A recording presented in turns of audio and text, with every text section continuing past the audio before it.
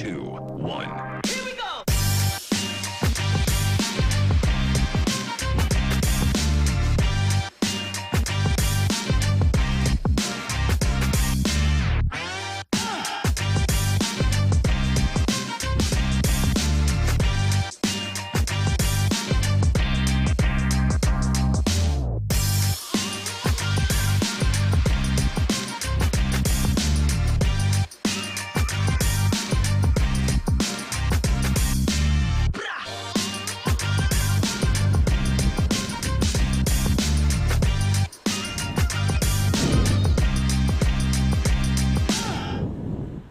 Good morning, everybody, and welcome to day number 4 of the Qatar Airways GK Kite World Tour here for the kite surfing discipline. And I tell you what, the conditions are looking good once again here for the haven we have here in Taiba on the north coast of Brazil.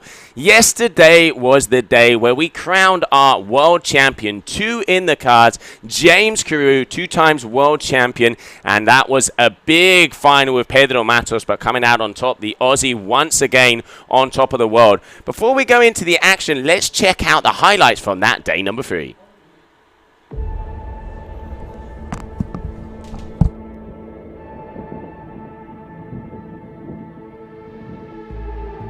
Good morning, everybody, and welcome to another day here in paradise in Taiba on the north coast of Brazil. We are getting ready for day number 3 of the competition. Already about 4-foot waves. We have 18 knots of wind. We are getting ready to rumble. Let's go straight to the action. James Carew and Matthew Lopez would contest the 2022 World Championship at this final event of the season. Carew was the reigning champion, but Lopez was the GK first world champion in 2016. Both were on the hunt for their second title. I'm emotionless. I'm here to win. I need to be who I am. I don't care what anybody else does. Gonna have a lot of fun. It's gonna be undeniable. I want to win this shit. And I'm gonna make it.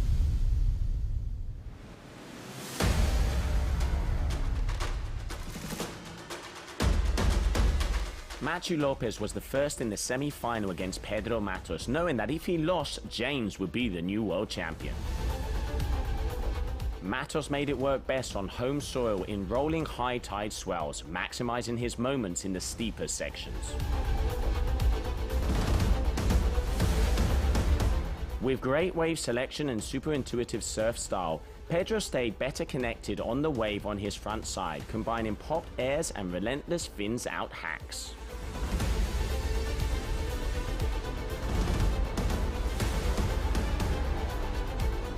Next up, Carew's semi-final against Gabriel Benetton.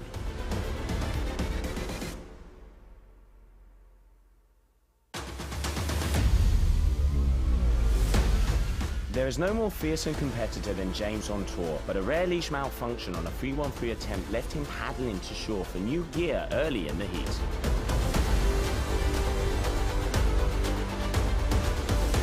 A broken board on a big back roll kite loop forced the final gear change.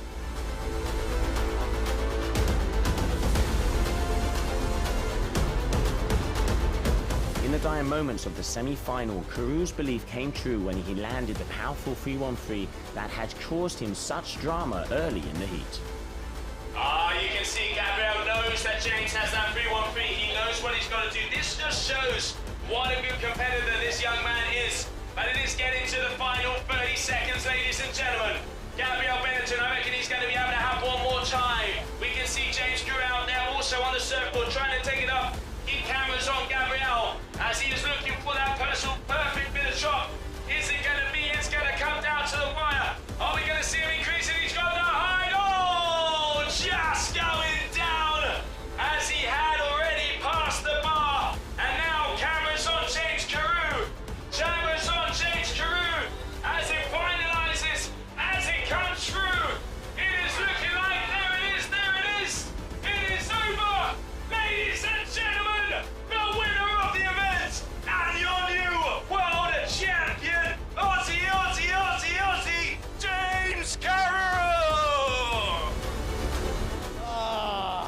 fucking two-time world champ, baby! Whoa. Break the board. The other one. The board, yeah. This heat was insane. My leash came off, first time in my life, never happened before. I thought I landed the first one, felt so clean, but I didn't get it. And yeah, I swapped boards 3 or 4 times, kites, leashes, and Gabriel's ripping, you know, and he's just like change kite, change board once. So it was a lot of stress, but I mean, pressure is a privilege, it brings out the best in us, so that's what I needed. 2-time world champ, it's a dream coming true, and I worked my ass off for this, and yeah, I mean, job's not done yet. I want to win this comp, I want to have 1 heat left.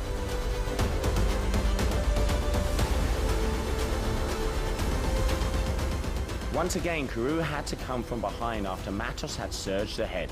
But the Australian is a competitive beast and there was no denying his ultimate display of surfing power.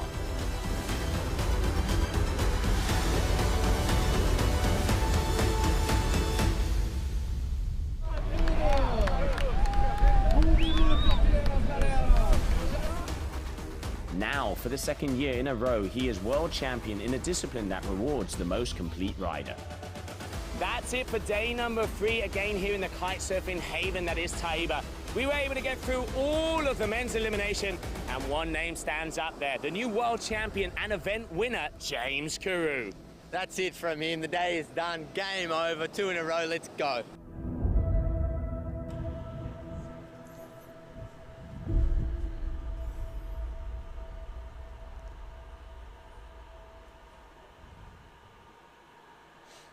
And welcome back, everybody. Welcome to Taiba, as we are going to get a rumble on as we are starting off with women's heat number 5 of round number 3. Bruna Kajia and Kessiani Rodriguez are going to be getting out there on the water ice. You can start to see them already out there. Red flag is in the sky. But before we get into the action, let's have a little weather update. And how is the vibe down there with our beach commentator, Liam Dredge? Here we are, the morning in day 4, Taiba, and let me tell you, Joe, the vibe, you know, the women are really super excited to get out of the water and compete. All the kites are currently just getting rigged up and ready to go, and as conditions go, it's looking pretty good out here. We've got sort of that good tide state at the moment, nice waves, good solid wind. It's a little bit on the lighter side compared to yesterday, but I'm sure that it will start to build up as the afternoon goes on. But I don't want to take any much more of your time because, as you said, the red flag is up and competition will soon get underway. Thanks a lot, Liam. Yeah, it is certainly looking like we are going to see some action out there as we are with the ladies, the women's elimination. Today is the day if conditions prevail. And you know, Taiba never lets us down. Well, we will be crowning also our women kitesurf world champion. We have all of the best riders have made their way over here to the north coast of Brazil. And let's have a little talk about the format. We have 14 minutes of action, 4-minute transition time, so a total of 18-minute windows. Inside those 14 minutes, they are going to be looking for 2 wave rides, as there isn't a freestyle move because the conditions aren't there. So it's going to come down to 2 wave rides, and let's see who is the best surfer out on the water.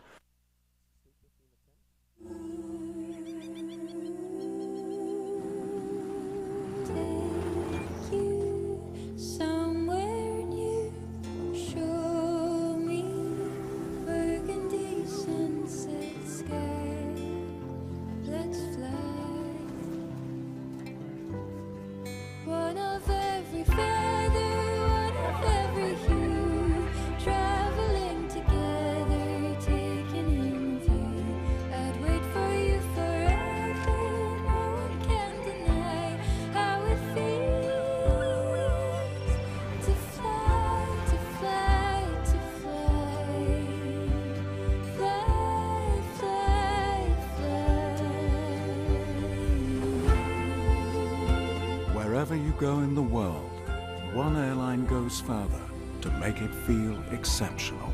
Qatar Airways, going places together. All right. So here we have green flag in the sky. Let's have a little look and see who is out there on the water.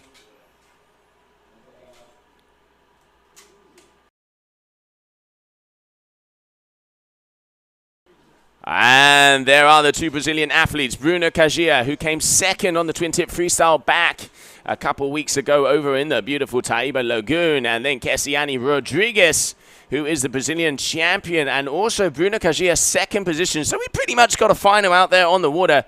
Day number 4 of competition. Let's go, as it is all going to come down to the surfing.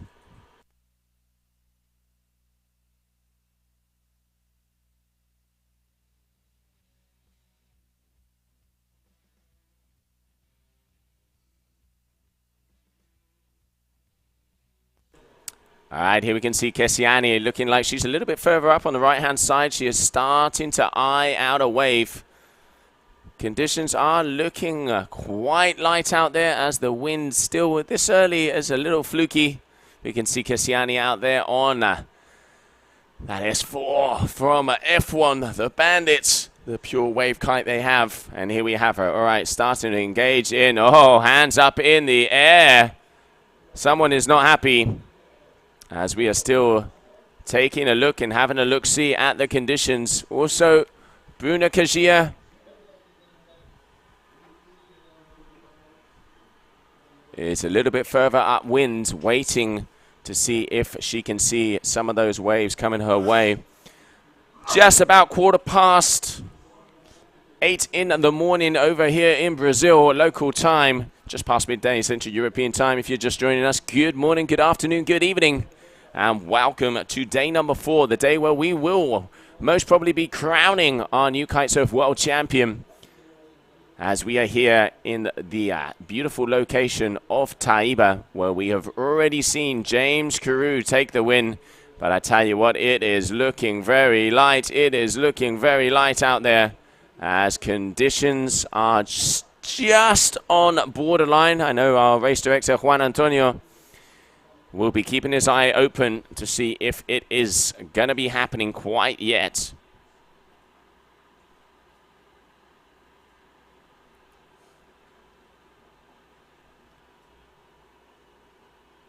Still, neither of these athletes have caught a wave so far. Let's have a look at Kessiane, as she is dropping in on a wave. Here she goes, Kessiane Rodrigues, looping it along to try and generate and create some power. Able to get one turn, turn number 2, and linking it forward to turn number 3. And she keeps saying things to the beach. I think she's saying that it is a little bit too light out there at the moment. Bruna Cagia dropping in here, turn number 1, loops it around, up and over. Across there, you can see her out there on the Charger and the Carby North. And all the way down. This is looking like a nice wave. Bruna, boom! But just going down at the last part of that. So both of these girls, a wave already up there.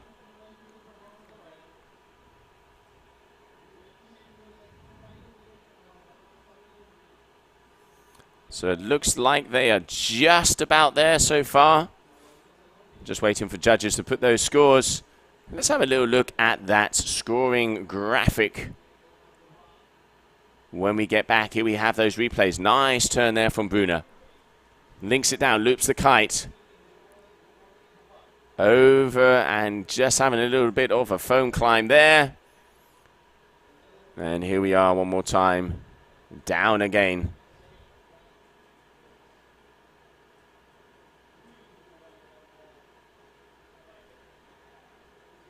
The smile, she's running there. We can see Capucine Delanois and James Carew, who just took 2 times world champion.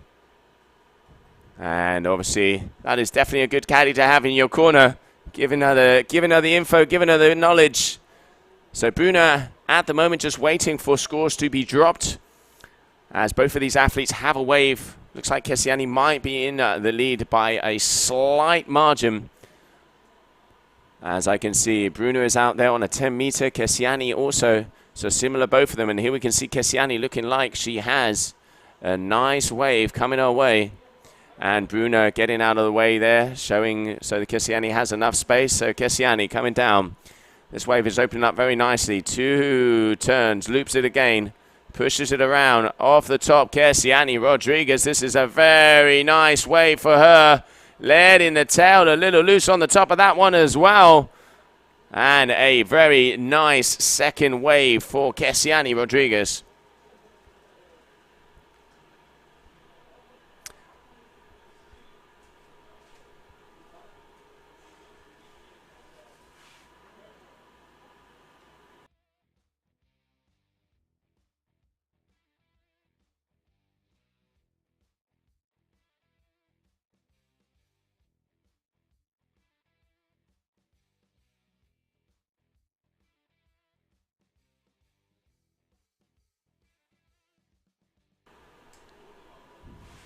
All right, so just waiting for those scores to appear as the judges are having a little look-see at what is going out there. And here we have it. So Kessiani Rodriguez in first position.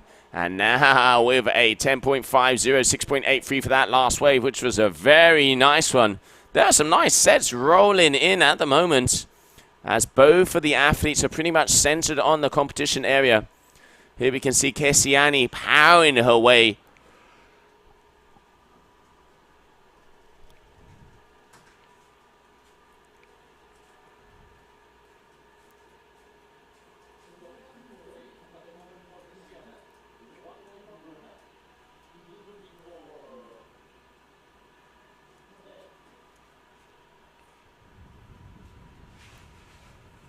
All right, Bruna Kajia dropping in.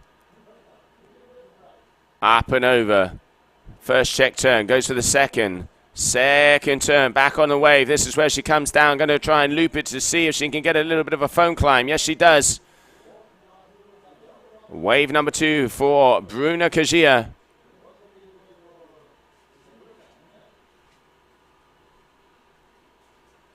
Let's not forget, 14 minutes of action. Top 2 waves are the ones that are going to be scoring. But at the moment, it is the Brazilian champion, Kessiani Rodriguez, in first position.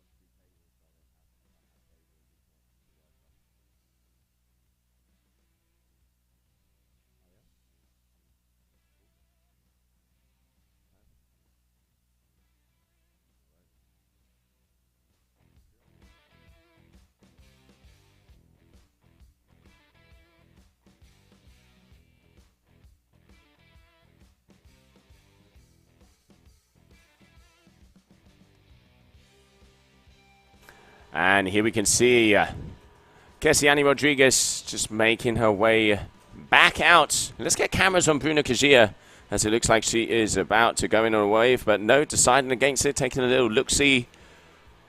There was a couple of good sets at the beginning of this heat. Now there's a little low moments. 26th of November. Tomorrow is the last day of competition, where we will also be seeing the Hydrofoil-Freestyle, as we will also be crowning our Hydrofoil-Freestyle World Champion. What a month of water sports action we have had at this location. All right, Bruna Kajia dropping in. Here we have her, taking a wave. Very close to the shore, so she obviously saw something that she likes. There he is, going down. And now she's got to keep the speed if she wants to be able to get another turn. But getting a little bit of the bump at the beginning of this one and deciding against it. Here we have Kessiani also engaging. Nice hack turn there from her. Just going off at the back of the wave, though. So I reckon that's actually going to almost be considered as 2 waves, as she did completely go off the back.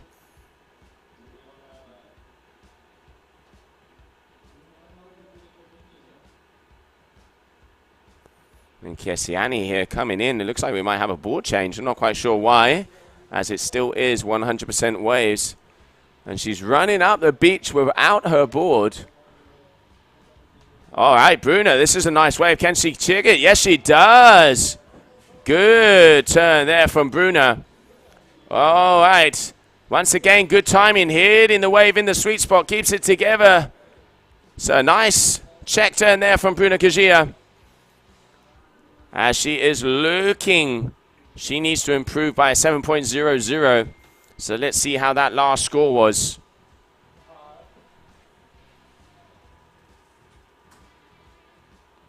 All right, here we can see Bruna. Decent first hack. And then got caught up a little bit on the second one. But still you can see starting to engage, getting her head around the surfboard. One of the best twin-tip freestylers there has been. She has dominated for a very long time. She's been a world champion herself in that discipline. And now starting to get the groove in the wave. So watch out, ladies. Watch out.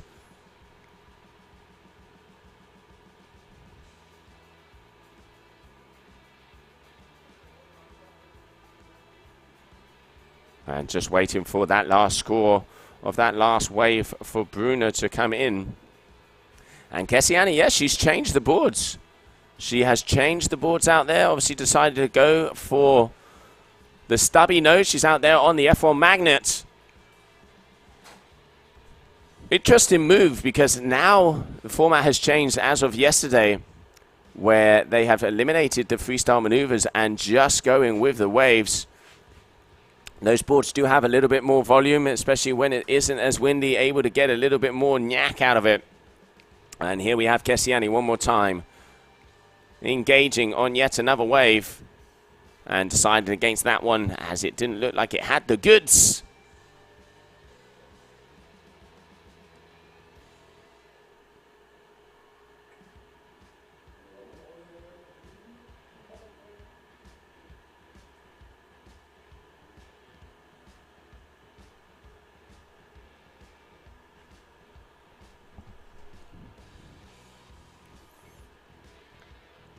All right, 1.5 minutes to go. Let's see. This is looking like there's actually a set coming through. Will it be the final set of today? We will soon find out. Kessiani Rodriguez dropping in, but deciding against it one more time. And I can see Bruna out of the corner of my eye. There is a good wave coming her way, but Kessiani engaging on that first turn, but going down, losing her feet there. Still in the lead. Bruna would need a 7.0 if she wants to take it, as we are just about approaching that final minute, the final 60 seconds. And there it is. I can see James telling her which one to get, as it looks like the one behind is looking a little nicer. All right, so Bruna Kajia, probably the last wave of her heat, and this one is opening up, I can tell you that. Engaging, first turn. Going back down here, keeps the speed. Can she keep it now? Looping that kite one more time. To get into that second pocket. Gets it. Going a little bit behind the wave, though. That is a shame. Going off the back there for Bruna. That wave did look like it was going to be something, but flatten out so hard. The conditions are quite far and few between at the moment. And the athlete's doing a very good job of being able to produce the goods. But at the moment, it is this lady there, this athlete, Kessiani Rodriguez, who is in first position as it stands.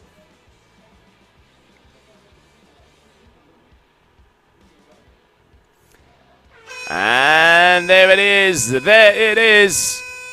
That is red flag, meaning that Kessiani Rodriguez is going to be taking the win in that heat, making her way to round number 5, and going to be battling it out in round number 4 will be Bruna Kajia.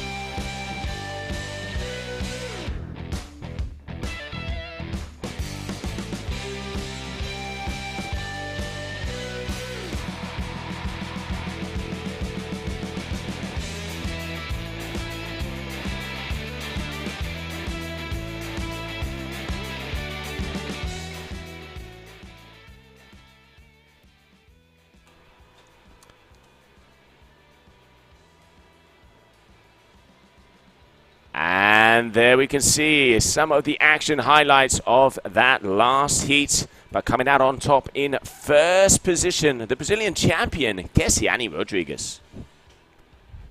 Kessiane through to the next round. Challenging conditions this morning. The wind is a little bit light. Just give us your thoughts. You're obviously up against Bruna. Very good on the freestyle. Let us know your thoughts on that one. Yeah, good morning. It's condition, the wind no good, but it's good wave. For me, no good because it's kite is small, big, no good. I like kite small, but it's okay. I'm happy because it's for the next seat. Sorry, eu não speak English, but eu estou muito feliz. I'm very happy to be here. Woo, see you. Well, and just one more question. You changed boards in the heat. You got the different boards. Why did you do that? I don't know. Eu não understand the cambio the board, but it's okay. I train every day the board, the wave, and the freestyle. It's okay, no problem. But I'm happy. It's adrenaline now. It's okay. Yeah, well, fired up to compete. Great to see you on the water. Well done. We look forward to seeing you in the next round. And up next shortly, we've got some more action coming your way. Congratulations there, Kessiane. As, yeah, you can see she's happy. She's got the adrenaline. She's got the style. And the Brazilian is here to stay. Talking about Brazilians, we have coming up next, Lidiane Sanders is out there on the water. And she is going together with Charlotte Carpentier. So that are going to be the two riders. There we have Lidiane Sanders on the left-hand side. Charlotte Carpentier from France, one of our veterans. And she is out there and getting ready to rumble. So here we are. There it is. A green flag in the sky. Action out there on the water.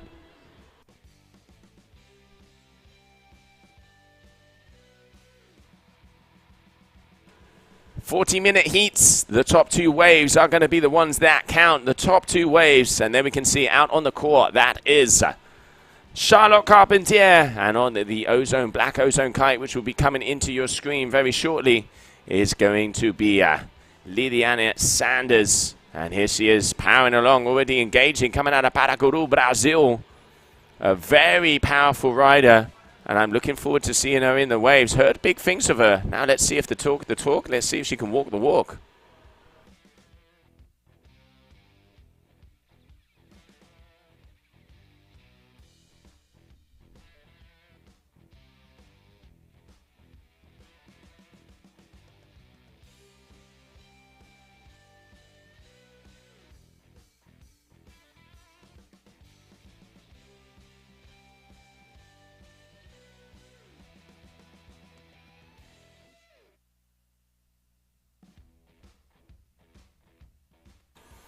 Charlotte engaging on a wave here as well. All right, Lidiane, let's see what she's got for us.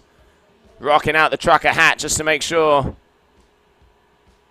No, to sign against it. Paracuru is a beautiful beach, probably about half an hour up the coast. Has a very nice outside reef break. Similar conditions here to Taiba, but a little bit further out. So yeah, we are obviously, like I said, heard good things about this young lady. Let's see if she can produce the goods here. And Charlotte, coming out of France, she spent a lot of time in Cape Verde, so she is no stranger when it comes to waves.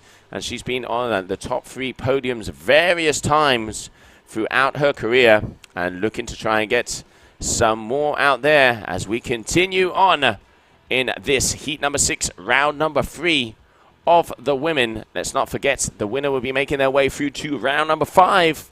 And the loser will have to battle it out down in the dungeons in round number 4. No scores for both of these athletes so far. But let's not forget 14 minutes of action.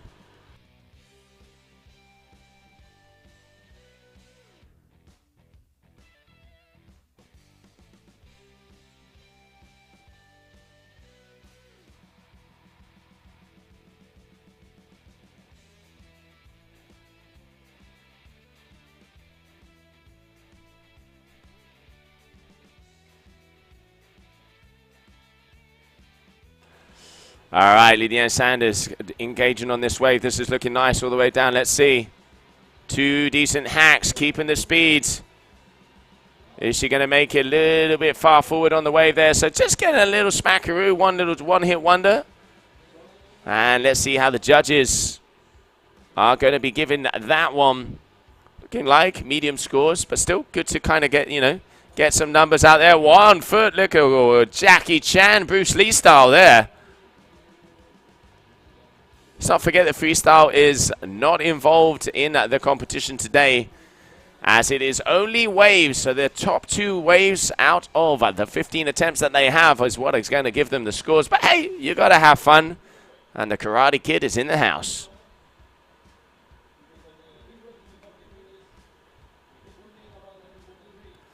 All right, here we can see Charlotte Carpentier already has a 2.70. She is in the lead so far. She is out there on the stubby board.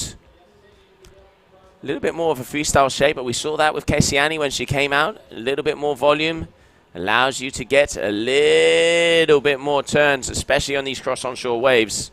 We've seen that with the guys. We saw James Carew has been out there on the whip and then, changed it over to the provoke when he needed to do the freestyle. Machu Lopez also out there on the whip, which is the kind of crossover shape of duotone kiteboarding. And most of the athletes, the magnet here from F1 that we just saw there with Kessiani. So, yeah, you can see you got to know the equipment. You got to know the toys that you want to have. But it looks like Liliana here has a pure surf shape and already 2.50 on the scorecards. Let's see what the Brazilian athlete coming out of Paracuru can do for us here in her first appearance on the Kite-Surf World Tour.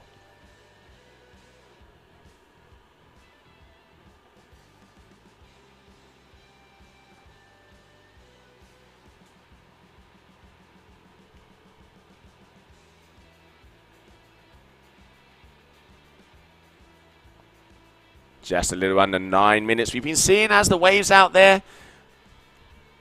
Low tide is going to be around 12 o'clock, so still about 3.5 hours. The idea is to continue and push all the way through the women's strapless as we want to see. We want to see that new world champion. Who's it going to be? Who's it going to be? Because let's not forget we have Capucine Delanoy in first position, Frances Kelly in second, and in third, Joanna Caterina Edding. So it is open. It can be anybody's win.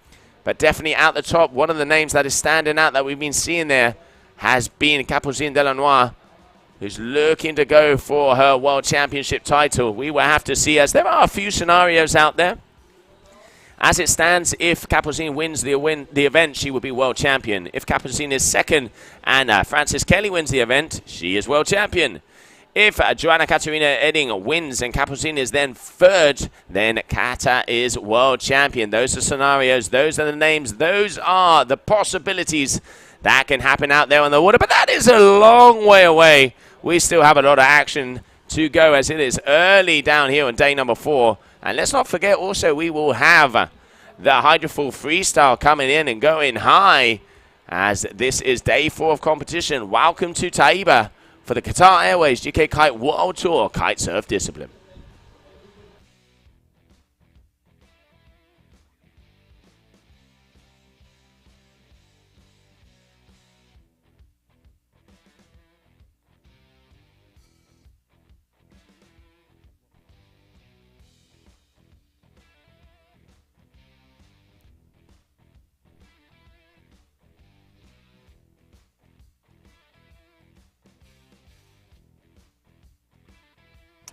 All right, well, there it is. Just getting to that middle point, the halfway, the Ecuador going into the second half. Let's not forget, we also, over there in Qatar, we have the World Cup.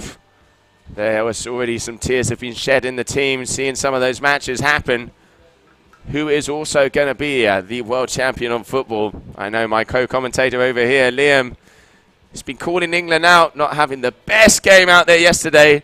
But I can't start talking too early because Spain is coming up, France is coming up, and we will have to see who can talk the talk and who will walk the walk.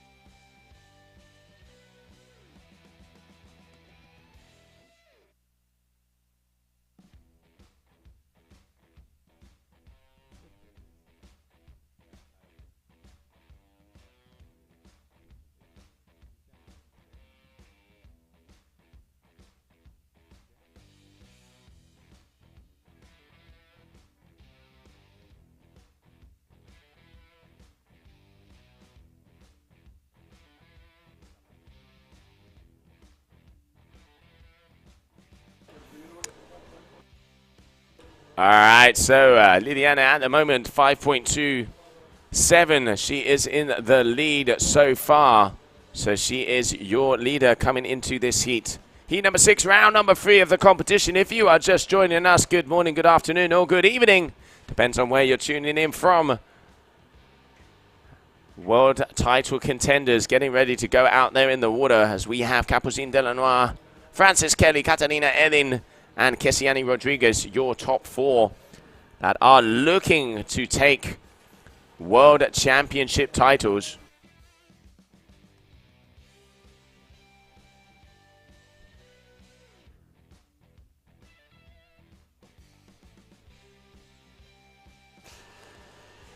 And there we can see our headline sponsor of Qatar Airways flying high in the sky. As we continue on in this, not a lot of action in this heat number 6. It definitely sees the waves are very far and few between. Let's see Charlotte out there with a 2.70 and a 0.5. And we can see Liliana Sanders, 2.50, 2.77. Come on, girls. Let's get some waves.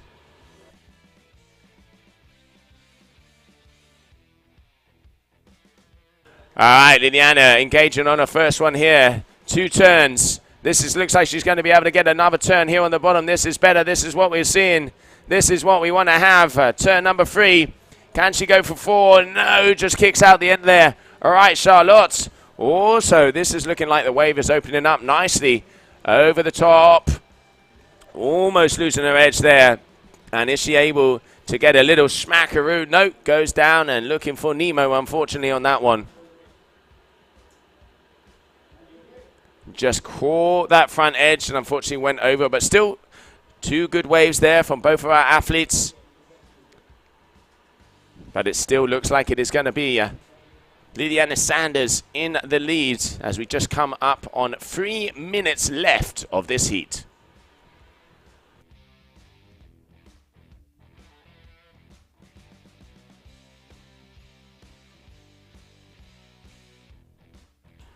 And we can see here Charlotte Carpentier dropping in, going up hard, but just not quite getting the speed as she gets that kite around. And here we can see she loops it, but it's that moment, just goes over her front edge. And that is going to be a crash for her as we continue on. Getting closer, both of these athletes though. Liliana Sanders only leading by 0.40. So Charlotte is pretty much looking for a 2.5 if she wants to take the lead. Anything can happen. That is a better turn there. But unfortunately, when they go out and smack the wave like that, that turn doesn't count.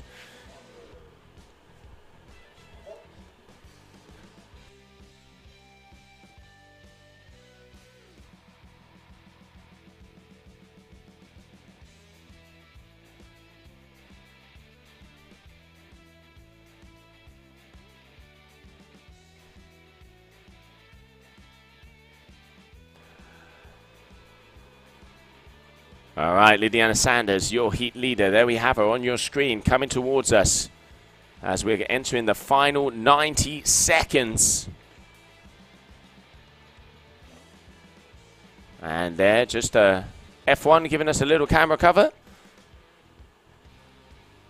As let's not forget, coming up next, we will have Daniela Moreno, La Canaria, going up against Francis Kelly. So Daniela Moreno, Francis Kelly will be coming up next.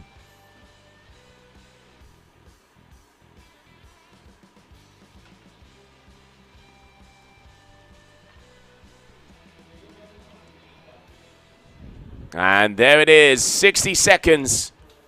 Charlotte looking to try and find a wave, needing a 2.58, excuse me. She's already got a score of a 2.7, so we know she can do it. She just has to get in the motion with the ocean and see if it will throw her a bone. You know what they say, if you mess with the big dog, you are going to get a chunk. And here we continue on. 30 seconds, ladies and gentlemen, 30 seconds.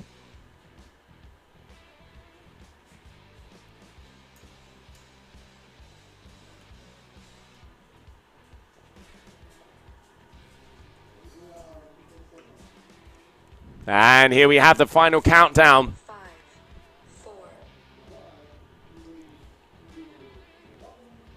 All right, there it is, there it is. So that's it, folks, that's it. And taking the win in this heat. And just a little word of a victory surf here. Lydiana Sanders. Let's have a look at the highlights from that last heat.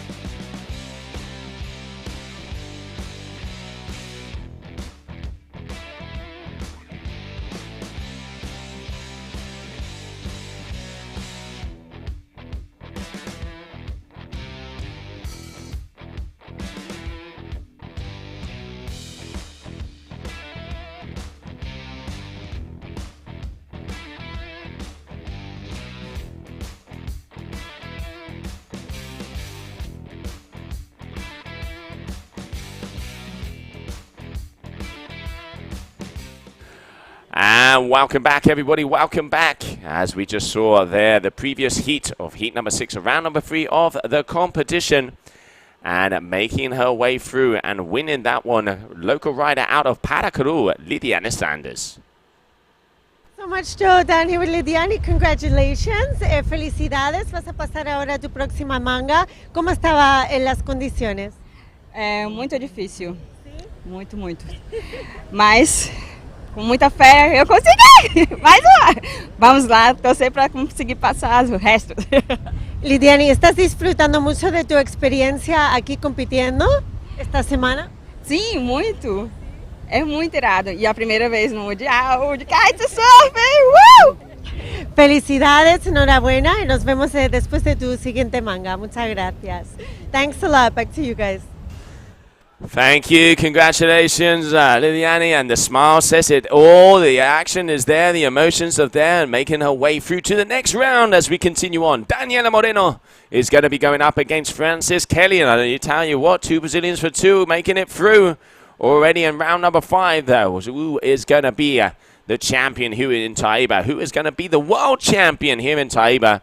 There is so much to go on, and here we have these two ladies, these two athletes getting ready to rumble as that green flag is about to hit the sky. Daniela Moreno on the left coming out of Spain, this de Canarias. And Francis Kelly there on the right coming out of Canada. Francis Kelly second on the overall ranking so far as she put on a top performance in Dakla. And very look at her best event result so far. And now we continue on as she is here front and center on your screen.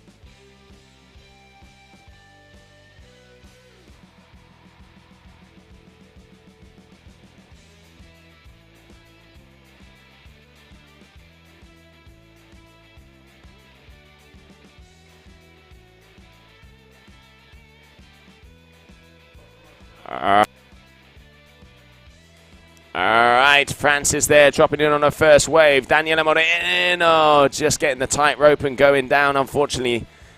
Daniela, one of the young riders, young talents coming out of Spain. And good to see her over in Brazil.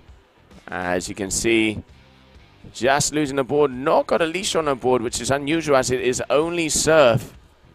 And there we can see Camille Loceran. And now it's time to run. Now it's time to go.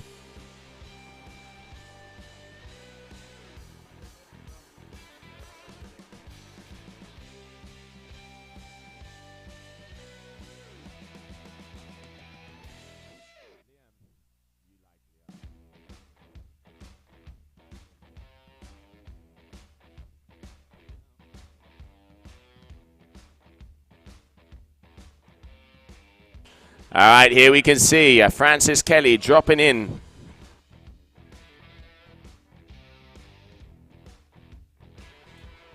Engaging on her first turn. Number 2 in the world so far. Best result out there in Dakar. As it is a 3.70, 1.90 so far. 14 minutes of action. And this is the women's elimination of the Copa Kitley, the Worlds. Oh! And looks like she got caught up on a leash there going down. And I can see Daniela all the way up has made that sprint going back upwinds. As I can also see our race director Juan Antonio having a look at the conditions, because you know what, it is looking light. It is looking light out there.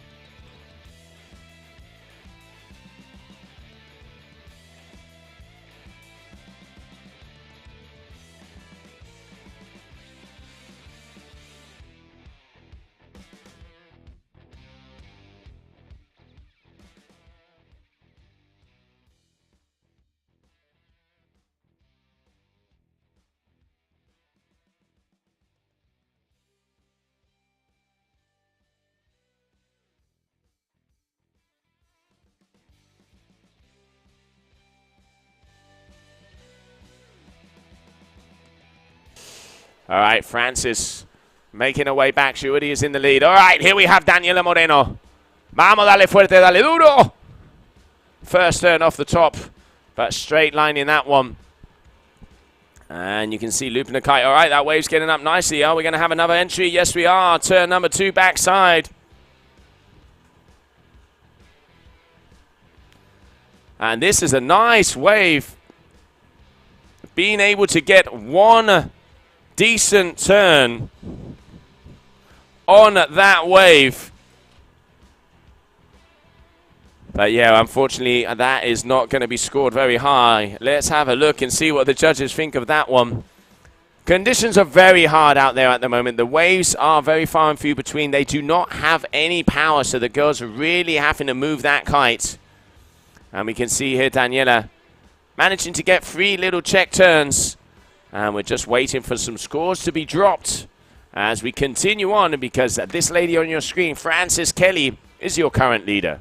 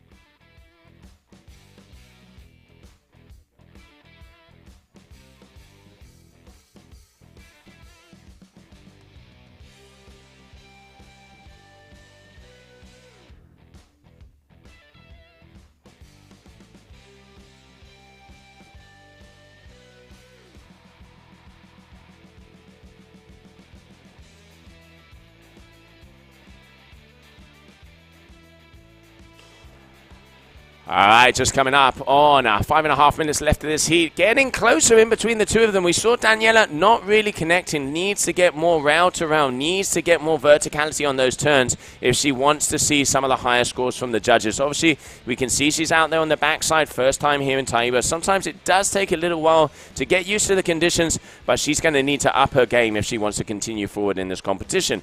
Frances Kelly, second in the world so far. She did very well in Dakla, but once again, still only 3.70 and 3.17 turns. The judges, they are looking for the rail-to-rail maneuvers. We still haven't seen that out there on the women's surfing so far, but as we keep going through the rounds, the level is going to get bigger and bigger and better and better. And let's not forget, world champion is going to be crowned today.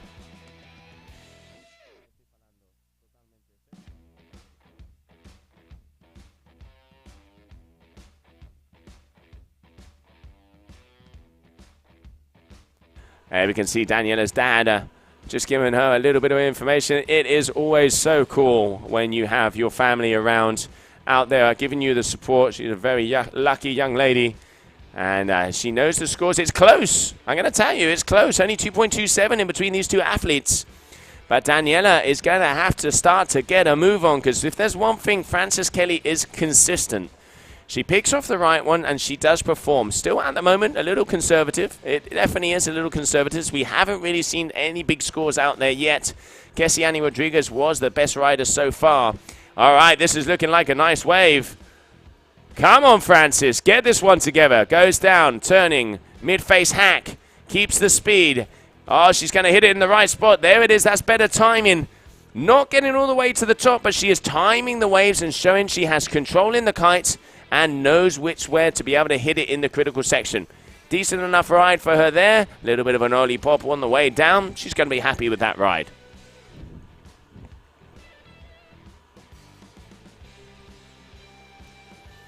And here we have the replay. One of the things the judges are definitely going to like about this wave is she is linking the sections. You can see she's keeping the speed.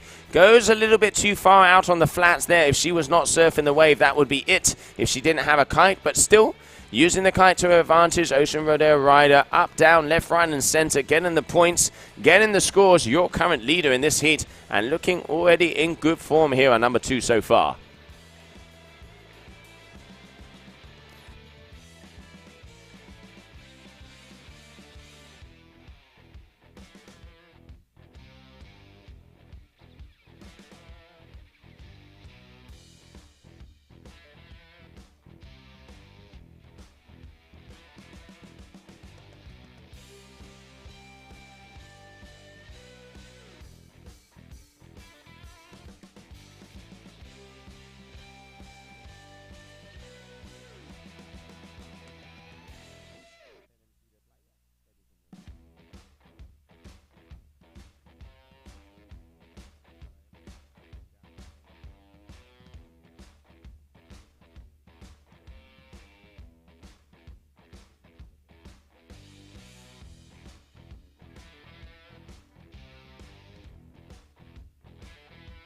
Alright, Daniela Moreno.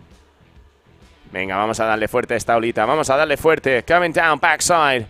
Alright, she's got a nice speed there. Still mid-face hack, not making her way up. Taking a little bit of time, looping it around, up and over.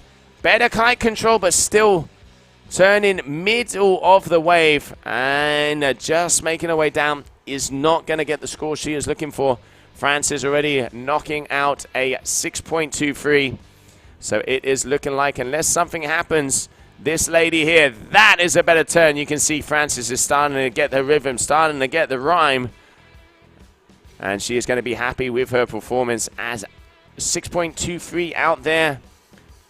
One of the highest wave scores of the day so far as we continue on.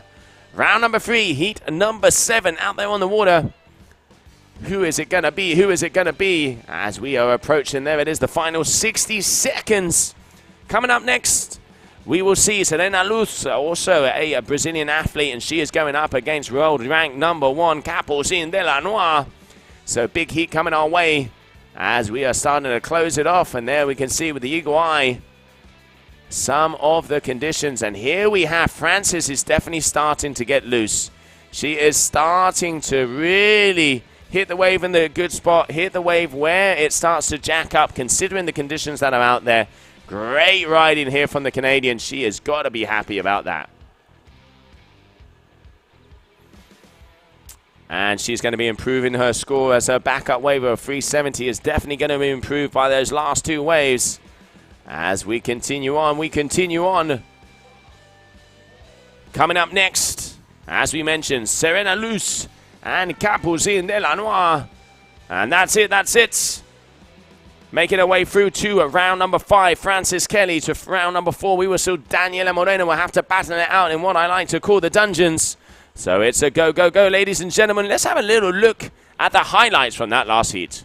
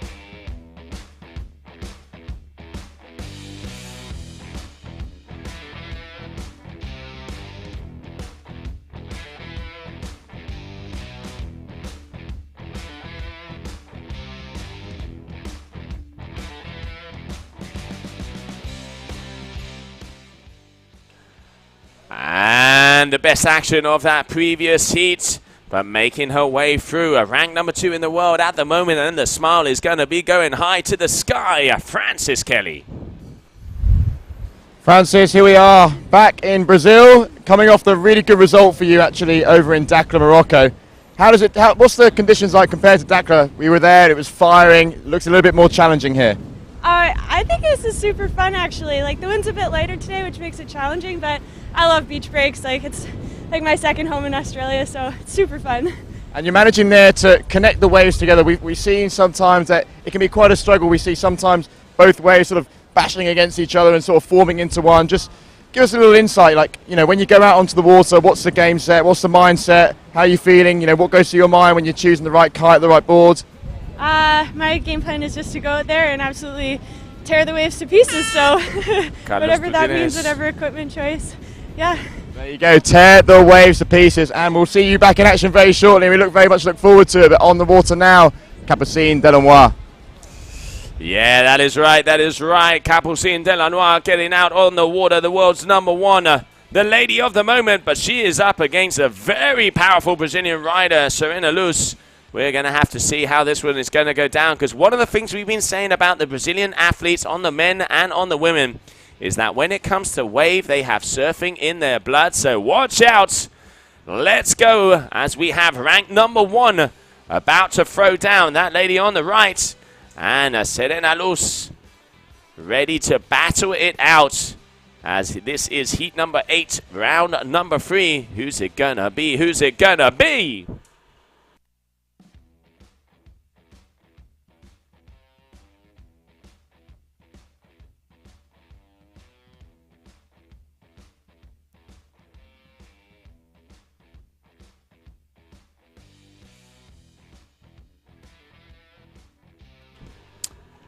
All right, so the first time we've seen Capucine Delanois out there on the water. She has been training a lot over here in Taiba. She lives over in Praia half the time.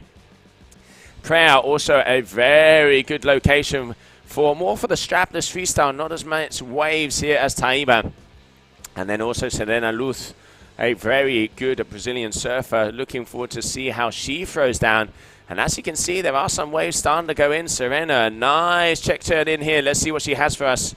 As starting to look at this wave, engages. Big hack turn, keeping the speed, going across the foam ball, but no, going down.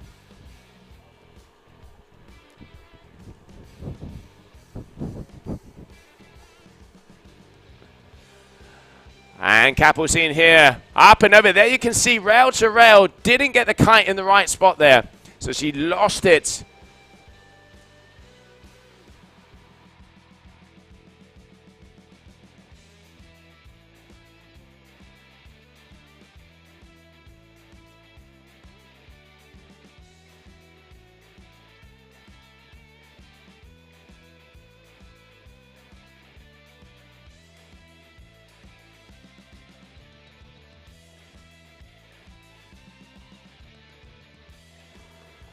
All right, here we have Serena. Good wave. Up and over, mid-face turn. Let's see if she can link it up together with another one. Does get a little bit less speed. Needs to keep that kite in the air, but no, it goes down to the floor. So Serena Luz,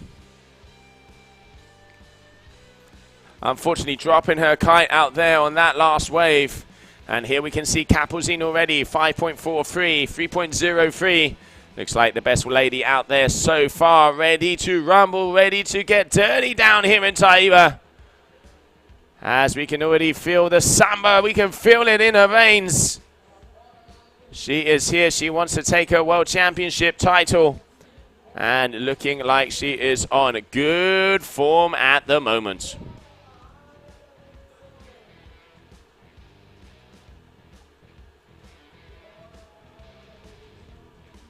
40-minute heats.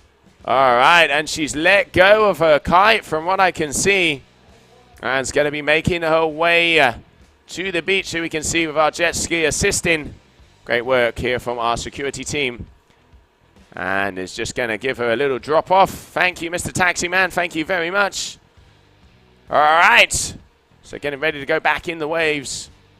Serena Luz. Stressful moments for her out there.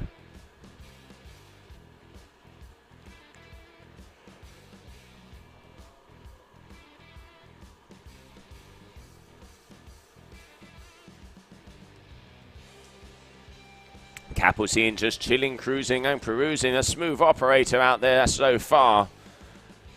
As we can see her making her way all the way out the back, as it does look like there's some motion in the ocean out there on the newer Carve by North Kiteboarding and the Charger. A new Carve has the 2-ply, where it has 2 coats of X-ply, where we can see 2 canopies to get a little bit more tension, a little bit more torsion throughout those turns. And from what I heard, the kite is very nice out there in the waves, and we have seen some of the riders ripping. And talk about ripping. Watch out, Capucine Delanois dropping into decent turns. Even talking to her kite. Giving it all, letting it loose out the back. Bada bim, bada boom. Capucine de la Noire. See. Not looking too happy about Serena there, coming in just and having to stop. As she makes her way out, the girl's getting a little feisty.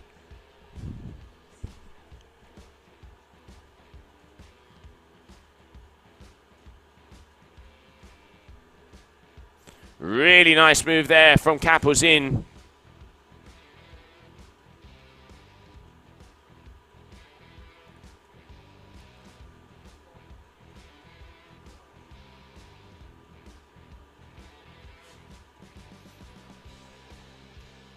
As we are just coming up on that middle point. 7 minutes, but Capucine de la Noire so far looking like the highest wave score about to be dropped of the competition.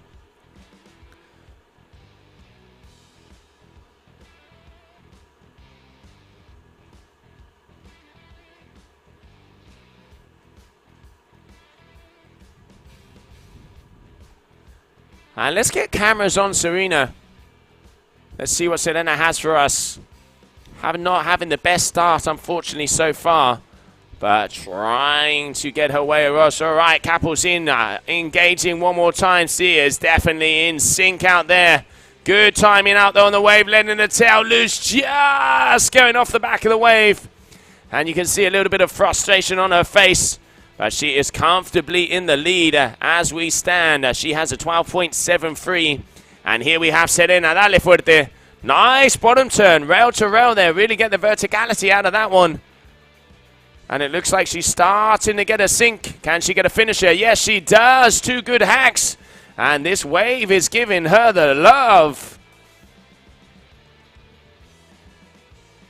Let's have a little look at the replay there. Serena Luz, first term, nice and easy.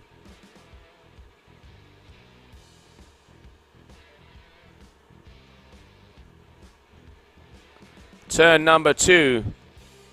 Got a nice hack off of it. And then decide against it. Let's see. So we have 7.30 and a 5.43 from Capucine de la Noire.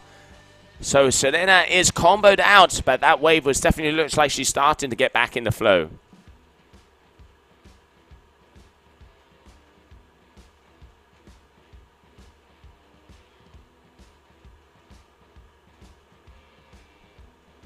All right, Capucine engaging down, looping that kite all the way.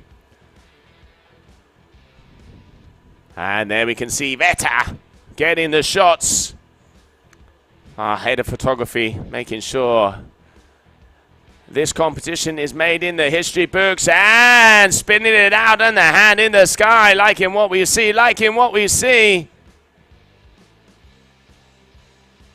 I'm not sure if she's angry or if she's happy. But I can say one thing, she's winning.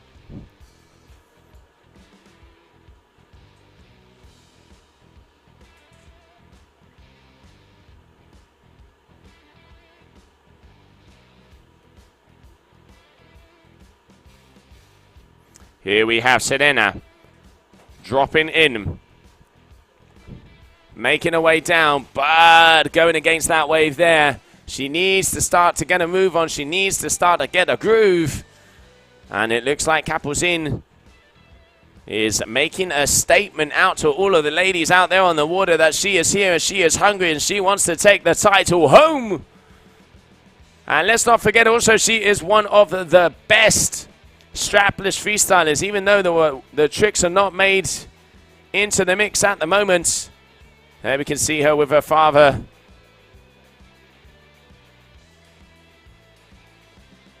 As there we have our number 1 getting back into the waves and getting back and ready to rumble as we continue on.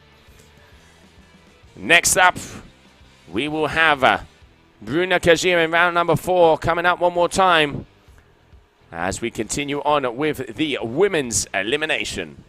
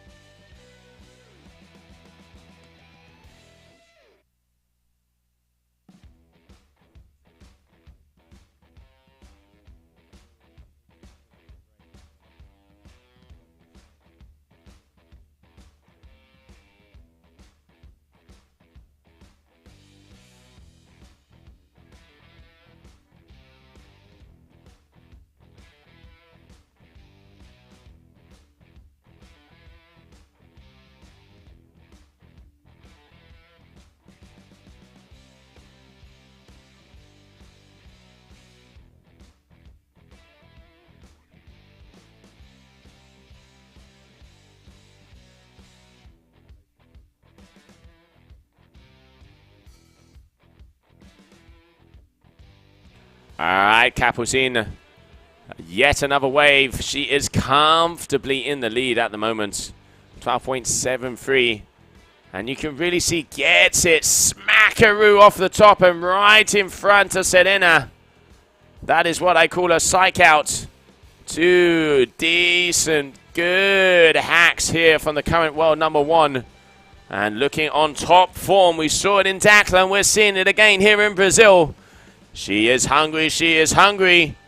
And spinning the tail out one more time. Capucine de la Noire. Allez le bleu, allez la France. 2 minutes, athletes, 2 minutes.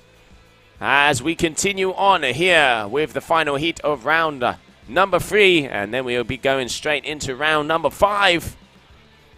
Where it is elimination time, meaning that whoever loses in round number 5 is going to have to pack their bikinis and go home a little bit too early. As that round means that whoever loses is out of the competition. Here we have Serena. Nice wave. Linking it up. She's got the speed. Let's see. Loops it down. Gets it. Make sure that kite is in the sweet spot. Let's go at the bar. And just unfortunately losing the control at the end of that one. Which is definitely not going to be a score she's looking for. Nice first turn. And everything just looks a lot better in slow-mo.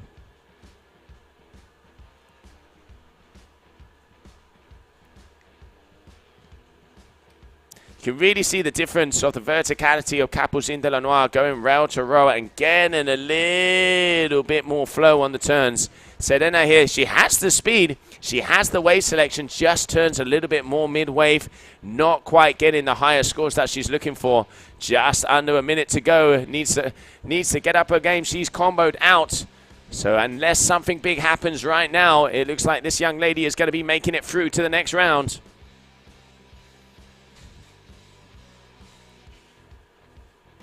"30 seconds, all right, Serena on a wave. Getting the power, going under, but no. Just going off the back. And Capucine letting the tail loose. I will say it, a little bit of a handbrake, not on the critical section of the wave. If she can do that when she's hitting it at the top, that is going to be a very good score. But still showing the variety, showing she has the moves. And I tell you what, it looks like she can talk the talk, and she is definitely walking the walk so far. As there it is, Capucine de la Noire making it through to round number 5 in first position. And before we get and have a little chat with her down on the beach, let's see the highlights of that last heat.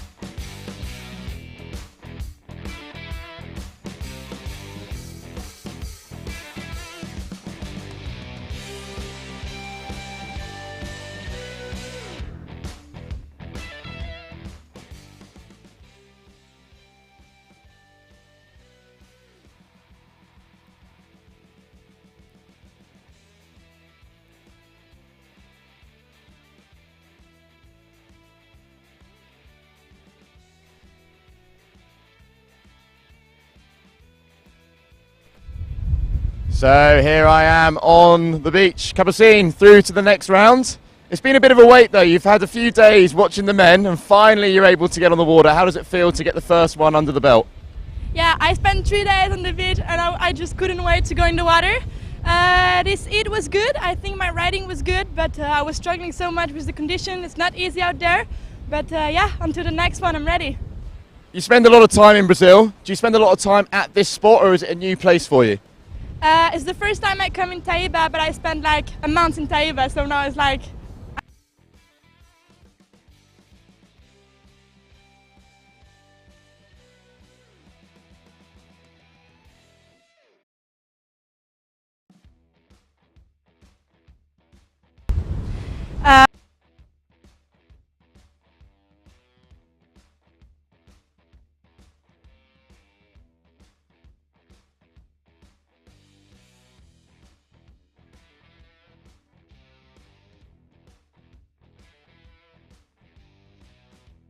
And we'll see you later on. And next heat, Joe, is back up and running, so let's go and catch the action. Congratulations, Capucine, looking like she is on top form. A highest combination score of the moment from the world's #1. And looking to go in pursuit for that World Championship title. And now out on the water, Bruna Kajia, Sonia Bunter. As let's not forget, whoever wins this heat will be making it through to the next round. And whoever loses this heat will be out and packing up the bikinis and going home.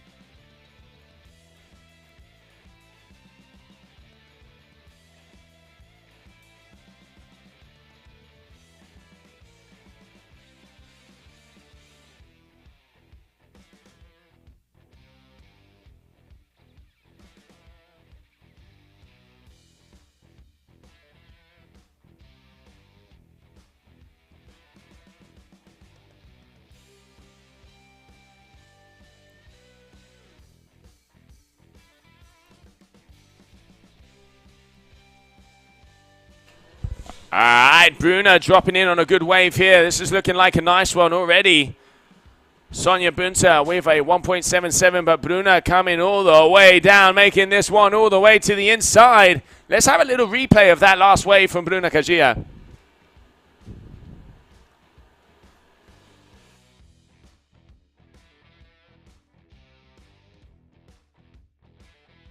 And just waiting for that replay to appear as we have Sonia Bunter also. Both of these girls are not leaving anything up for grabs. And here we can see Sonia all the way down, getting a few decent hacks on this one. Looking like a nice wave all the way to the bottom of the competition area. Sonia Bunter, the core athlete coming out of Germany. Good riding there from her.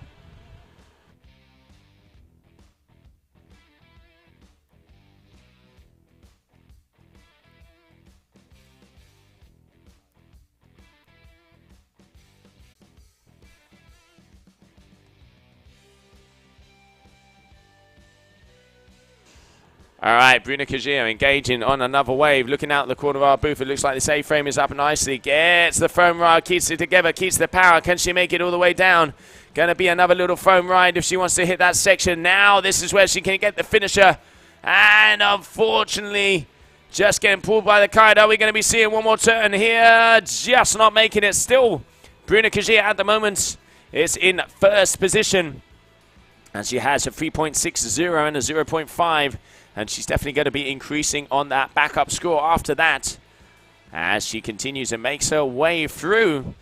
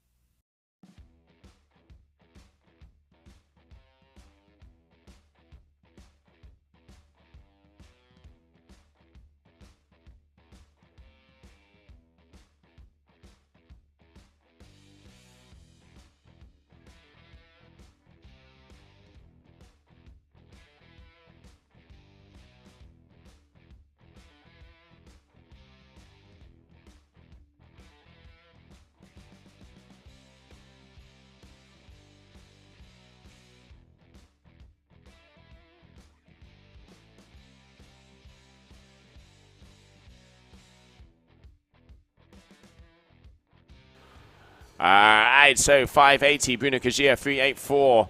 Here we have Sonia Bunter looking to improve on her scores so far, because let's not forget, whoever wins this heat will be going through to the quarterfinals of the competition of round number 6.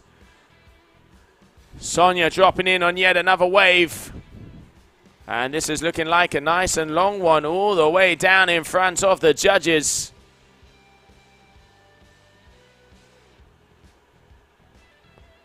All right. 8.5 minutes left on the ticker.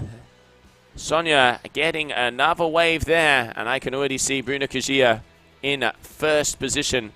Let's see what happens after the numbers are dropped for that last one, as she needs a 1.97 to take the lead.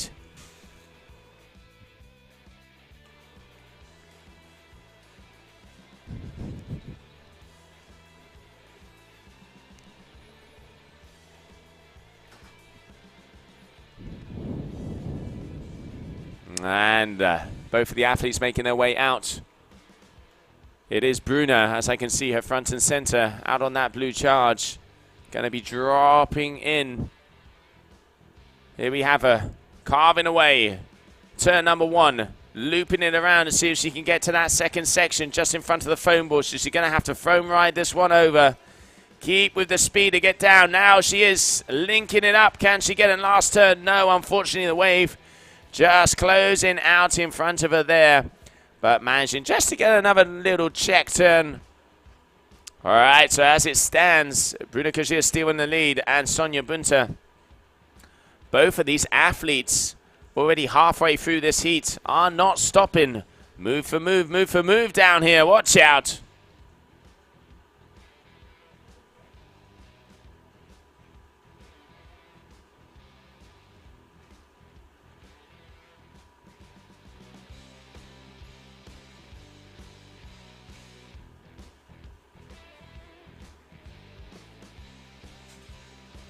And there is the replay of that last wave there from Bruna as we continue on.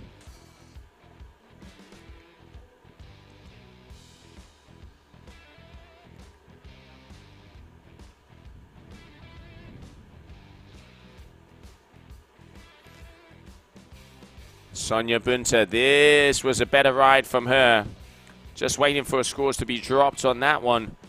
She needs a 2.31 to be able to take the leads. As it is very close in between these two athletes out there at the moment as we approach the 6-minute mark.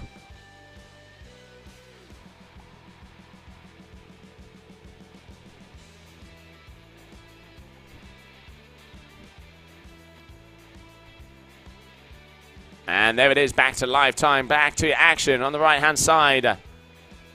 That was Bruna Kajia. Here we have Sonia Bunter dropping in. Cameras on Bruna, guys, as it looks like she's about to engage on a wave. There we can see her out on the charger.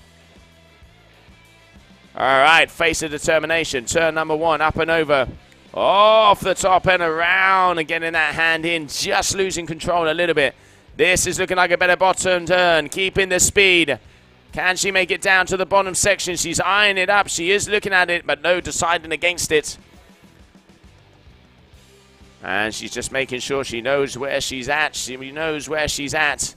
And this was a better turn from her. So that was the first one where she kind of went off the back of the wave. Looking to improve on a 2.67. And this turn, straight lining in a bit, but did have the power, did have the speed. And pushing off of those fins. Still in the lead so far, but very close in between the two athletes. Here we have Sonia dropping in.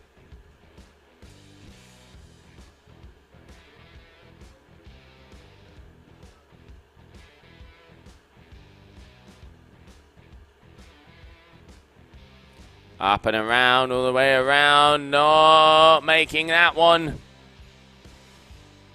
Hard conditions out there on the water, hard conditions. Wind is a little light. I can see both of these athletes out there on 10-meter kites. So let's not forget, before the waves, you want to be a little bit underpowered so you don't get pulled off of the back. And you can see that when the ladies are out on 10 meters, you know wind is light. There's probably an average in between 15 to 18 knots. Forecast is saying that it will be increasing throughout this 4th day of competition in Taiba. But we are going to have to start to maybe do the old wind dance, start to get the samba going, so we can have that Brazilian beauty make its way over here. Sunshine, life is better in a bikini, life is better in board shorts, ladies and gentlemen. All right, nice first check turn here from Bruna. Right in front of the old stream booth here, we can see her. This one's looking up nicer, that is a good turn. This is looking like the best wave she's had so far. Little check turn here to end it off.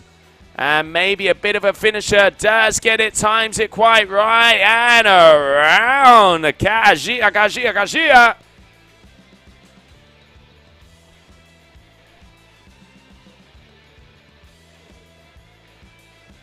Keeping the speed, you can see rail to rail here from Bruna. Didn't slow down a single time. Make sure just a little check turn there. Spinning the bar out, and this is where she loops it down. And here you can see full power off of the wave. Decent finisher there from her. Definitely going to be improving on her overall score as we just have a little less than 3 minutes.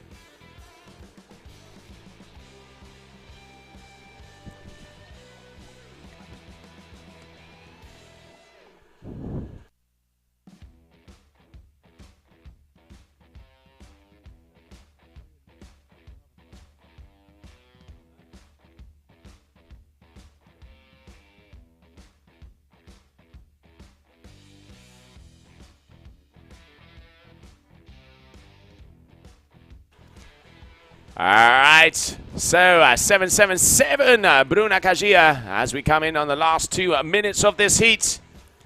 Action out there on the water.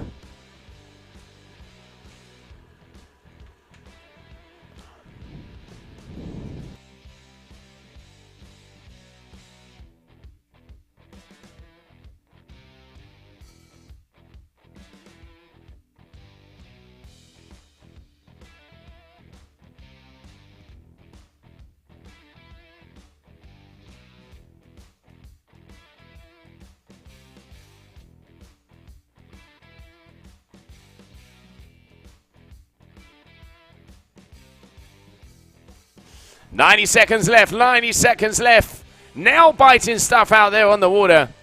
Bruna Kajia is in first position. And let's not forget, whoever loses in this heat is going to be going home and out of the comp. Bruna got second in the freestyle over there in Taiba Laguna, the freestyle paradise. And now she is starting to mix it up in the waves and looking comfortable as we enter the final 60 seconds of this heat. Who's it going to be? Who's it going to be?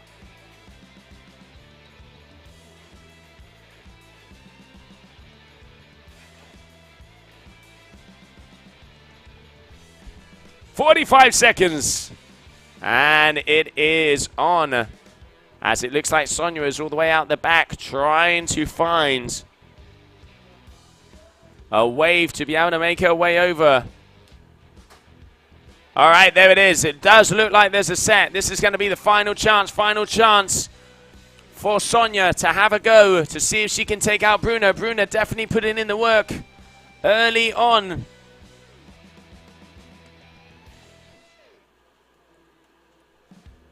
And here it is, final seconds. So this is definitely going to be the last wave here for Sonia. What she's going to do, what she's going to have. And I definitely don't think that is going to be enough, as she has a little section here to be able to get a wackaroo on all the way down. It ain't over, it ain't over. As she's trying to draw blood from a stone, but Bruna Kajia also out the back. Continues on this wave.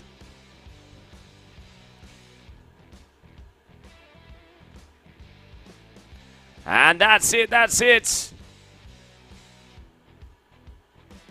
And it is official, making it through to the next round. We are going to have Bruna Kajia going through to the quarterfinals. Bruna Kajia going through to the quarterfinals. And the smile on the face says it all. The smile on the face says it all. Before we catch the action and catch it down there. And there you can see she is happy, she is happy. Let's take a look at the competition highlights of that last heat.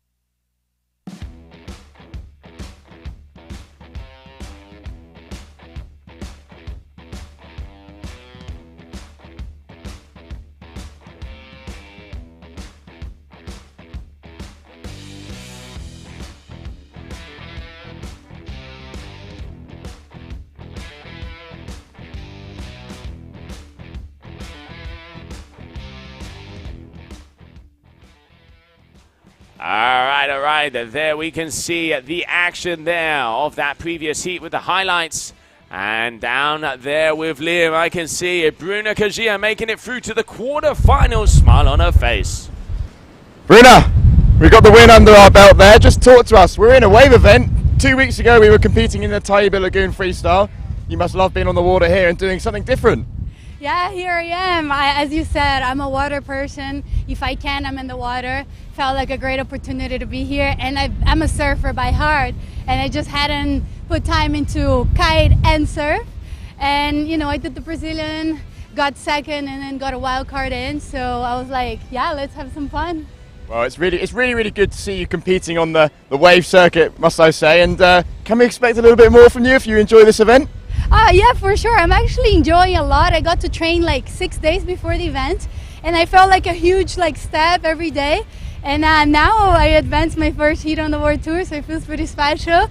And yeah, if I do well, why not? Exactly, why not? Keep yourself busy throughout the year, and best of luck for the next round, and look forward to seeing you back on the water. Let's go and catch the action that's going on behind us. Congratulations, Bruna. Congratulations. Great riding out there. Now coming out, we have Charlotte Carpentier is going up against Marcela Witt. And this is heat number 2, round number 5. And already dropping in our Brazilian superstar. And the biggest smile out there on tour, Marcela. Backside, let's see what she has for us. Got a lot of speed already coming in with determination. Bada bing, bada boom.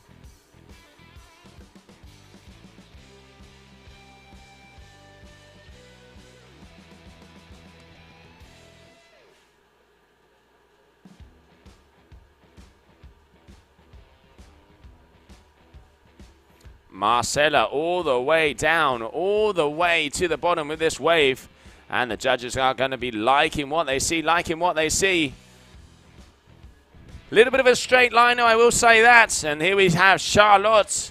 Just not quite getting the kite in the right spot to be able to go off of that. That was a good bottom turn, though. Already, as soon as we started, both of these athletes out there. Turn number 1 there, just, you see, being a little bit behind. And here we can see her engaging and pushing through.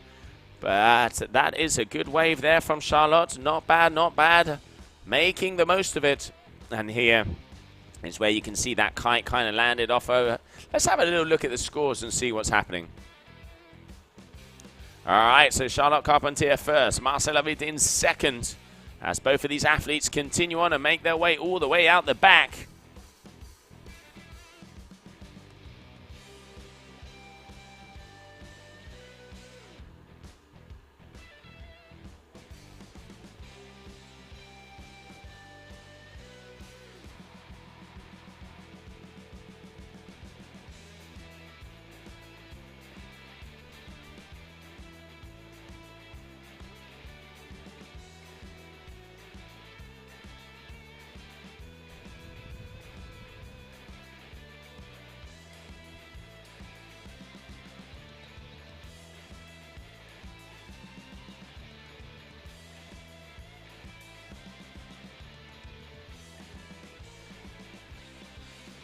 As they both make their way towards us. 40 minutes of action. Top 2 waves are the ones that are going to count. Marcela Witt, Charlotte Carpentier. Charlotte in first position with a 2.17. And here it looks like Marcela is going to start dropping in. The F1 rider out there on the Mito Pro. Mito, the legend. Doing a lot of development on the boards and on the kites with F1. And we can see her starting to enjoy some of the turns and some of the Brazilian waves. Marcela coming from Rio de Janeiro. And she is probably one of the biggest names of the Brazilian kiters. And pushing off with a lot of power there. As she is going through. She has an event win under her belt in a joint first with Capucine Delanois last year in Dakar. And looking to go up on the rankings. Not in the top 5 as it is this 2022. She came 5th last year overall. And looking to try and improve on that. We will have to see. And there is our beautiful event site here of the Copa Kitley, the Worlds. And you can see everybody getting ready to rumble. Kites are pumped up. Energy is high. The vibe is here. Brazil, Brazil, Brazil. Day number 4.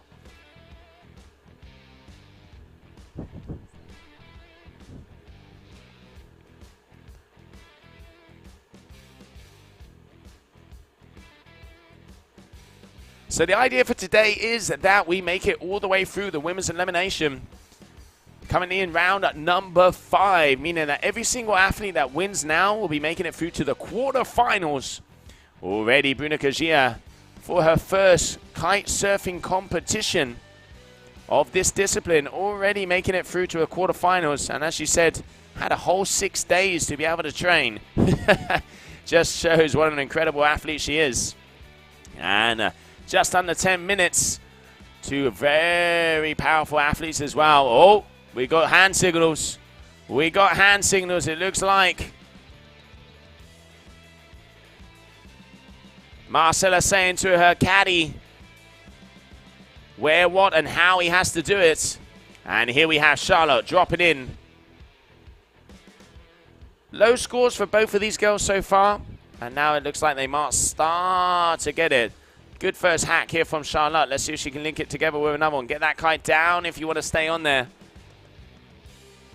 Over again, keeping it together. Pushing forward, pushing forward. Charlotte coming out of France. There she goes. Managing to get a few moves on there. And a decent little hackaroo. Oh! But going down on the sand. Needing wheels on her board if she wants to continue it all the way down that far.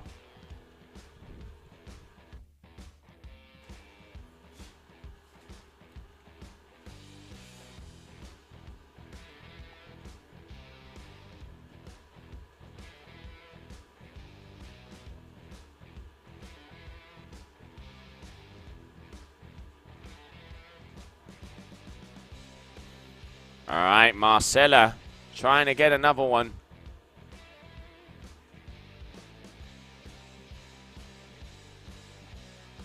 As it looks like for some reason she ain't happy. Hands are flying up. She's looking more Italian right now than she is Brazilian.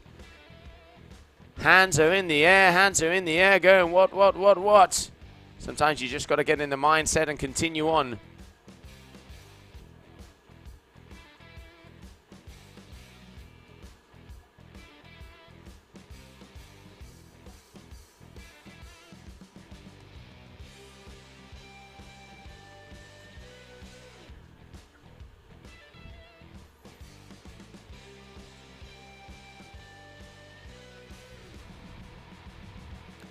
And there we can see the A-frames, the conditions of the waves coming in here for day number 4 of Taiba.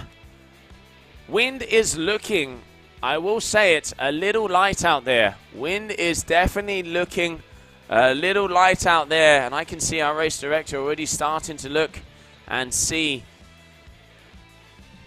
As it is looking quite light, he is walking towards the flagpole. I would not be surprised if we might be seeing an APQ going up very shortly. I think he's just trying to make sure to see how borderline it is out there. Both of the ladies are out on small kites. I can see they're out there on their 10 meters. But it looks like there might be some white horses making their way a little bit further up the coast. 6.5 minutes to go, so a little bit more than halfway through this heat as we continue on. But both of these ladies not really being able to engage on any waves so far.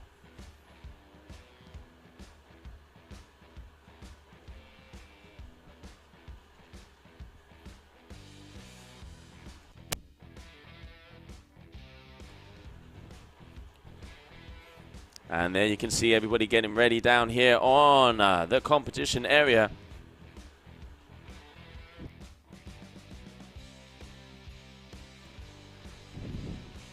Front and center, Marcella Witt coming in behind, Charlotte Carpentier.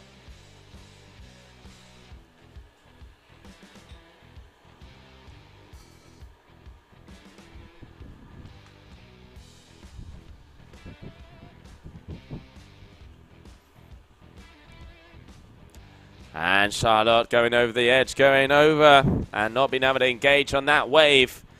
As both of those scores are not going to be improving for either of our riders as we approach 5 minutes left in this heat.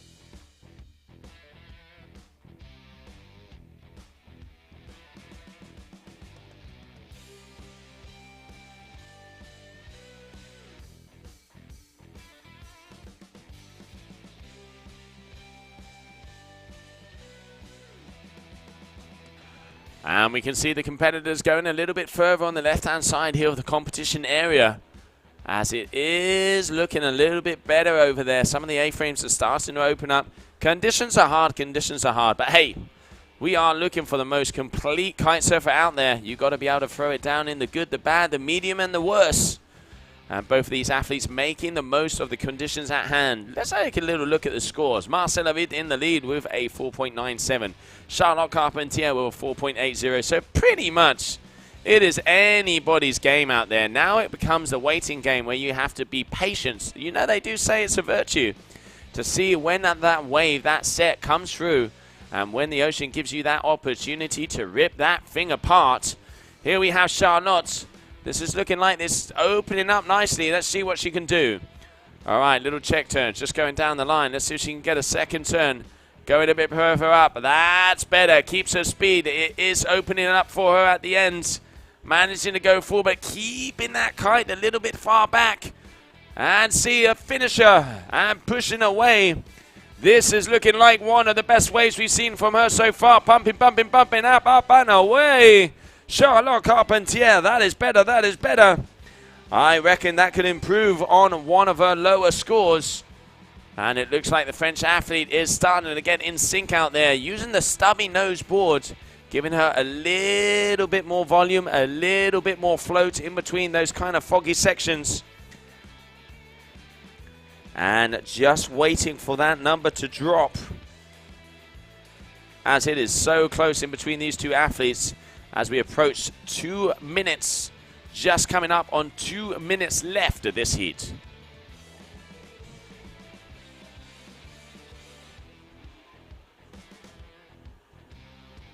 And still waiting for the judges to score that wave. And a 2.5 at 7, meaning that Charlotte goes through into first position here. 5.20, Marcella Witt needs to get some surfing in. She needs to get a good wave if she wants to have an opportunity. Really riding out in front of that. Judges are not going to be giving her the kudos she's asking. Her backup score of a 2.37 is what she needs to improve on.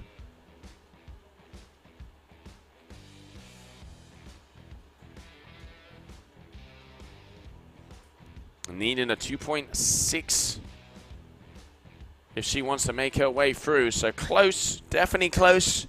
But I don't think on that last wave she got the goods that she wanted. 60 seconds, ladies and gentlemen, 60 seconds.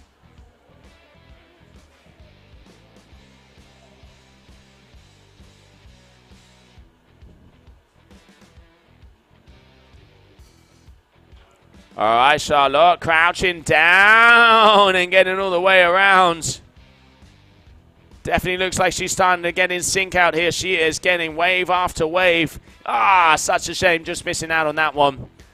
But 30 seconds left on the clock. I can see Marcella is outside of the competition area. meaning that she is not going to be able to surf this wave. It does look like that from here, but obviously I can see we have a spotter down there that would see if she was on the line or not, but going down, that is looking like it's only going to mean one thing, waiting for confirmation. But I reckon it has happened. It definitely has happened. So, making her way through to the quarterfinals and the first upset of the competition, Marcela Witt is out of Taiba. And continuing on, Charlotte Carpentier. Let's have a look at the highlights from that last heat.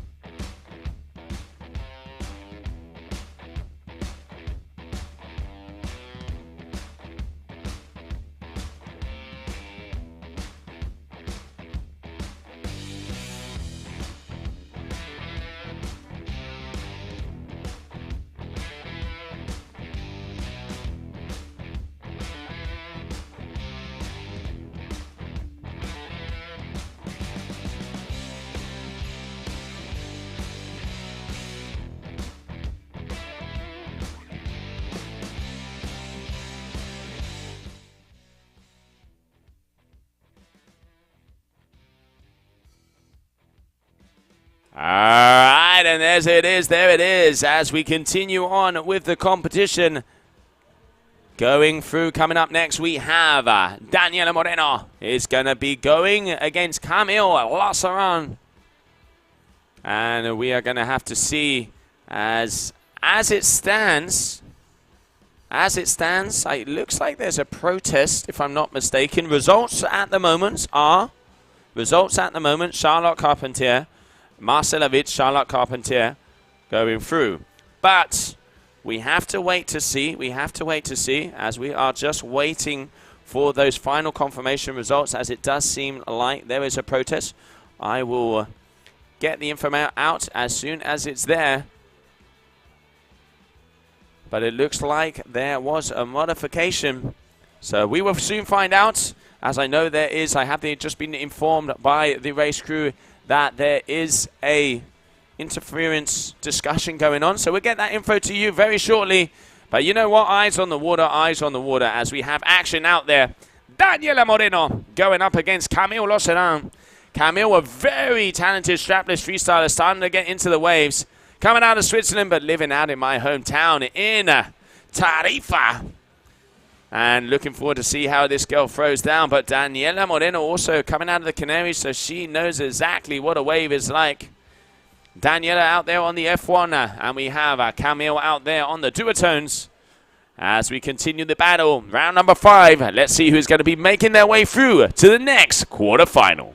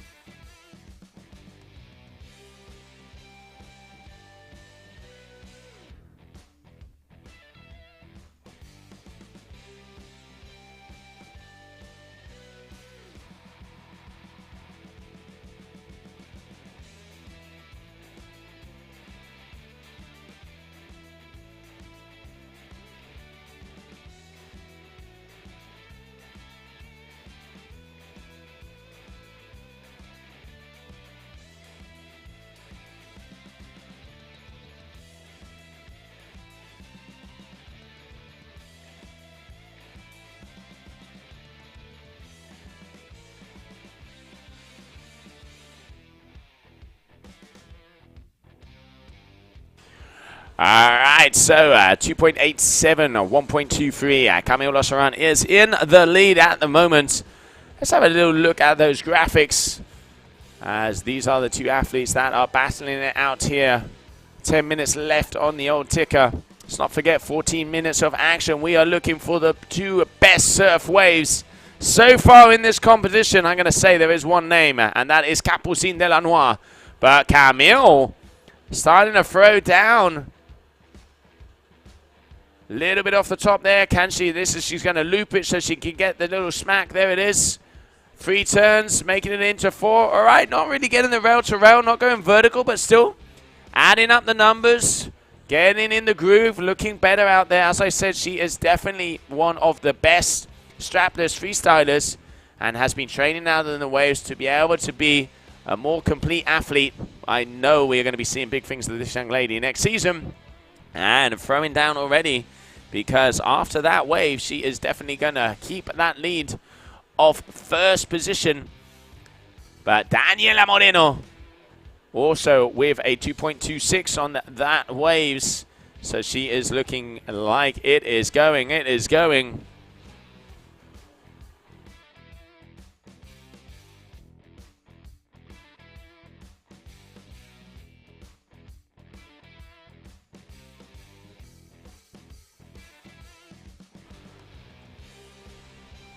So, Camille Loseran, Daniela Moreno.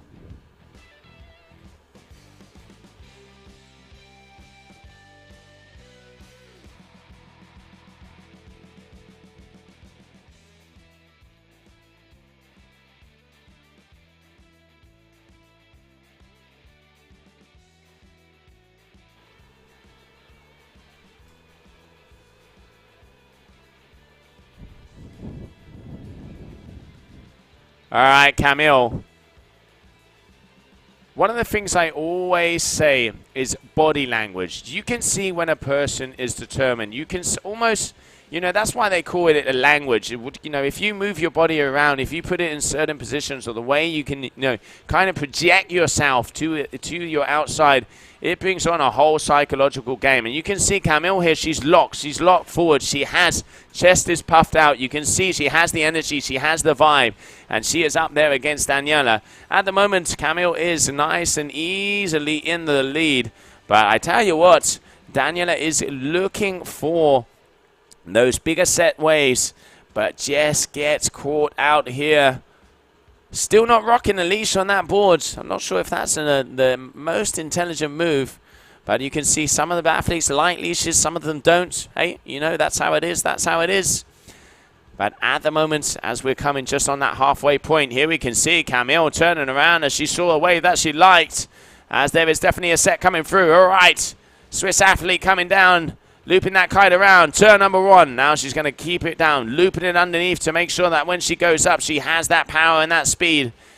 Just cruising, straight lining that one. Not going to be the score she was looking for, not connecting, not getting the rail to rail. That is going to be a very low score, not going to be making a difference on the scorecard. As we are past that halfway point, ladies and gentlemen, this is round number 5, heat number 3. Whoever wins is going through to the quarterfinals of the season finale here in Taiba.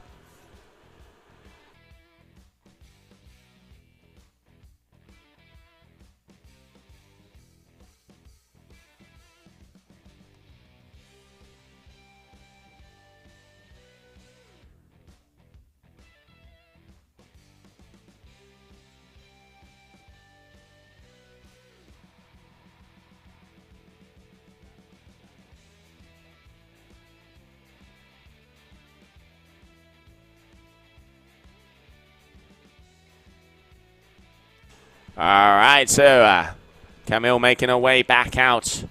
Let's not forget, only waves are counting today. No strapless maneuvers, so only the surfing, the grooving, the flow, the power, the hacks, the slashes. That is what we are looking for today. And the name of the game is 100% surfing. As we continue on here in the competition, if you're just joining us, welcome to day number 4. Qatar Airways GK Kite World Tour Kite-Surf Discipline. And as we go, here we have Daniela Moreno up and over, making her way round to see if she can start to get some higher scores, because she is, as we stand, not in the run for taking this heat. And Camille looks like she's out there on a little bit of a bigger wave and a bigger kite, and seems to be getting the groove just a little bit. But you know what we say about all of these heats. Anything can happen. It's always a final out there. GK Kite World Tour. Watch out. Watch out.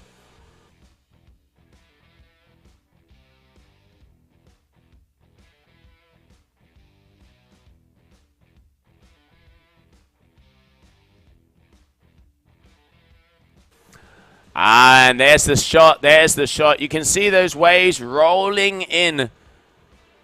They are taking a little bit of time in between the sets, and not as clean as we saw them the other days, and the girls really having to work hard. Patience out there to see who can take off and pick off the better A-frame ones, but the ones that do open up are connecting. But it does apply a little bit of pressure to our athletes, because it means that once you get thrown that bone from the ocean, you have to perform. And they really are starting to get some of the numbers. At the moment, pretty much 3 people stand out for me. Camille Locheran here in this heat. Capucine Delanois, our current ranked number 1, was doing some of the best surfing I've seen of her so far. And Bruna Kajia, for her first appearance on a kite surfing competition, already through to the quarterfinals. And let's not forget, coming out in 2nd position on the Taiba Lagoon in the Twin Tip Freestyle World Championship. So a very, very complete and talented athlete. But I mean, being used to spinning up, down, left, right, and center with the freestyle board, I'm not surprised that she's starting to throw down here on the strapless. Daniela Moreno, and there it is. That is the view. That is our Coliseum, our playground of surfing and a kite surfing. Taiba just next to Taibiña. And we can see the palm trees in the back, beautiful dune sands, blue water, and the Brazilian vibe. It don't get much better than this. November, and here we are enjoying the women's elimination of the kite surfing discipline. Daniela Moreno, this is a little bit better. At least keeping speed on the wave, but still not getting the row to row, kind of just going down, straight lining it. Not going to be the score she needs, but hey, competition experience, getting used to being in between the buzzers. But this young lady here, this is turning out to be a nicer wave. It is flat until it hits that sandbank. Camille Losserang dropping in.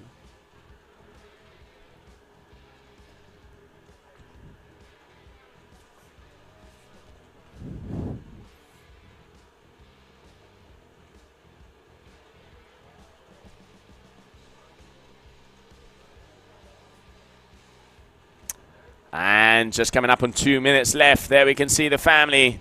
Vamos, Daniela, vamos, dale fuerte, dale duro, andiamo, vamos, vamos, vamos, vamos. Push it, push it, push it, push it. No pain, no gain, girl. No pain, no gain. 2 minutes left. And it looks like Daniela's probably going to have one more chance to be able to make her way up to the top of the competition area and continue on. As Camilo Sedan put in the work early with that 4-point wave.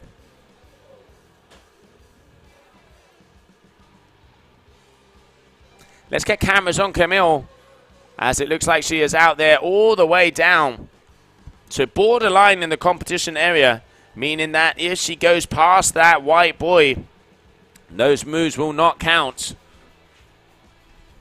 90 seconds to go, 90 seconds. And I can hear Andrea down there, our MC, starting to wake up and get some music and get some talking down on the beach.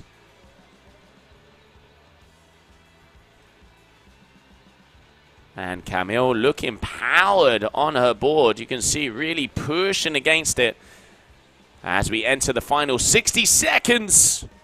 And it's a go, it's a go!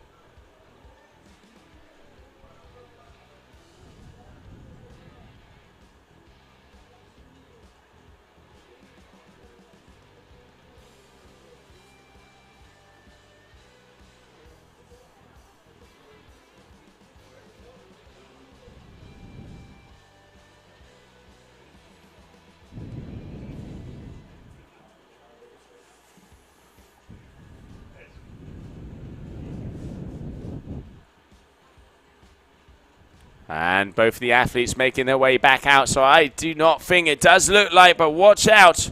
Final moment here. Daniela Moreno has the possibility. She needs a big score. She needs to turn this one into gold or turn the water into wine or caipirinha maybe if we're over here. As she makes her way down. Final wave. All on the line. Is she going to be able to pull out the goods? But going down. That is not going to be enough. So that means it is going to be this young lady, Camille Losserana, is going to be making her way through to the quarterfinals here in Brazil. And just enjoying a little victory surf all the way down to the bottom of the competition area. And scores are confirmed. So Camille Losserana making her way in to the next round. And while we wait to get some words from her down here on the beach, let's have a little look at the highlights from that last heat.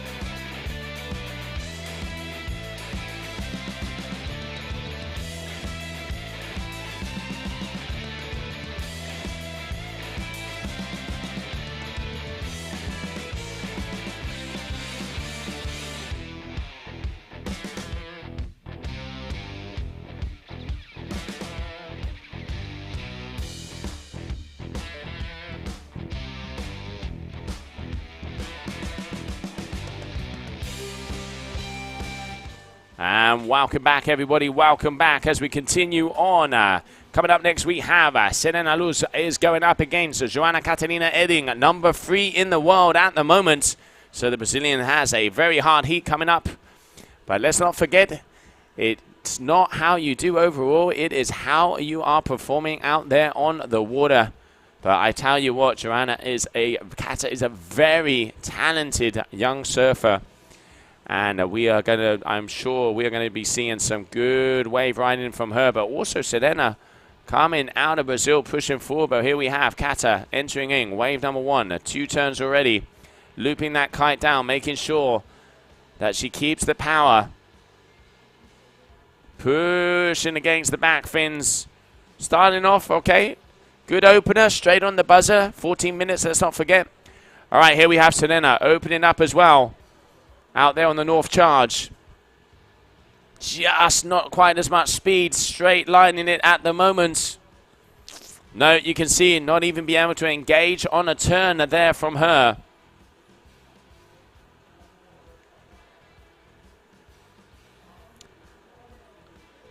And while we can see both of these athletes making their way up, we are going to go down to the beach as Camille Losseron, the local from Tarifa, is down with Liam. Camille, there we go, through to the next round. Just talk to us, how is it? How are the conditions out there? How are you finding being in Brazil? Yeah, well, the conditions are getting better and better. The wind is slowly picking up, so I was powered with my 10. And yeah, I'm feeling more and more confident riding in the waves, so I'm happy to pass this heat, and let's see what's going to happen next. And just talk to the viewers at home, how long have you been in Brazil for? How's the training been? So what's your sort of schedule this time of the year? Yeah, well, I've been here in Brazil since now 1 month. I was in Praia first to ride in strapless freestyle more, and then I came here 2 weeks ago to train in the waves, and I guess it pays off, so I'm happy, yeah.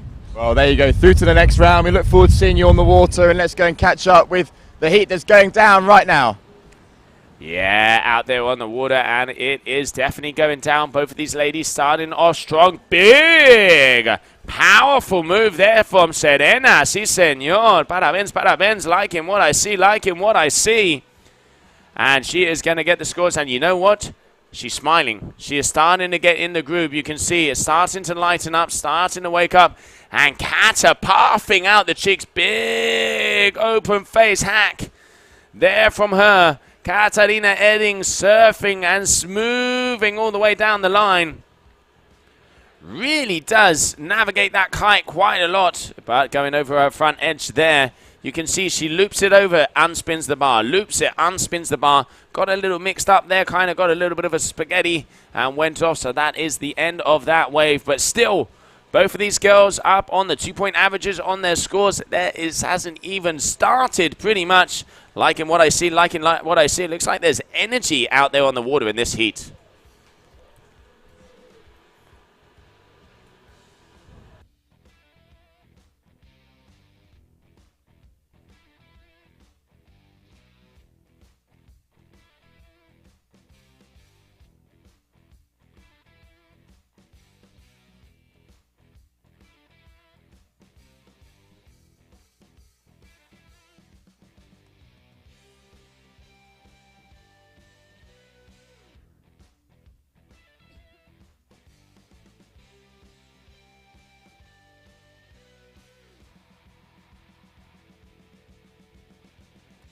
And there we can see that last wave there from Kata. Starting off nice, but just that last move going down, the fly surfer athlete.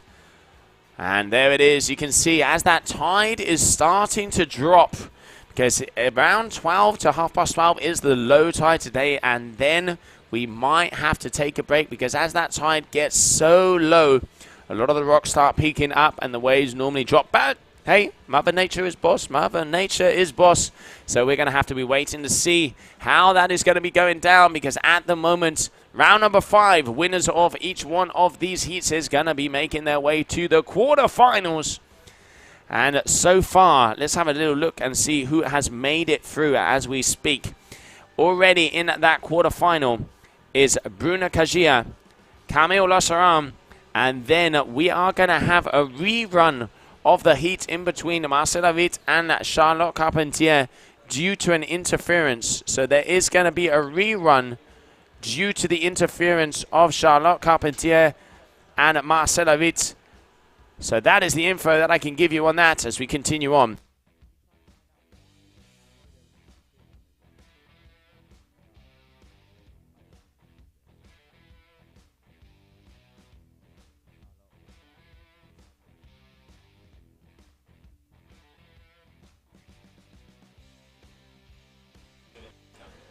All right, Serena pushing forward. Definitely looks like she's more lively. Looks like she's got the energy. Maybe she had an acai, the Brazilian, to start to go down and throw it left, right, and center. Better wave here from Serena. She is looking good. She is looking good out there right now. 1.83 is what she needs to go. 1.83 is what she needs to do to be able to take it.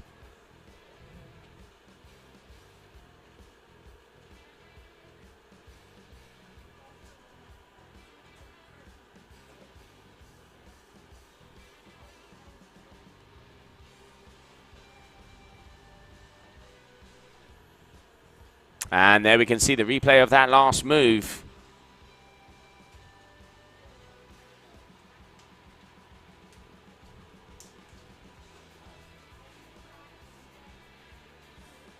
Just coming up on 7 minutes to go. 7 minutes to go.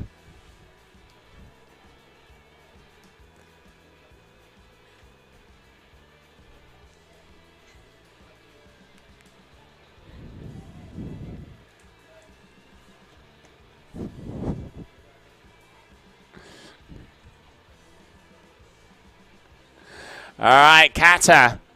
Serena there with that 3.23 is keeping it going, keeping it going. Katarina in an unusual position as she is not in first place so far. But there is still pretty much half of the heat to go, just under those 7 minutes. We continue on, we continue. But Serena looks like she has got some more waves out there. And let's see what it's going to be. What is it going to be?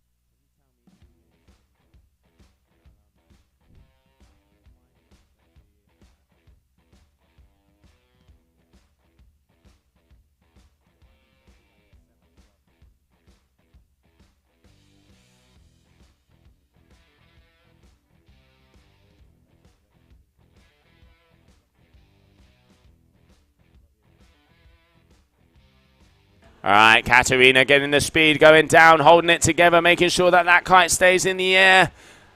As she needs to get a bigger score if she wants to have a possibility. So close in between these two athletes. 0.53 versus a 5.57. 6 minutes to go. Katarina knowing that she is in second position as it stands. Let's have a little look at that last wave. Not going to be what she wants to. She needs a 3.11 if she wants to be going through into first place. So it is time to run back up the beach and continue going.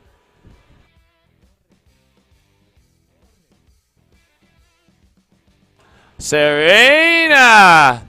I tell you what, the Brazilian, she has lit up. She is starting to get it here. 2 turns, not getting big verticality, but she's staying consistent out there. She really is staying consistent. Kata, when she gets the hit, is probably a better turn, but just very close. Serena had that one big hit that gave her that 3.23. Look at this. Rail to rail, off, pretty much getting to the top.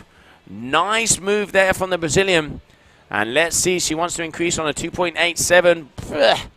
Not sure if that will happen, but showing that she is more lively out there as we approach 5 minutes to go. And I can see Katarina all the way down here on the right-hand side is about to go back in the water. Still plenty of time, and I reckon we still have time for another set to be rolling through. Watch out, ladies and gents, watch out.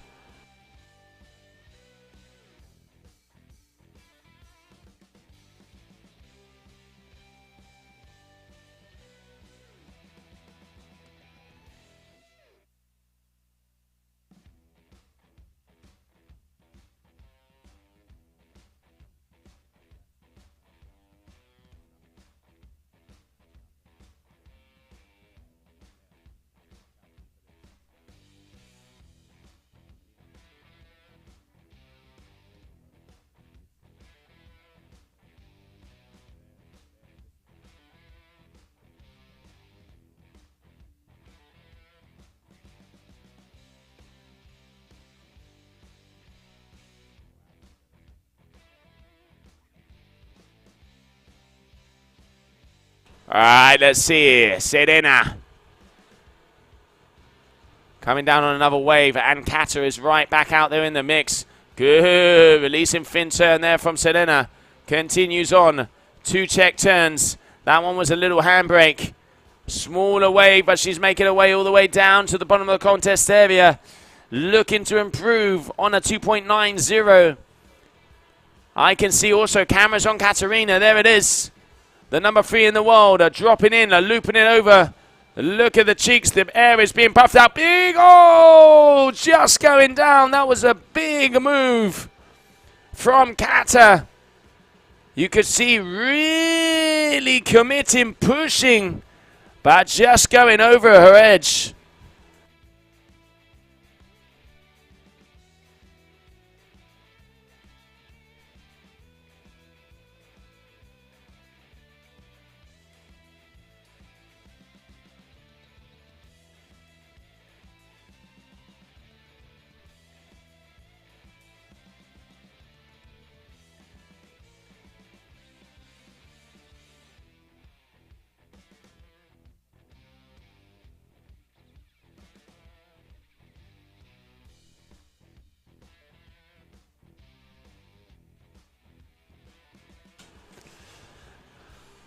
And now it starts to get to that close moment. It really starts to get down to that close moment as there is 2 minutes left on the ticker. We could be seeing the first upset of the competition as it's looking like...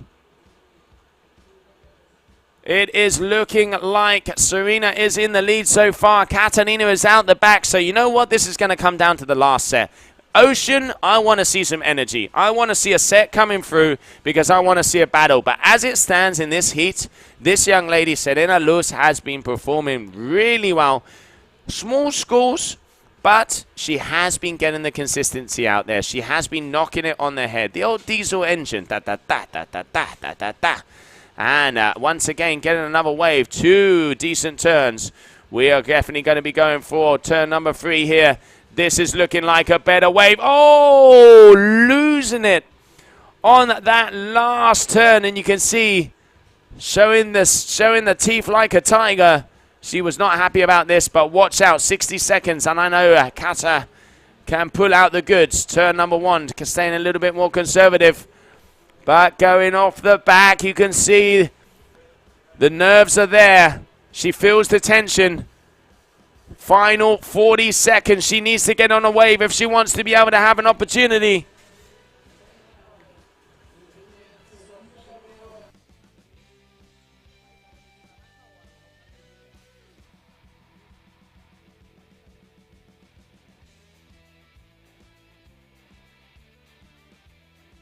$20 seconds to go. Let me look. I'm going to stand up. You know what? I'm going to stand up. I can see Serena Luz is here on the left. That is looking like she might have another wave. Katarina is behind her. And I'm going to say it. It does look like she might have another opportunity as she's linking in. So both of the athletes on the waves as it stands at the moment. It is Serena Luz who has taken that first position. But still, Katarina has the possibility with this wave. Is it going to be a buzzer beater? Is it going to be a buzzer beater? We will have to find out, as she needs a 3.14 to be able to take it. Oh, the tension. What is it going to be? What is it going to be?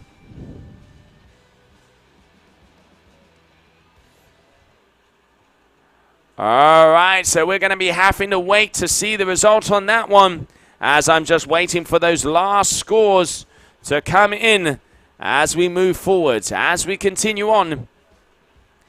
And just waiting for both of those scores to be dropped. As it is, seeing to see. And there it is. There is confirmation. So another big upset here in Taiba. Making her way through into the quarterfinals. Serena Luz taking out number 3, Katarina Edding.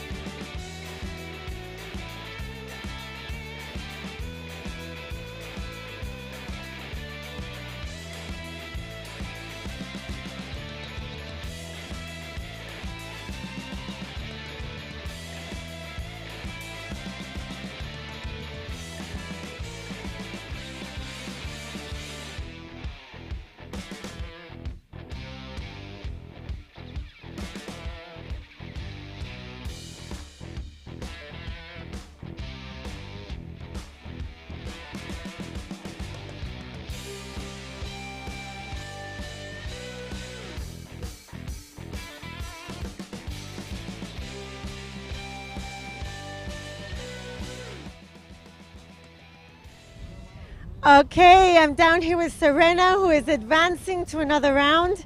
Serena, how is your heat? It's super good. The wind now is better, but the first heat is terrible. Terrible, isn't it? Yes, and now the wind is so good. Are you enjoying your experience here competing in the GKA here in Taiba? So much. The GKA is a big organization, and I love it. Super. Thank you so much, Serena. Good luck for your next heat. Thank you very much. Back to you guys. Thank you very much, Gemma. And there we have our last heat winner, taking out a big name in Katarina Edin. So Serena goes through to the next round, quarterfinals. And there on your screens, you can see Sofia against Kezian. Battle of the Brazilians. Oh no, I'm sorry. Round 5, heat 5. Brazil battle on our hands. You can see there, kites on the sand, ready to fly. Yellow flag currently in the sky, waiting for that green one. And there it is, systems go, go, go. Green flag is in the air.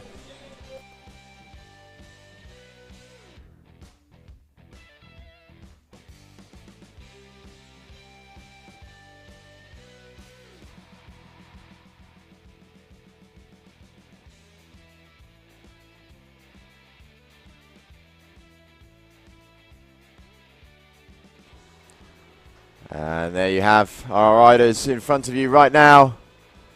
Just getting a little bit of a feel for what's out there.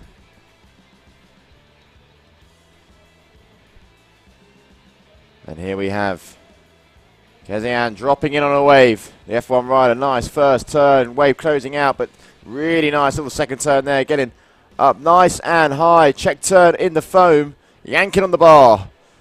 Another little turn there, 4 nice maneuvers. And now attention goes on to Sofia there, the North rider. Backsides riding here. But doesn't like what she sees. So heading back out. Conditions have just come up from the beach. We're looking at about sort of 16 to 18 knots. You can see a replay here of that last wave from Kezian. This is the turn. There we go. Really getting up nice and high before that wave closes out. Yanking the bar. Putting another little turn here right in the foam. Very talented strapless rider. Got knocked out a little early over in Dakar, Morocco. Was a little bit disappointed. So interesting to see how she'll do at the final event on our calendar. And here we have Sofia. Scores still waiting to be dropped.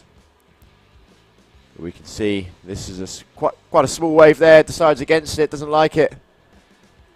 Definitely some bigger ones to come, coming through in sets.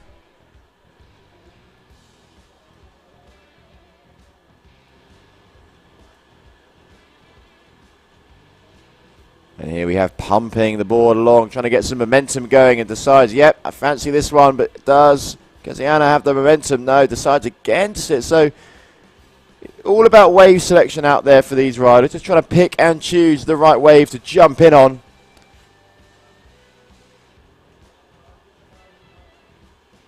And now Sofia on your screens, just looking over her shoulder, hoping that the sets come her way. I'm just going to have a little peek out the booth. It's looking a little bit flat out there at the moment. We're coming in towards the low tide area where the rocks soon will start appearing on your screens.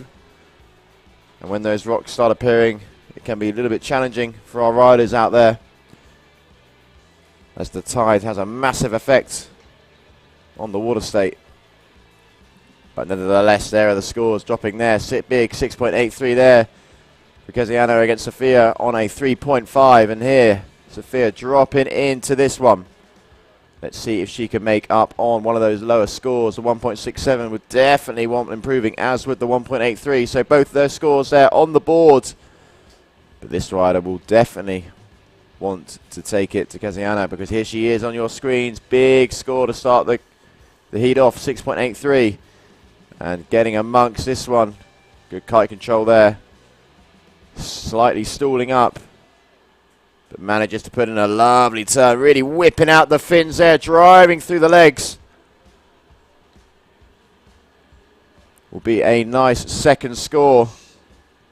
That should keep her in first position.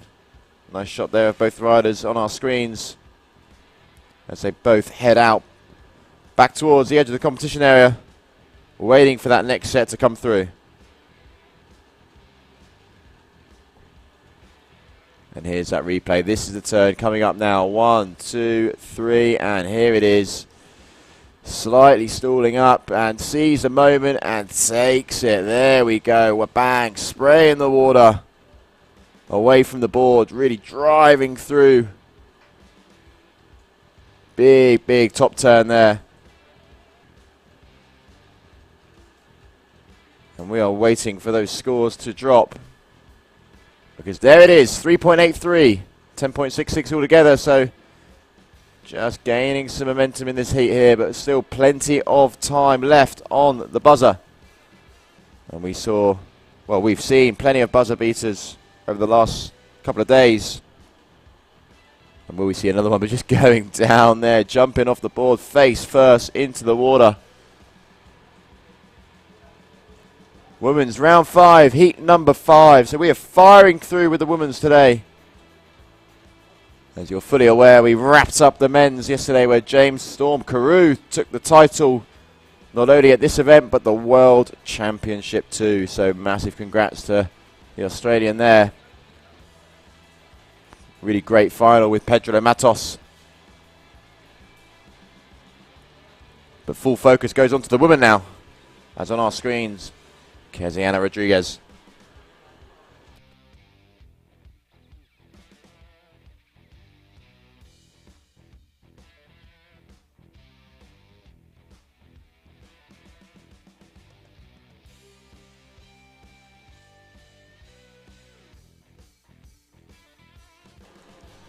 So here she goes. Wave there, not quite forming. Is it going to hit that sandbank and just open up nicely for her? But she's making the most out of what is quite a poor wave. But here we go. 1, 2, 3, and the 4. Really whipping and diving around on this one. Coming right into the shoreline, as you can see, pretty much ankle deep. Grabs the board and runs back upwind. You can also see there, Keziana quite powered up on her kite. You can see the D-power line there, just flapping around in the wing. Ditches the board as the caddy is going to grab it for her. And here's that replay of that last wave. Not the biggest wave we've seen, but definitely doing enough to get a nice score on that one. Looking to advance on the 3.83. So scores will soon drop for that one.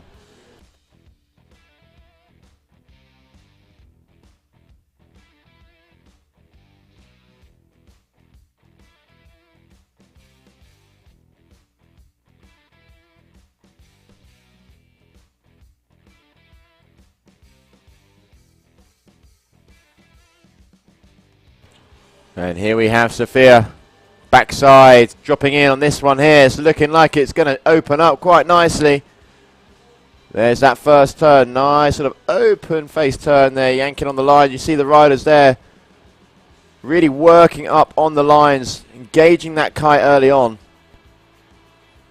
But again, the wave not quite forming how she would have liked.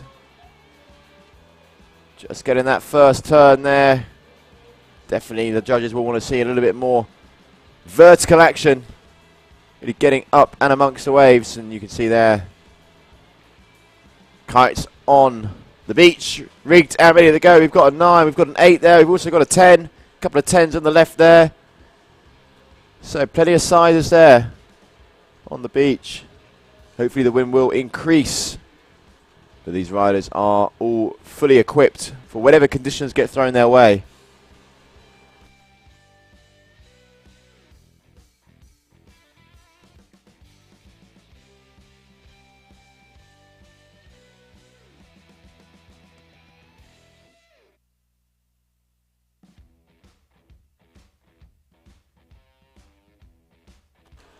Okay, here we go. So into the final half of this heat now. 5 minutes and 20 seconds left on the clock. Sophia wanting to improve on that 1.83. She also has a 2.03 that she'll be looking to improve on, but definitely getting towards the shallows now where the wave is going to close out. And now we have our heat leader on our screens. This one looks like it could be quite tasty as I look outside of the booth. But again, yeah, doesn't like what she sees. And what we have at the moment with the tide state is it's quite flat as it comes in towards the shore. We've got the rocks now starting to appear. So big flat section. And the riders don't want to come too close in, otherwise they will be scraping and scratching on those rocks. So it's all about wave selection here. Picking the right wave to drop in on. Because as we know, they come around every 5 or 6 minutes at the moment, those rideable sets. And we can see there, a couple of caddies definitely breathing heavy, tired. You can see Bruno Kajir there, North teammate, giving a little bit of advice on the beach. Tough work when you've got to go out there and shred the waves, and also when you've got to go and run back up the beach. But you know, we'd love to throw everything their way. And now Kaziana looking over her shoulders, praying to the wind and the wave gods to throw her a bone. Just blasting down the competition zone, waiting for the waves to come. And there we see Sophia making her way back out onto the water as well, after a little bit of a run up the beach.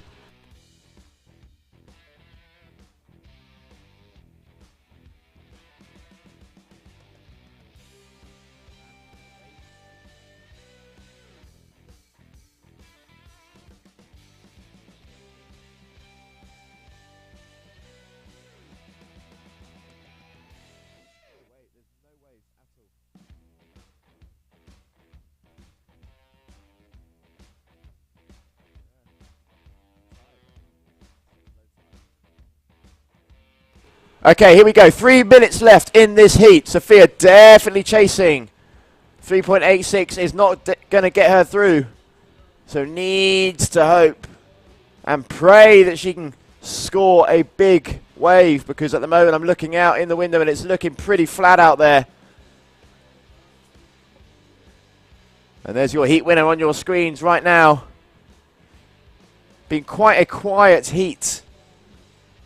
Kaziana getting that good score at the start with the 6.83. Definitely needing that one, because there haven't been many set waves come our way. It really has been quite mellow.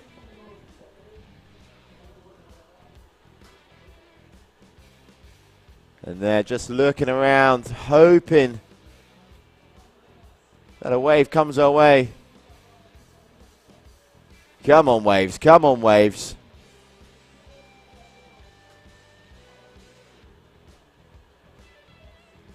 Okay, here we go. Looks like there might be something here. Goes in quite timidly. But here we go. Now she engages. It's been a while since we've been on a wave now, so here we go. Let's get amongst it. Kaziana. Nice turn there. It's a little bit messy, but she's doing all that she can. Second one, really kicking out the tail. 2 turns there. Short wave, but doing what needs to be done. Putting all the pressure there through the boards. And really driving through the waves.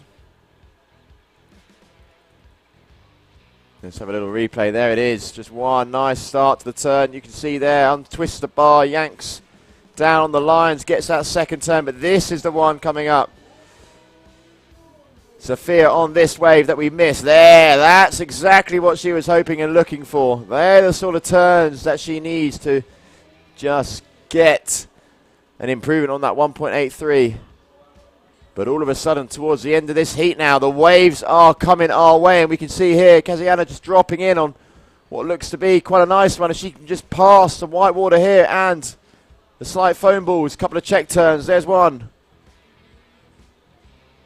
And again, nice bottom turn, but stalling up, and there. Good work there. Stalls herself because she knew that that wave was closing out and wanted to get that second turn in at the best possible time.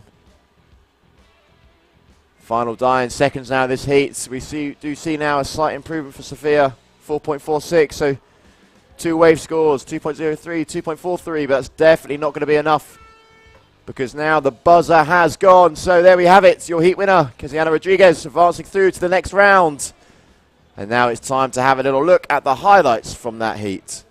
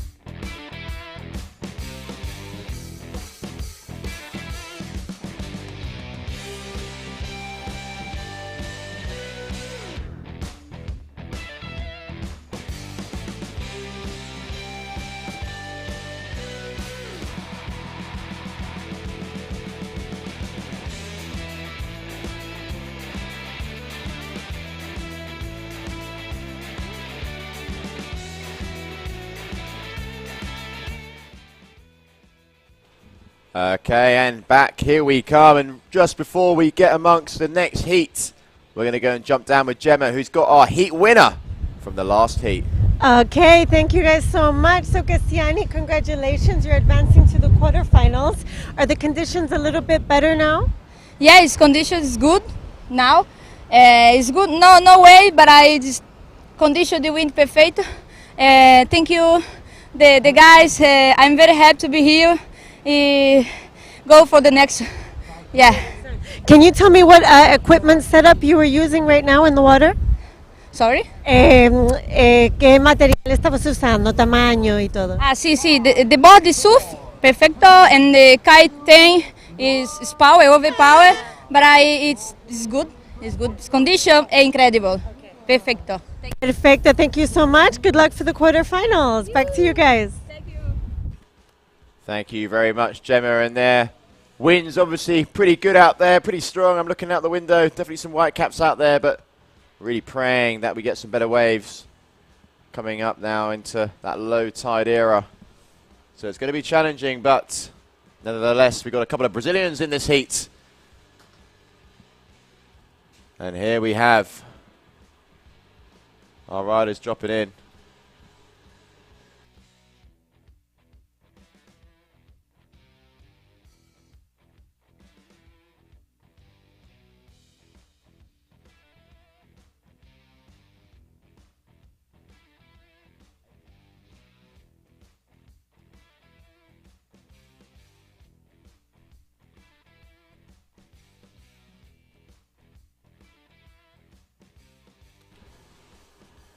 Okay, so just been informed that we have a rerun from a previous heat. We have Charlotte Carpentier up against Marcella Witt. 8 minutes of action coming your way. And just joining me back from the booth, Joe, just give us a little update. What's going on down here?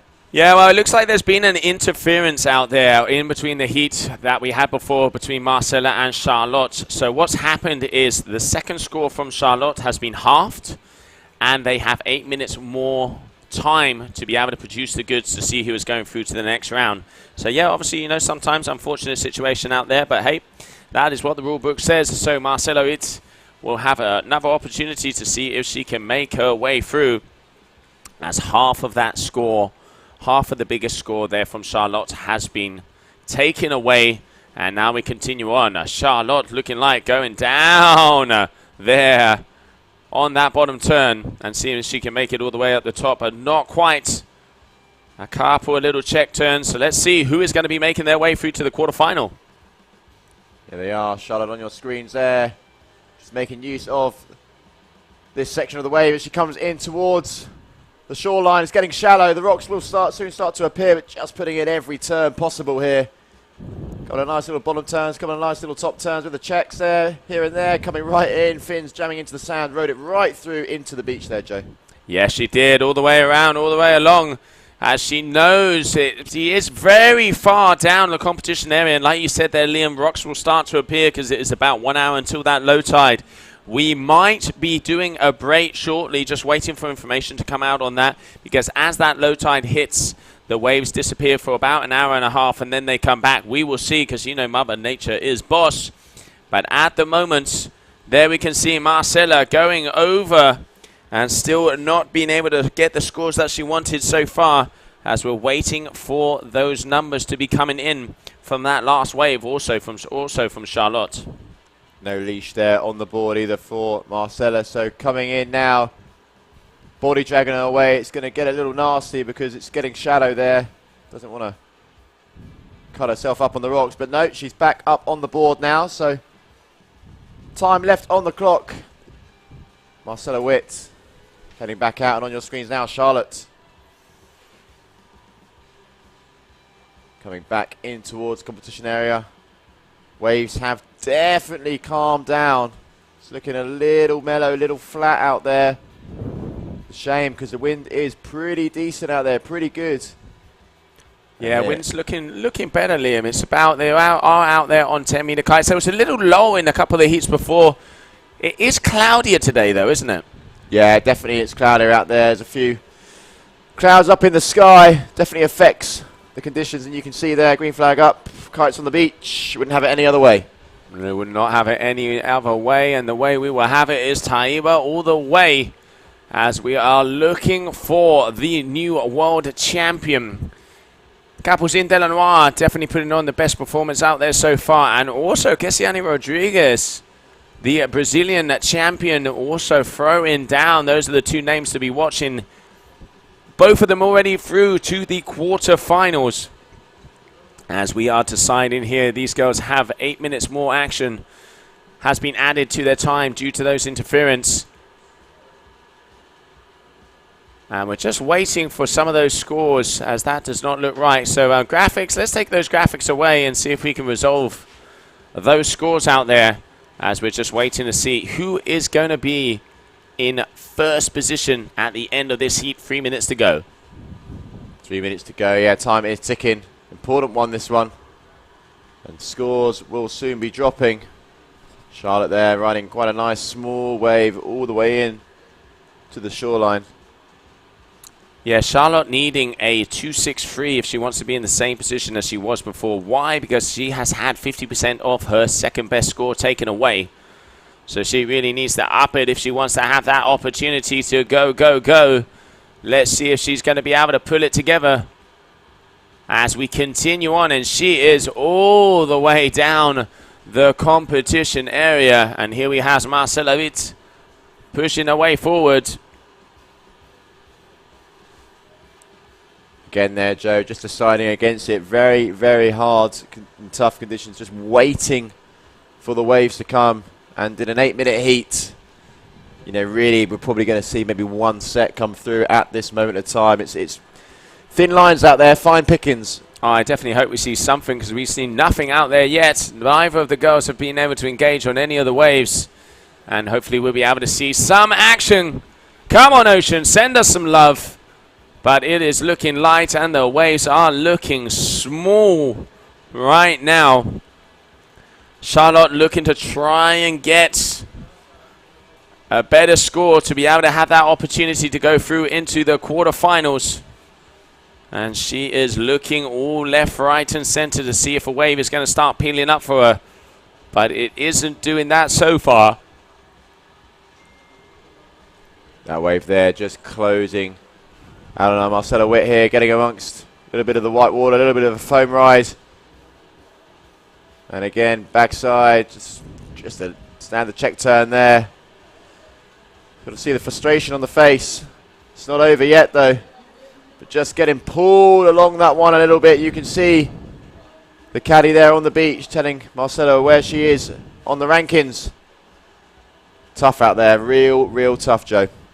Yeah, it is not easy. I mean, you can see conditions are marginal out there at the moment. I can see the race crew double checking to see that it is increasing, that there are going to be the waves coming through, as there is very hard grabs out there so far.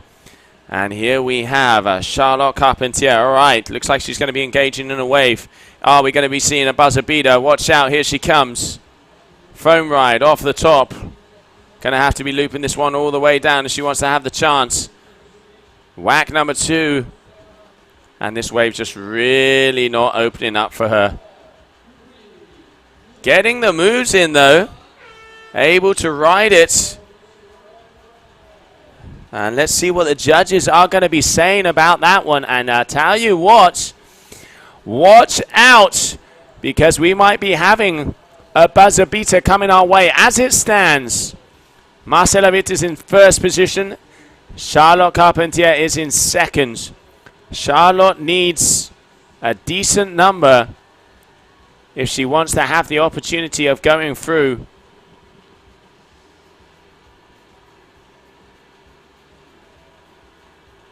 As we're just waiting for those scores to come up. But nope, there it is. There it is. It is official. So after that rerun, it is going to be the Brazilian Marcella Witt making her way through to the next round, quarterfinals of this event. And unfortunately, Charlotte Carpentier, it is going to be it for her here in this competition after that rerun. So let's go and see some of the heat highlights.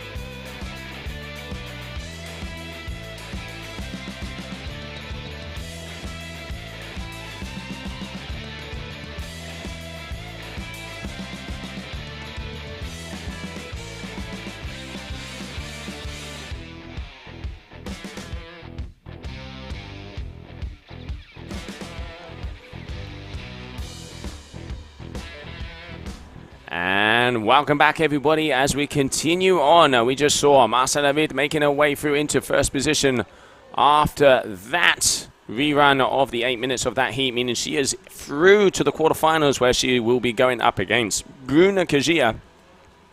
And now out there on the water, we are going to be seeing Luisa Neto, who put on a very good performance yesterday, is up against Liliana Sanders.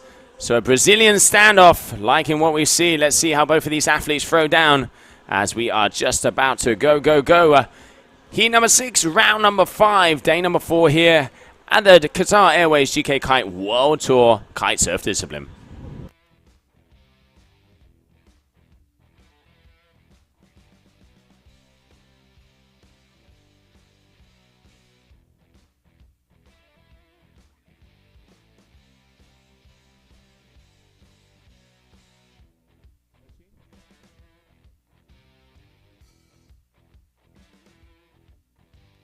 And there we can see both of the athletes making their way towards us as that green flag hits the sky. So first off, we're going to be seeing here, dropping in, racking it around, Luisa Neto.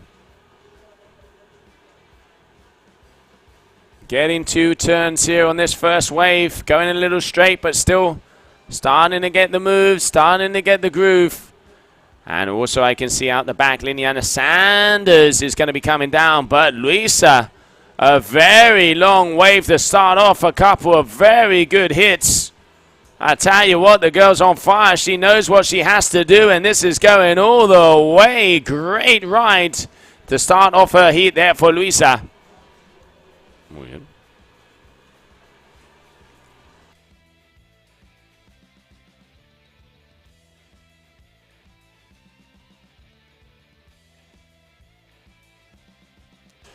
And here we can see the replay of that last wave as we have Liliana Sanders from Paracuru throwing down and getting in there. Both of these ladies already starting off with a decent score as we continue on.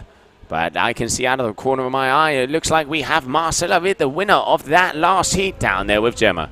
Thank you so much, Joe. I'm down here with Marcela. You're advancing now into the quarterfinals. Your heat had to be rerun 8 minutes of your heat. Can you explain to us what happened?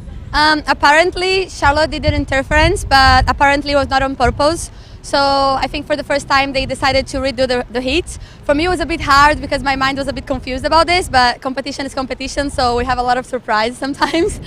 And we did the heat again, but yeah, luckily I won. Can you tell us how the conditions are looking right now? The conditions are really hard. The waves are small. There's some like rocks here in front. Looks really good for freestyle. I hope they put this mix competition. I'll be really happy if they put a mix. So yeah, let's wait. Well, good luck, and hopefully we'll see you back after. I think you're going up against Bruna for the quarterfinal. How do you feel about that? Bruna is really good. She's like Bruna was an example for me since ever. Like I remember her since a long time, like competing freestyle. And when I started, she was already kiting and she was already like super good. So being in the water with her is always good. She's an inspiration for me. It's going to be a fun heat for sure. So lots of luck, and we'll see you back here after the quarter. Thank you. Thank you. Back to you guys. Thank you, Gemma. Congratulations, Marcela. As we continue on, Luisa Neto already getting a good wave to start off her heat. And she is up there against Liliana Sanders. And this is looking like a good open face hack, getting the spray all the way down to Paracuru. Up and over, but getting hit by the trip rope and going down over the front of her board. So that's not going to be the score she's going to be looking for. But it does look like her scores are going to be increasing very shortly. You can see a big driving through the fins there on that one. But then going down afterwards. And here we have Luisa Neto. All right, entering in with a big turn. There we go, up and over. Loops that kite around, loops it down to be able to get that second turn. Second turn, check. And let's see if she can make her way to that bottom section of the competition area. Just getting caught up there. Not enough power in the kite. So a double hit wonder, that one. But this big opening, carving, driving bottom turn. Judges are going to be liking that. Little bit of a handbrake there, though. Not quite flowing all the way through. Her second turn, definitely a better one. As we can see, just waiting for scores to come up. But, yep, she is definitely going to get deductions for some of them there.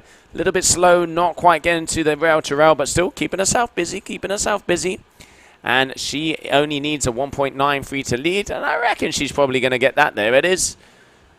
Just waiting for that score to be changed, as it does look like Luisa Neto will be going through into first position after that last wave.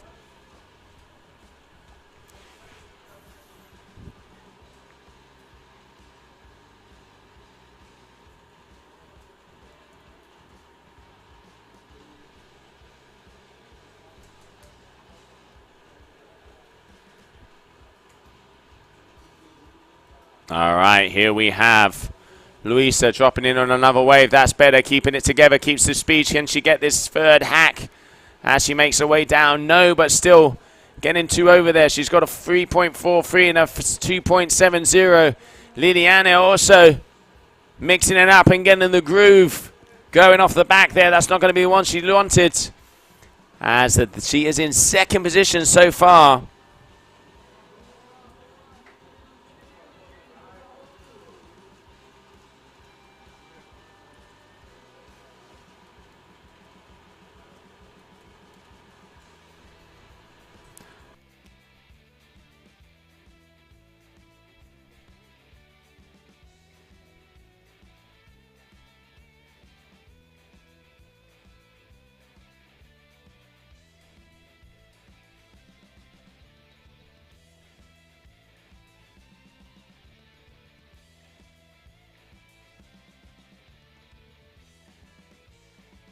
And there we can see Luisa really making a good turn here, as she already is on her way to being in first position of this heat so far.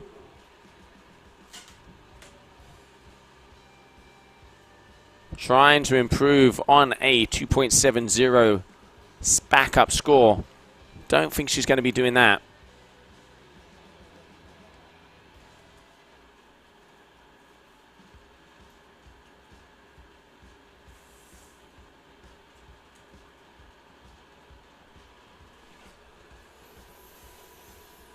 And there it is, we come to the halfway point. 7 minutes on the clock.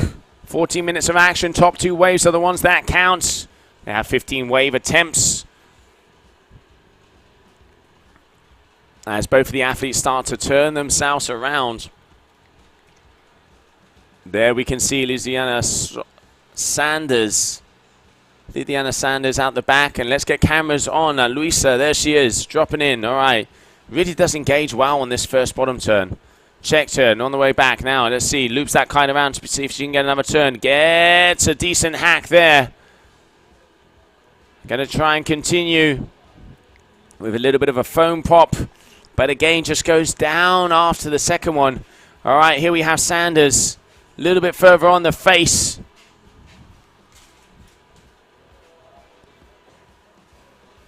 Up and over, whacking it. Trying to get that third move in. But unfortunately, you can see just straight lining it a bit there. And waiting for the last score of that last wave there from Luisa Neto to see if she can improve on the backup. Let's take a little look one more time at that wave from Liliana Sanders.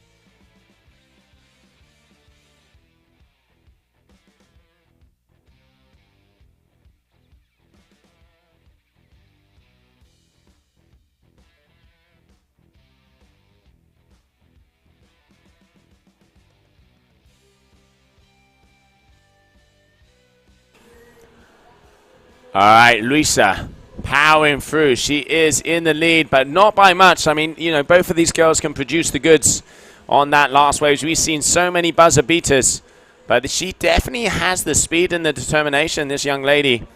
As she comes down, all right, engaging. Another wave off the top. Can she keep that kite down? Yes, she does. She's going to power through. Moved over to Taiba to get in the training. And just dropping in, but kind of not getting the timing right on that one. You can see not hitting the wave in the sweet spot, just kind of going and driving away through it. That is definitely not going to be an improve on her scores. And we're waiting for Liliana Sanders to make her way in as she's just approaching the beginning of the competition area. And it looks like she's got a nice set coming her way. All right, here we have Sanders. Off the top, good first turn. Let's see if she can link it together. Not really going onto the wave in front, so one hit wonder. Not the best wave selection out there. And I tell you what, wave selection is becoming key because conditions are very tough right now.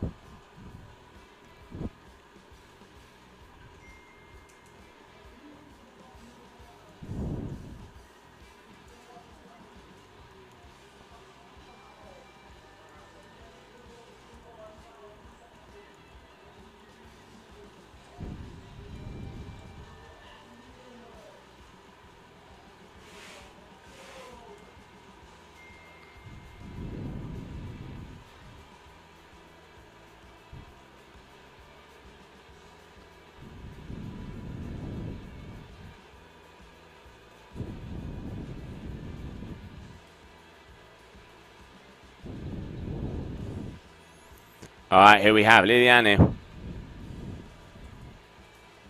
Up and over, getting the wrap around, getting the turn. She is having trouble of linking these moves together. You can see she gets one turn and then just straight lines it all the way down to the bottom.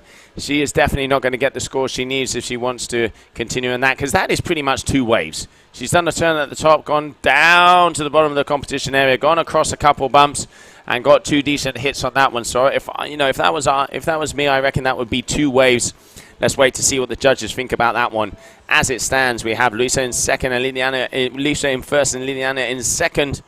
And now let's see, as she is looking to improve over 277.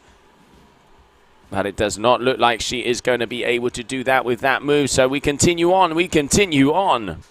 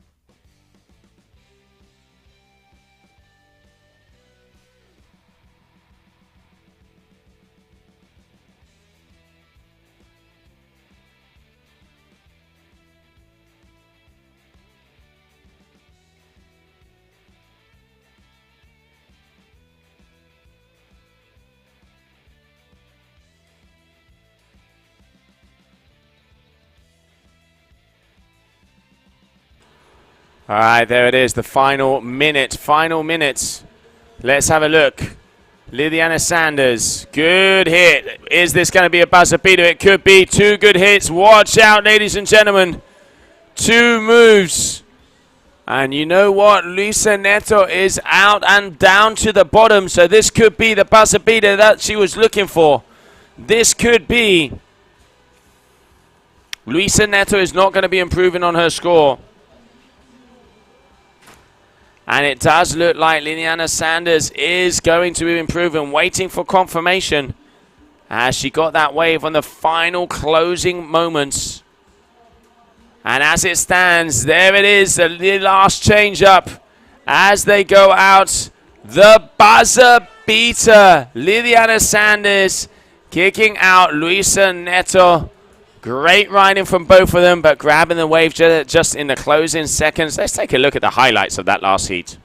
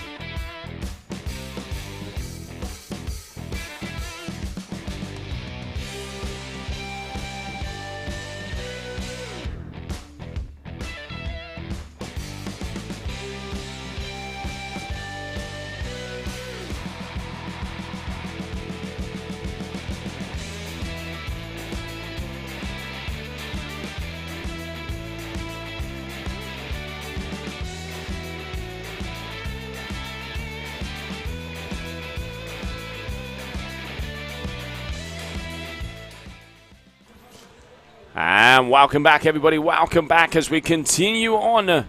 As it's going to be Barbara Stradillo going up against Frances Kelly. Frances Kelly, Barbara Stradillo, these two ladies going out on the water as it starts off here. Round number 5, heat number 7.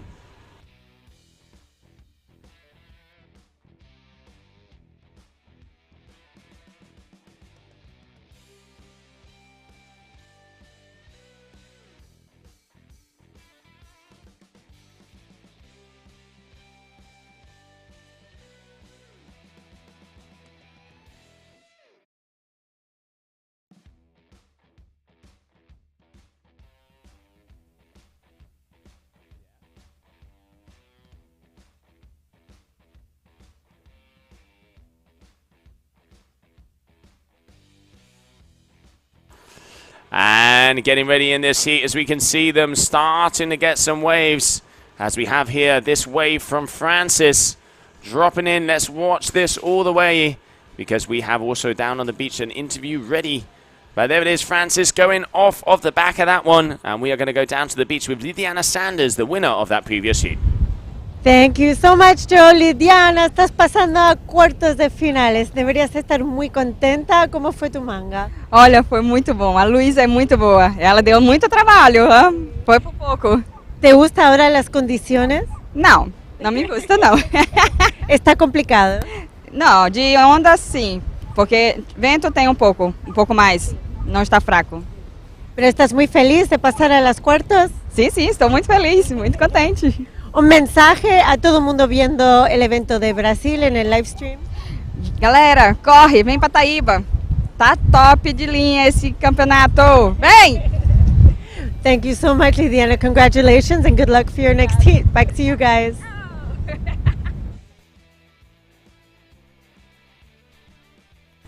Thank you, Gemma. And here we can see continuing on, Barbara Stadillo coming down this wave. But at the moment it is Francis Kelly in first position.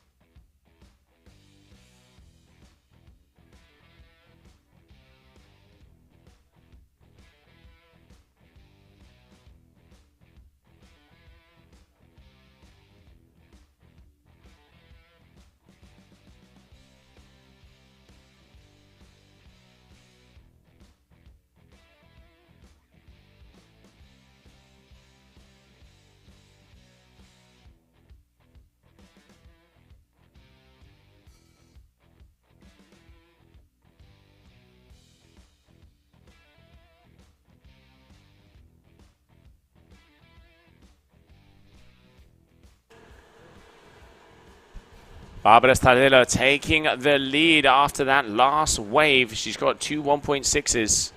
Barbara coming out of Italy. She's been with us at a few events and is a very good strapless freestyle rider and starting to get into the waves as well. But she's up against none less and none least than second in the world so far, Francis Kelly, who's coming off of a high there in Dakar. Let's see what Barbara can do here as she is going backside and just getting caught up. Looks like even, yep, dropping the kite, but it coming out. And here we have Francis taking in another little wackaroo off of that last wave.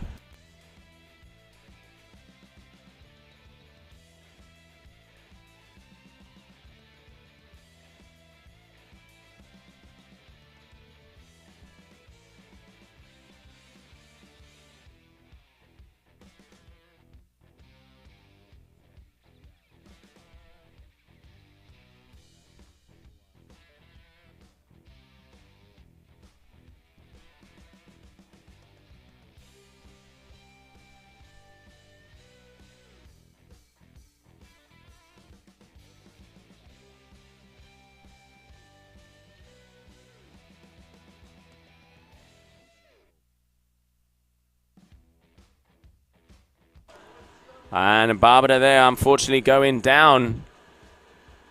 As it looks like we're just updating. And there it is, 4.5 there for Francis Kelly, 1.97 for that last wave. Francis Kelly out there on the Ocean Rodeo, powering her way back towards the shore. 40 minutes of action, top two waves are the ones that count. Who's it gonna be? Who's it gonna be?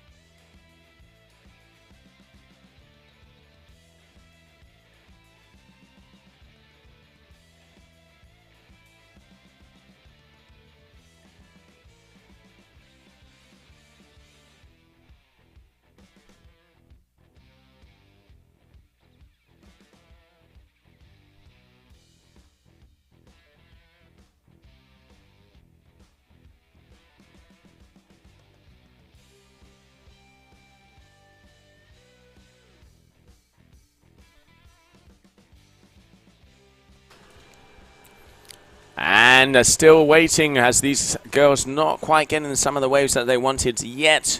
Frances Kelly getting a good score in there at the beginning, but Barbara Stradillo very closely behind with a 3.20 as we are here at the Copa Kitley GK Kite-Surf World Cup Taiba 2022.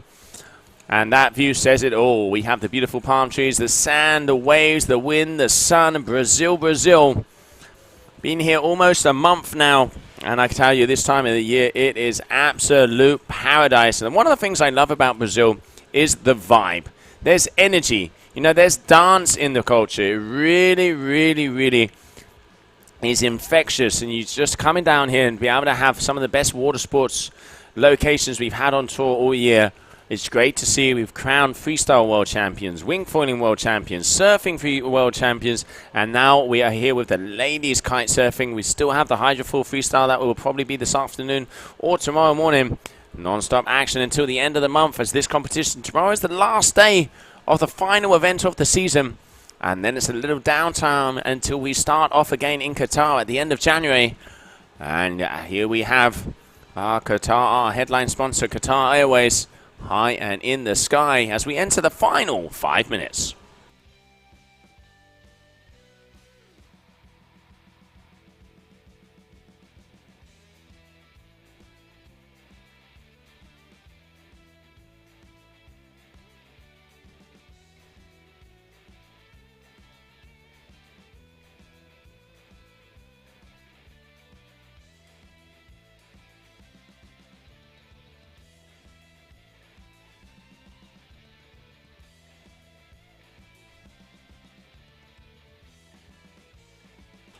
And there we can see race director together with Capucine Delanois and her father as they are just checking out the conditions. And my man Carlos there running around, just popping his head in the booth here. CEO Jorgen Vogt. Good morning, Mr. Vogt. How's it going?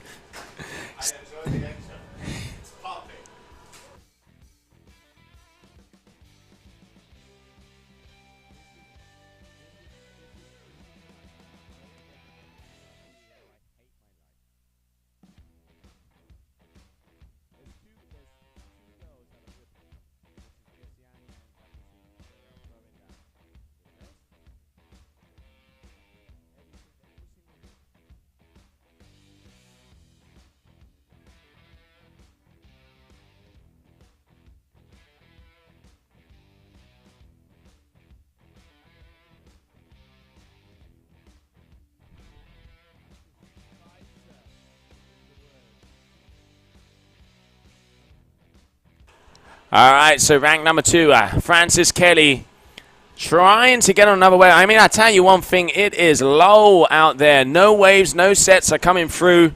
And I tell you what, we're going to do a little dancing. We're going to do a little dancing here in the booth to try and get those waves to make their way through. All right, Frances Kelly dropping in. Keeping herself consistent. She already has the first place out there. Managing to get a couple of turns, but again going down. All right, Barbara. Going backside. Just you can see not getting the power in the kite and also going down. And I tell you what, she was looking like she was close to the rocks out there. So I am waiting to see to try and get the information because there might be a break coming up after the next heat as we are going to be having coming up next quite a big heat as we have Estefania Rosa from Kumbuco is going up against Capucine Delanois, ranked number 1. 2.5 minutes left, 2.5 minutes left of this heat. Who's going to be making it through to the quarterfinals? We will soon find out.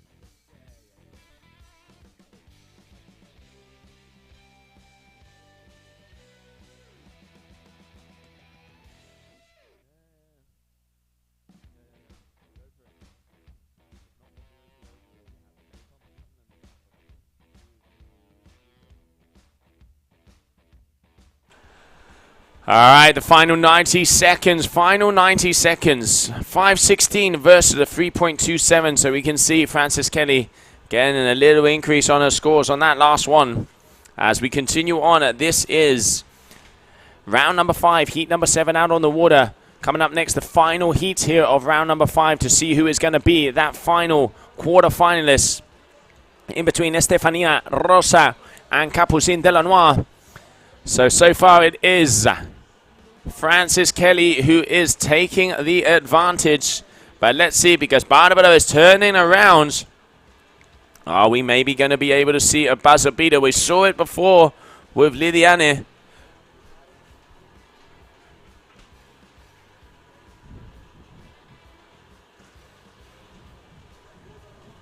As we are just waiting for the final 30 seconds out there. Final 30 seconds.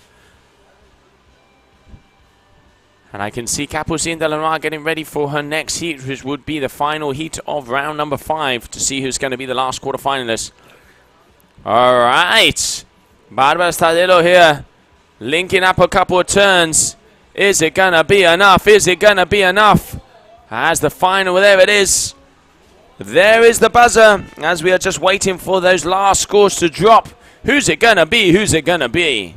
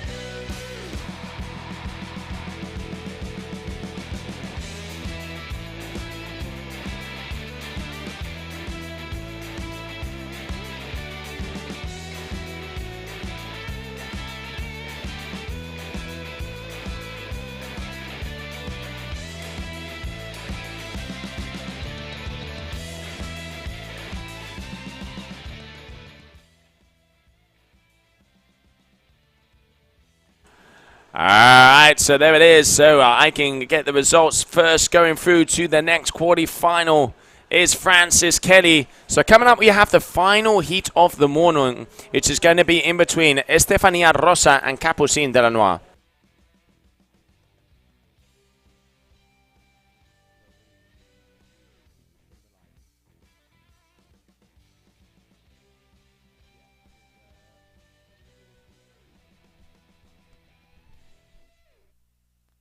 All right, as we're just about to go outside on the water with the action, it does look like both Estefania Rosa and Capucine Delanois are ready to rumble and ready to go.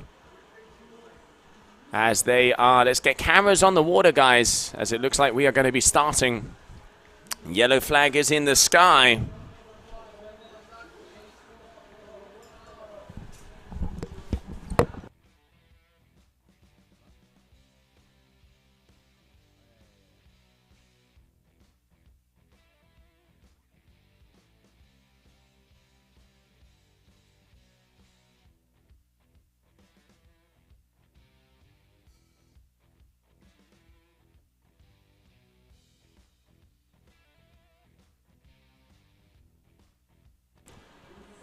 Okay, here we go. All systems go, go, go. Estefania Rosa, Capucine, Denoir on your screens now as we enter this heat and hoping that the waves will come and fire our way. And here, Capucine getting amongst a little roller here. A couple of nice turns there. Waves not finished, just riding the foam there. And 3 turns is all it needs, and here we go over to Estefania. Nice little sets coming through at the start of this heat. This is what we want to see. We want to see those waves just start filtering through, giving us here and you at home something to stay tuned with. But before we carry on with this heat, Gemma is down on the beach with our heat winner. All right, thank you guys so much. So Francis Kelly in with a shot of the world title here at this event, advancing into the quarterfinals. The pressure is mounting. How are you feeling? I'm so excited. I'm so excited to be here. This is so much fun for me. I really like beach breaks, so yeah, I'm just excited to tear it up. You look so relaxed. What is your secret? Because most people would be feeling quite a bit of pressure by now. Yeah, I'm going into this. I mean, my goal is to win my first competition, so that's kind of my goal. Just heat by heat, just one heat at a time, you know? Having fun. How long have you been in Brazil training, or did you just arrive before the event? Just about a week. We came a week early. Yeah, I would have liked to come sooner, but it's all good. We're here now. All our bags made it too. It's a long haul from Canada, so yeah. Absolutely. Can you tell people what you were riding? What was your gear setup out there this morning? Yeah, I was on a 9-meter and I've got a little surfboard. It's a custom shape from Reese. Reese hand shaped it and it's a total weapon. It's so much fun. So yeah, all the kites from Ocean Rodeo are just unreal and it makes kiting waves really fun when you don't have to think about the kite so much. So yeah, loving the setup. Absolutely. Well, you look super comfortable out there, and that's it. Good luck for the quarters, and we hope to see you advance further. Exciting time. Thanks so much, Gemma, and thanks everyone for watching at home. I really appreciate it. Woo! Thanks a lot, Francis. Well done. Congratulations. Back to you guys. Always a smile on Francis Kelly's face. Loves spending time in the water, loves competing, here to shred the waves. Be interesting to see how far she can go, but now all eyes, all ears, all everything are on this rider here, Capucine, your current tour leader. World Championship on the line. And sitting at first place at the moment, 6.87. Estefania Rosa chasing 2.46. And we enter another stage of this heat where hopefully some waves will start filtering through, because when we started it was looking rather nice. Gone a little bit quiet now, a little bit flat, but you can see just behind there, there's a little bit of motion in the ocean.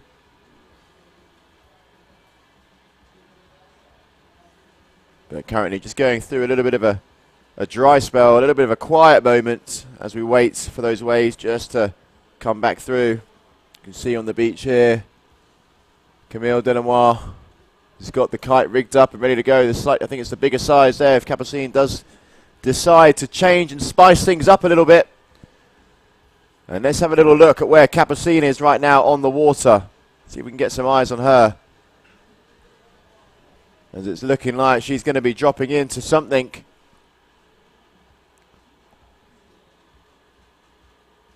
They're just checking with her caddies on the beach where she is positioned.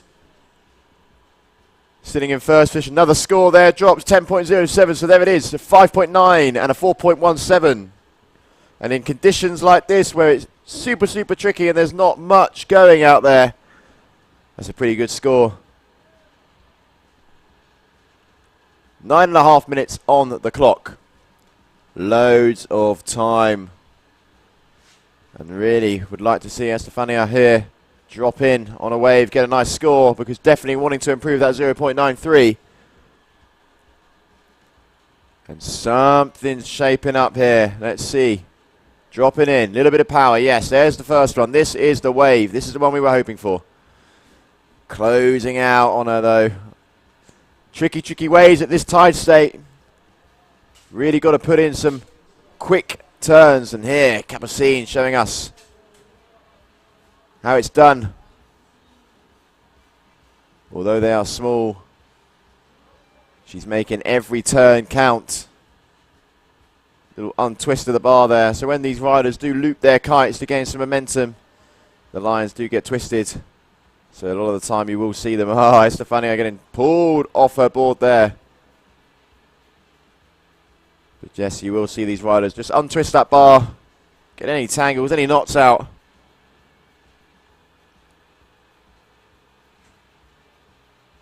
Capucine looking very comfortable out there. 2 5.90s on her scoreboard.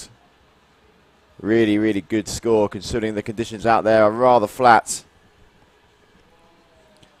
But this is what the top guys can do. This is what the top guys and the top girls definitely do. They make the best of a bad bunch out there.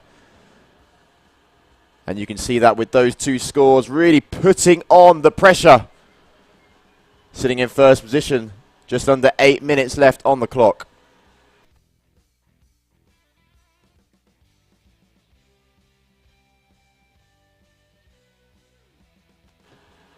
And there we have it. You can see really nice shot there of the tide state. Those rocks just on the right there and on the left can be a little bit nasty. And you can see where the wave is breaking as well. So it's getting rather tight. You don't want to be falling off your boards. Because you will get some cuts, you will get some bruises.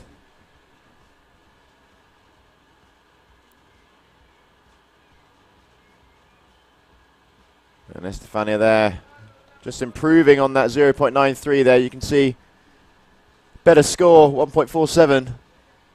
But still quite a way off Capucine at the moment. But, you know, anything can happen. We've seen lots of buzzer beaters. These guys love to throw it down. And I can see at the corner of my eye as well, Capucine just running and sprinting up the beach. Got her dab with her. Holding the boards. There they are. Getting in the sprints. Charging back upwind.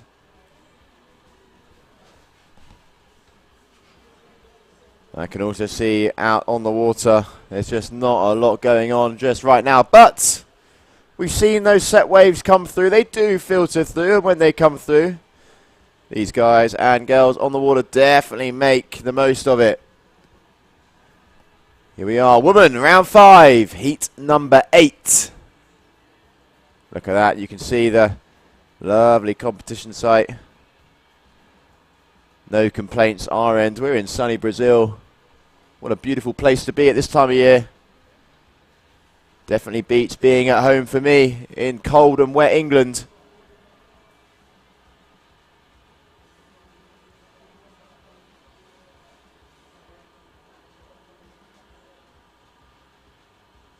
Capucine here finally getting back to the starting zone where she wants to get in the water. Oh, look at that, even getting the leash put on as well. But maybe some set waves coming our way. Here we go. Nice start on that one. Sort of really leaning back. A nice open face turn. Little check turn in the whitewash there, in the foam. Just falling down there, losing balance a little bit. Bit of a shame because that was a nicer wave. They're definitely taking their time to filter through. And you can see here, Estefania Rosa, a little check turn there. Every turn counts. Judges looking for as much variety as possible. And they fully understand that the conditions out there are challenging when it gets to this tide state. So we will just be having a slight break once this heat is over, just to let that low tide pass. And once the tide starts coming back in and the waves start building, we'll be back underway. So we reckon we'll probably be out of action for, I'd say, roughly about an hour, maybe just under. We'll keep you updated, but so you don't go anywhere, because when that tide is back, we are also back with it. 3.66. Estefania Rosa increasing just minimally on that score. But, you know, with 4 minutes left on the clock, she's got some work to do, because this rider on your screen is fierce and ferocious out there.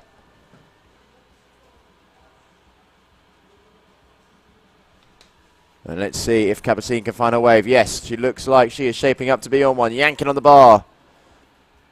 Little check turn to begin. That's a better turn. Spraying, using the fins, driving through the legs, getting past the whitewash here. Pumping, you can see there, just pumping the board, pumping the kite. Second turn, much nicer, but just gets caught there. Digs the rail of the board into the water.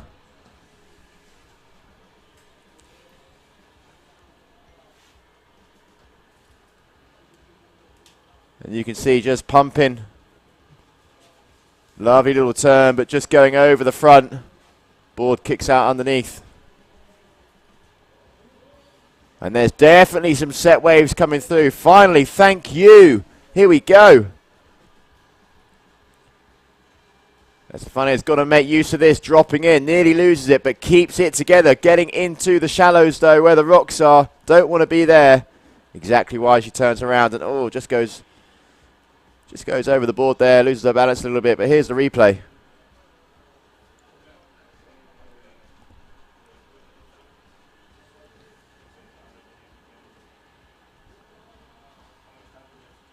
Manages to drop back in, but by that point the wave had already closed out.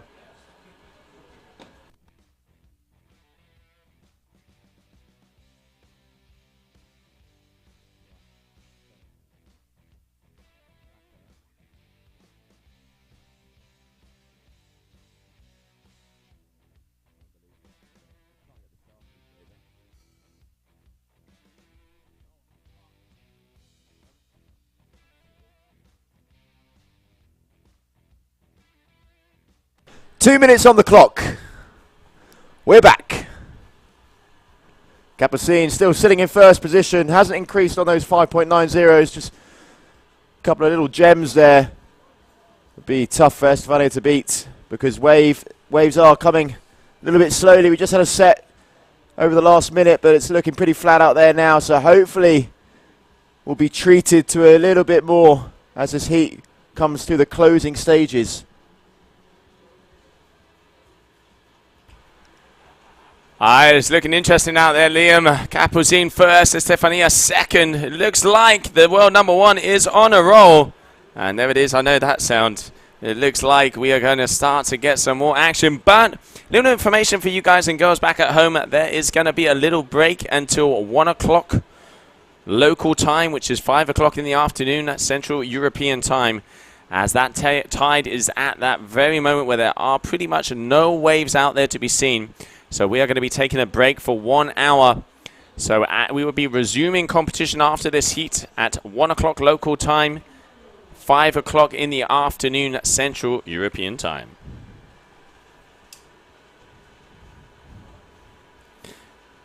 But looking like Capucine Delanois once again has her things together, has getting some of the biggest combination score heats we've seen so far. We would get the words of her down on the beach before we go into that standby situation. As the final 30 seconds off there on the clock, on the ticker. Meaning that we are coming to the end of this heat. And already taking this one and locking this one away is going to be current rank number 1, Capucine Delanois.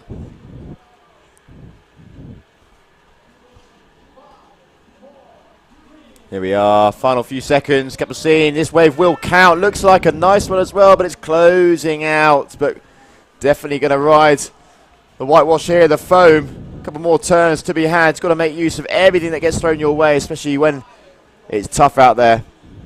But that's it, it's over. Capucine will be advancing through. Good 2 scores there. And it was too much to handle for Estefania. Let's go and have a little look at those heat highlights.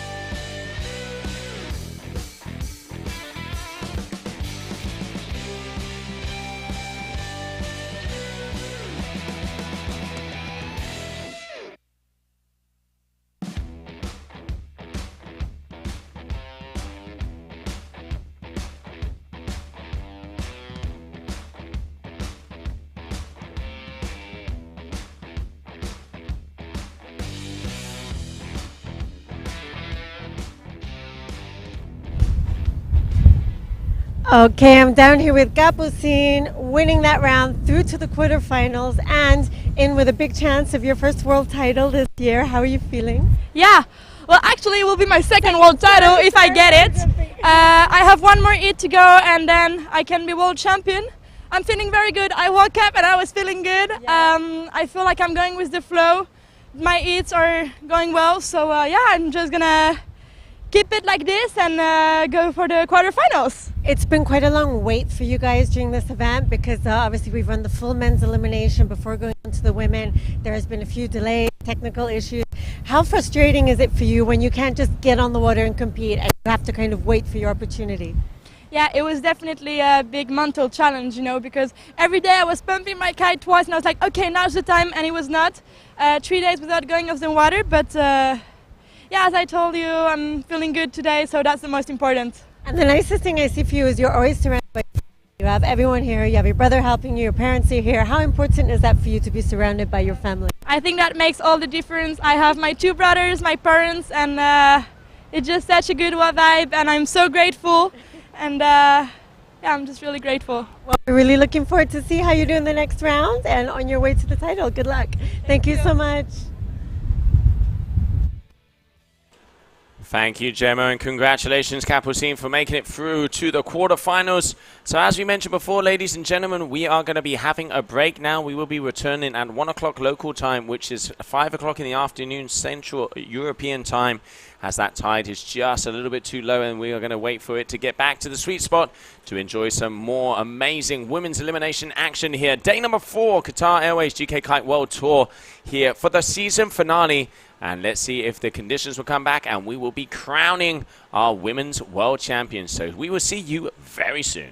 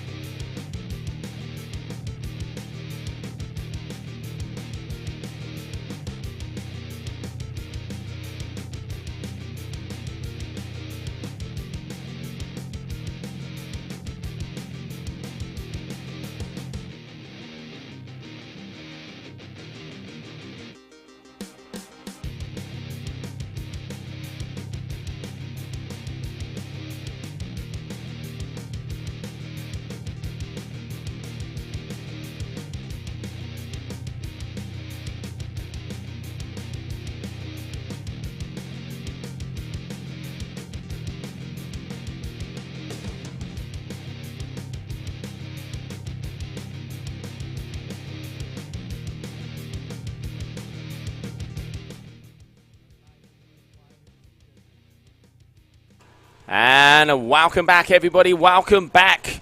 Day number 4 here of the Qatar Airways GK Kite World Tour. We are now with the kite surfing discipline. Going out on the water, we are going to be having Bruna Kajia and Marcela Witt.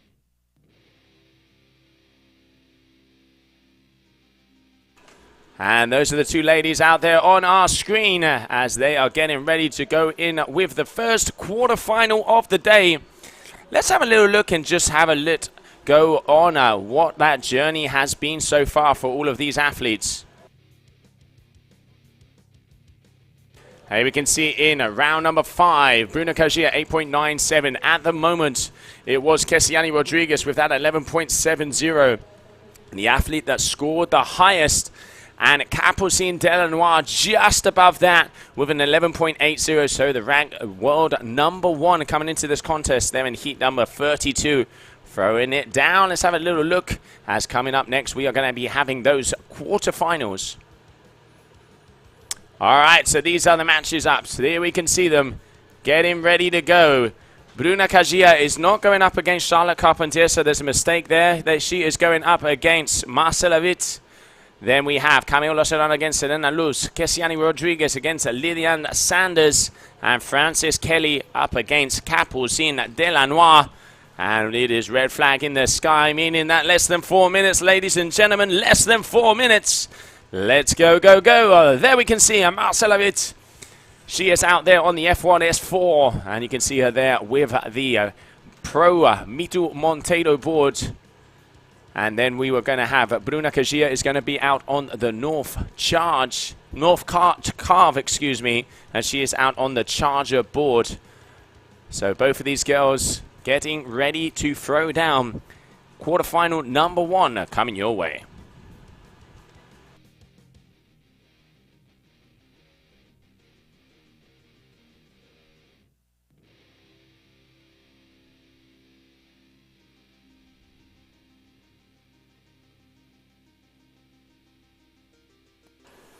All right, and both of them getting ready to go out as we're just waiting for this heat to start.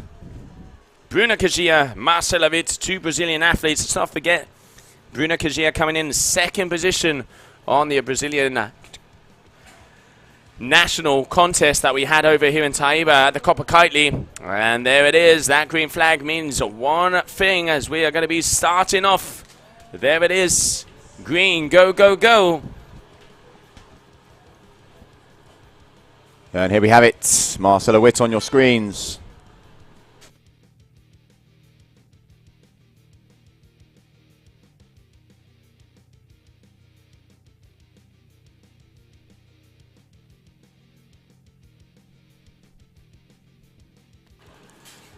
So we have had that break, about an hour, just letting that tide come up a little bit higher.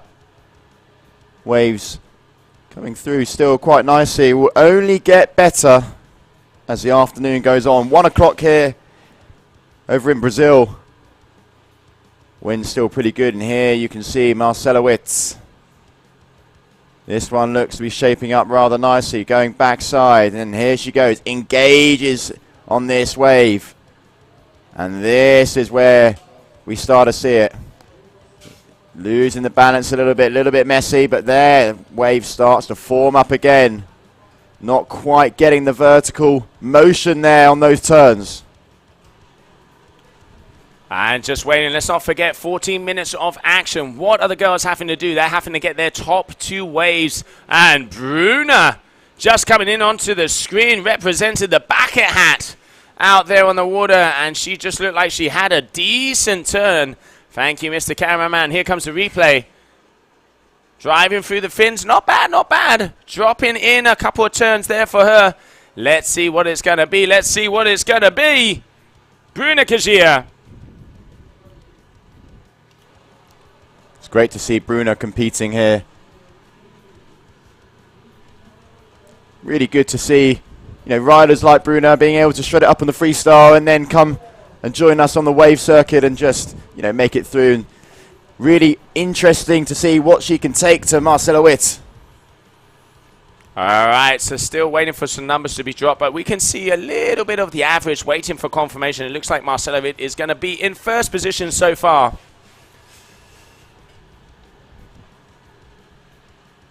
And here we can see Marcela out there with the S4 F1 continuing on as we have 14 minutes of action getting ready to rumble down here. Quarterfinals, ladies and gentlemen. Quarterfinals. As we already have athletes such as Bruno Cagia and Marcela Witt already in the water. Then coming up next we have Camila Serran and Serena Luz, the Brazilian, who threw down very nicely there in that round number 5. Then Kessiani Rodriguez and Lidiana Sanders, also a Brazilian standoff. And Francis Kelly and Capucine Delanois. I am going to say it. If Capucine Delanois wins her next heat against Francis Kelly, she will be our new world champion. So at the end of these quarterfinals, we could be crowning our new Qatar Airways GK Kite-Surf World Cup winner, Capucine Delanois. But a lot of action is going to happen before that, and I know Francis Kelly does not want to make that happen. So we're going to be continuing on as Bruno Cagia and Marcelo Witt are on the water. Let's get the graphics up there when we can.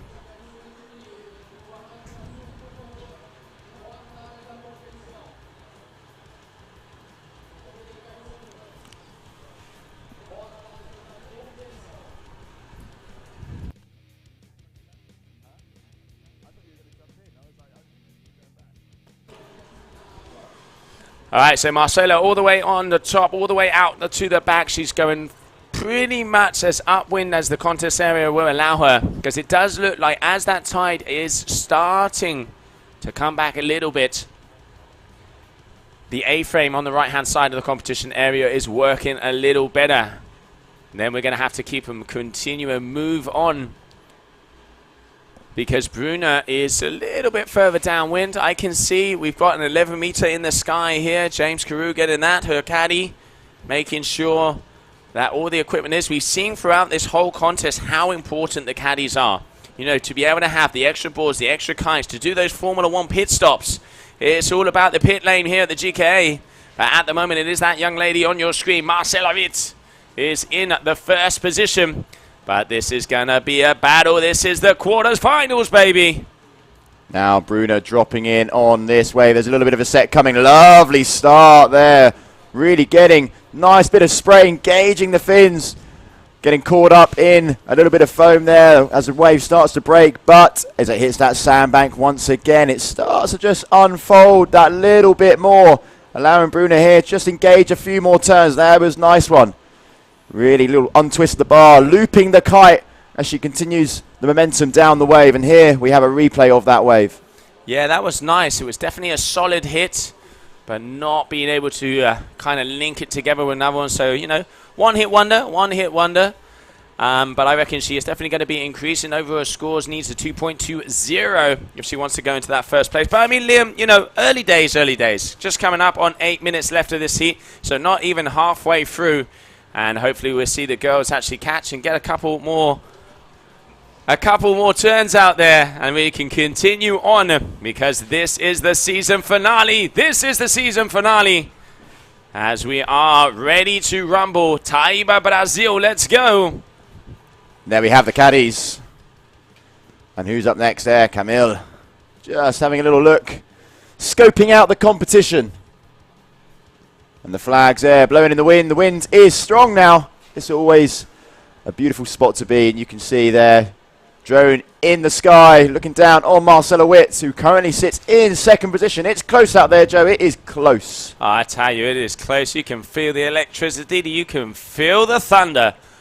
But both of these ladies know what they have to do. Bruna, one of the things that is incredible about this athlete, she pretty much trained for this 6 days in advance. You know, Bruna is a freestyle, twin-tip freestyler. She's been a world champion. She got second in the Taiba Lagoon a couple of weeks ago.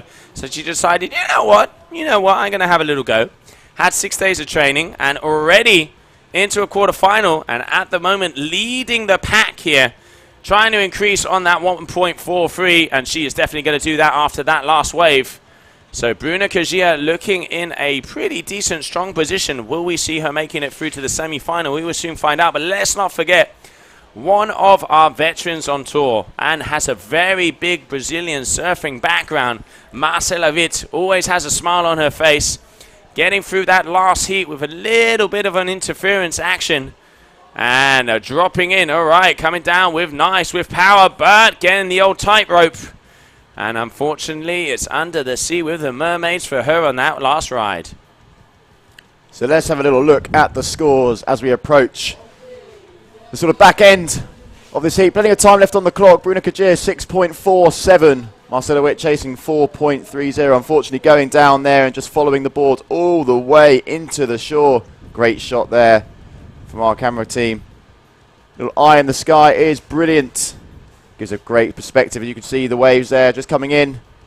Hopefully a nice little set to follow. And James, Joe, what I must say is it's really great to watch Bruna. Every heat she goes out, she just seems to be getting better and better, finding more flow, engaging and connecting the waves. Absolutely. I mean, you know, she is one of the best twin-tip freestylers of all time. She has been around for a long time, been competing since the beginning, and, you know, has been on top of the world. She now is out there and got second this year. She knows what it is to have body control. And one of the things that Bruna has is she has a very competitive nature. And if she goes into something, she wants to be ready and she wants to be flying. It looks like the wind's picking up because look at that bucket hat. It's getting flapped left, right, and center. All right, Bruna engaging in. This is looking like a nice wave. Check turn to go down the line. It is opening up. This is only going to be a two-hit wonder, but can she make it into something? Decent little hack. Not quite rail to rail, but she is in the lead so far. Two decent threes up on the boards. Marcela still struggling with 2.47 and a 1.83 as we are just coming in and under 5 minutes. This is what, you know, I mean, two very good Brazilians. You just have to look at the whole overview of these quarterfinals. We have 6 Brazilians in these quarterfinals. So that just says the quality of the surfing down here in Brazil. And yeah, we knew this was going to happen. We said some of the regular tour riders, they have the freestyle, they have the surfing, but when you come down to this part of the world, they really know how to throw it in the waves. Yeah, they sure do, Joe. They sure do. And we can see here Marcela Witt just throwing it down on this one. Just continuing this ride. Tough conditions out there, but they're making it work. Of course they are. And just grooving along down the line, sort of surfing here, just putting in a few check turns. Waiting for that wave just to open up and really get into it. But right, as you can see, coming in towards the shoreline, it's getting a little shallow. Yeah, and also you can see there on the beach, some of the athletes really looking and eyeing each other down. I mean, the concentration the girls have here in the competition, there are mind games going out there. You can see that is Camille Locharan, who's getting ready for her next heat. She's going up against Serena Luz, who had a very good heat in that previous one, racking a few moves together, not getting the biggest of scores, but she was really starting to get the flow. You really can tell when athletes start to get looser out there. I mean, we're seeing it with Bruna, like you said before there, Liam. It seems like every time she gets back out on the water, she seems to be improving. Yeah, most definitely. And here she is, lovely start there. And, I mean, a caddy like James Screw in your corner, sure, does help giving the best advice, but now Bruna engaging on this wave. Nice couple of turns to start it off. Looking for the third. Gets it. Untwist the bar. Looping the kite. Keeping tension on those lines. Making use of every part of this wave as she rides it all the way into the beach. Yeah, you can see making it up and continuing on. Another wave underneath her bout. Let's see if that is going to improve because her backup score is a 3.20. Is that going to be more? I reckon it is. I reckon she is going to improve on her scores ever so slightly. Okay, we can see there 7.57. Marcela Witt chasing with a 4.67. These are 2.91 to take the lead. Going down there on the way out. Time still in this heat. And there on your screen, Bruna, the current heat leader. Wonder what she's got next. Women, round 6, heat 1. Yeah, 2 minutes to go. And there you can see the image Bruna Kajia out there with the North Kite boarding, carving her way through this competition area. Out there on the wave kites and the wave boards, and just starting to enjoy hacking away and slashing away at some of these inside rollers. Nice little cross onshore shore break we got here. And now as that tide is going to start to push up, hopefully, Liam, we'll start to see some more sets coming through. Yeah, most definitely. We know when it hits that sort of mid-tide state, that's where we see the best waves. We had it yesterday during our men's semi-final and final. We really did get quite nice. We've got the wind today. The wind is there. We can see that our sort of 9 there. Exactly. That's the shot we want. Flags going. It's strong out there. It is strong.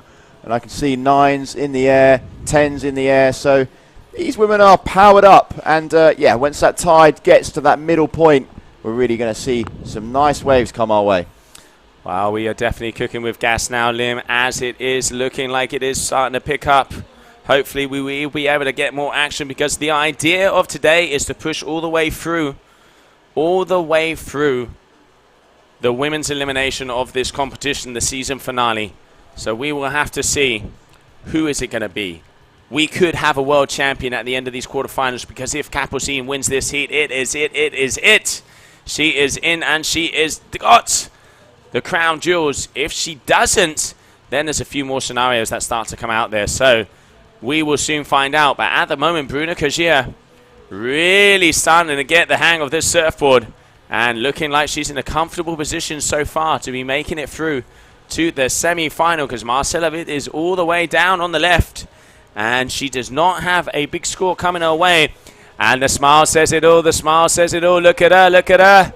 There it is as it's counting down. And we have making her way into the semi-final, Bruna Kajia. There it is, there it is. Good work, Bruna, good work. As we continue on, and there you can see the crowd and the boys just showing her the love as she continues on in this competition. Let's catch up and see the highlights of that last heat.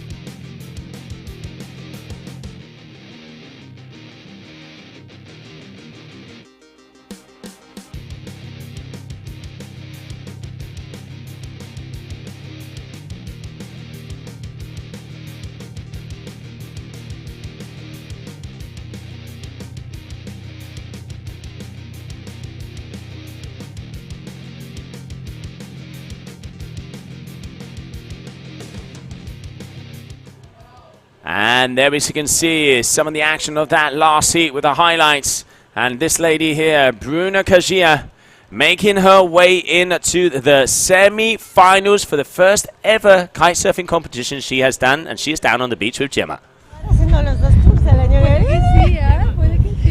Oh, that was amazing, Bruna. I have to say, during the event this week, we've just seen you like improving, getting better and better in every heat. It was like you were warming up.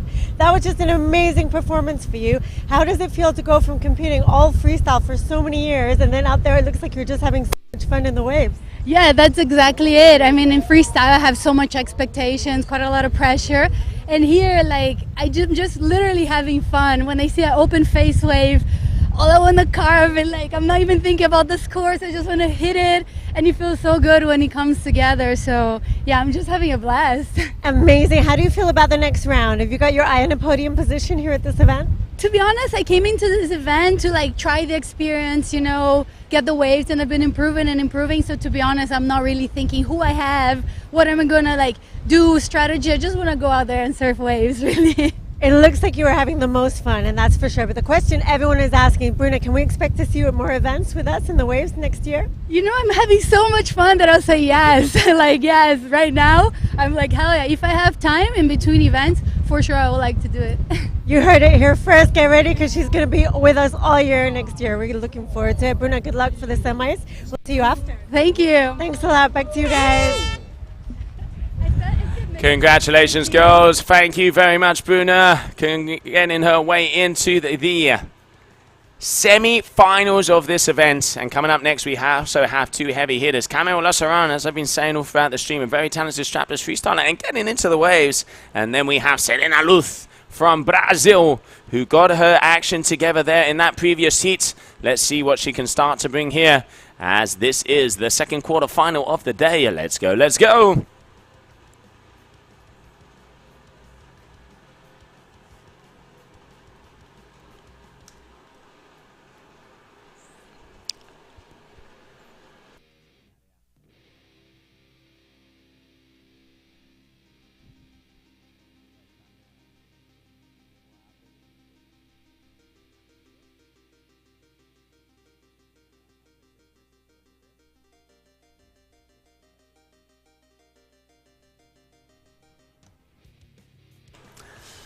All right, so two waves are what's counting. They are looking for the two best surfs out there on the water. We have 15 chances for them to be able to get that. 14 minutes of action. Camille Lassaran up against Serena Luz for the second quarterfinal of the day, as the tide is starting to come in.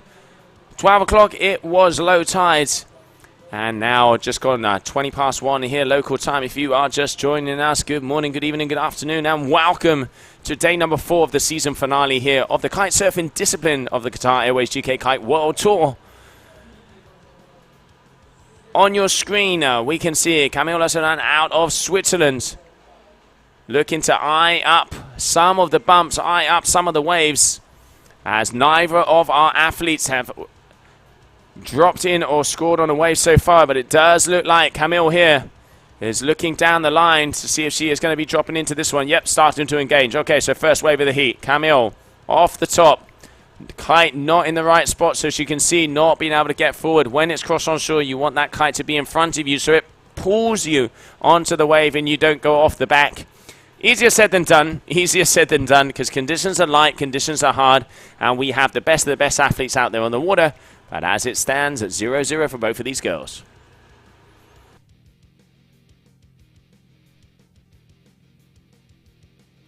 And there we see the beautiful Taiba. But Camille Lassaran dropping in yet again, a little bit further down to the left of the competition area.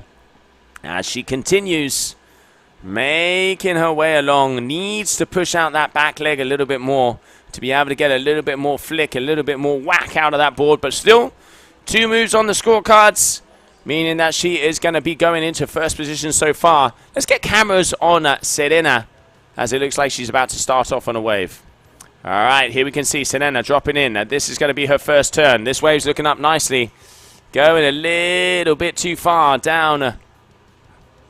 Really deciding against that one, as it did close out in front of her. Good decision there from the Brazilian. Patience. Let's not say just being patient. She's up the top, waiting for it to come. As it only takes 2 waves. You know, you can get 2 waves in a minute, so it all could come down to the line. But as we stand, when we get some scores coming in, it does look like we have Camille Lassaran in first, and this is looking like a better wave here for Serena. Once again, just timing that a little bit wrong.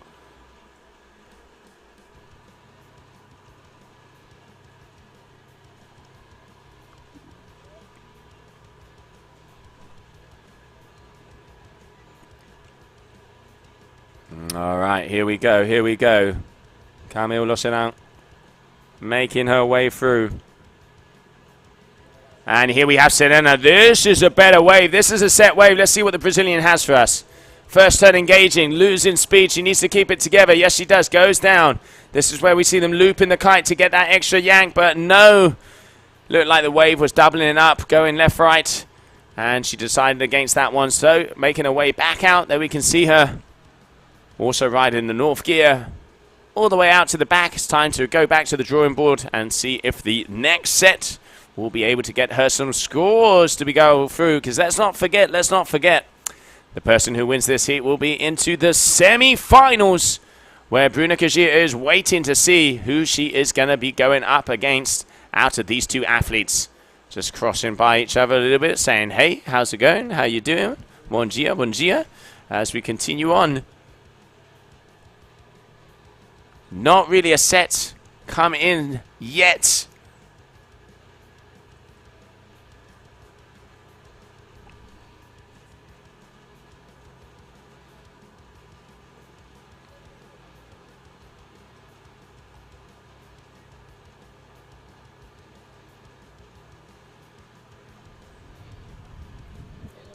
All right, Capel's in. Up and around. Here they go. Could see her there on the beach just looking up. Camille here. As she is starting to get another wave. Racking it down. Can she get another foam ride? No, she doesn't. Whoa! Gets a little pull over the top. So as we stand, Lasadan in first. Serena in second.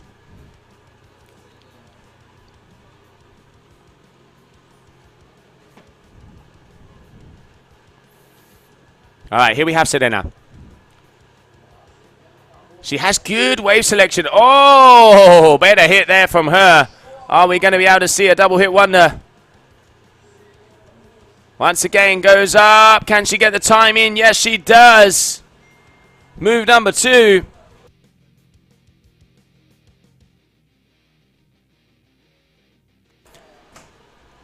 Big hit off the top. Managing to connect, but not getting what she wanted.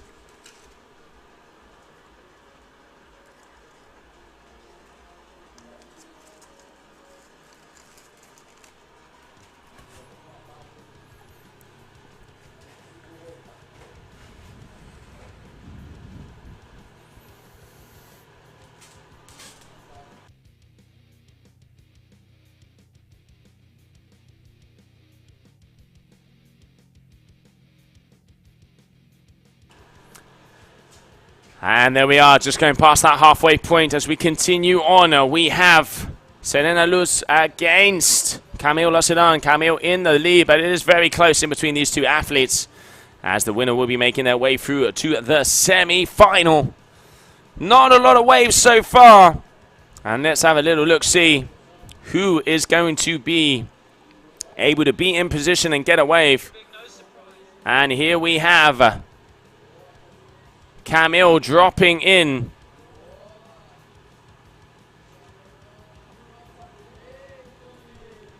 As she makes her way down. Yet another wave engaging. Oh, all right. Better hack there from her.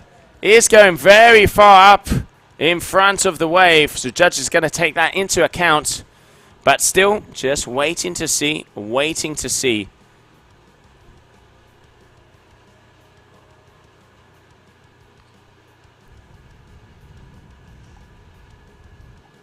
Here we have a replay of that last wave there from Camille.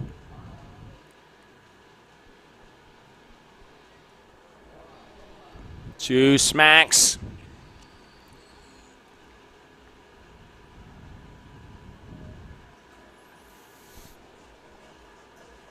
And there with a nice little finisher, 4.70. So now Camille commanding lead over Serena, as it continues on here for the quarterfinals as we approach the last 5 minutes of this here. All right, this is looking like a nice wave. Serena, first turn. No, just not getting the power in that kite to continue on. And here we can see everybody down there on the beach. That is Camille's family. Her sister, her mum. We can see Sonia Bunta. And we can see Daniela as well. Daniela Moreno. All of the girls just checking out and seeing how her friend is doing, as she is sitting comfortably in the lead. All right, better turn here from Camille. But the wave is really closing out in front of her. Just a little bit of an A-frame there. And not being able to produce the goods. But she is in the lead so far. She is in the lead.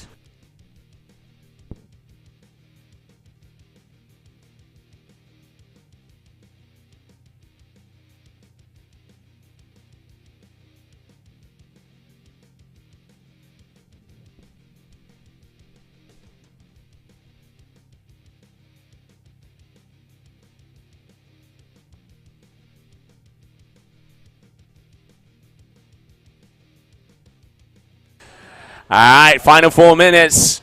And Serena dándole duro. Massa, nice, liking what I see. Let's have a look and see what she had here. First turn, getting that kite down, which was allowing her to go down the line.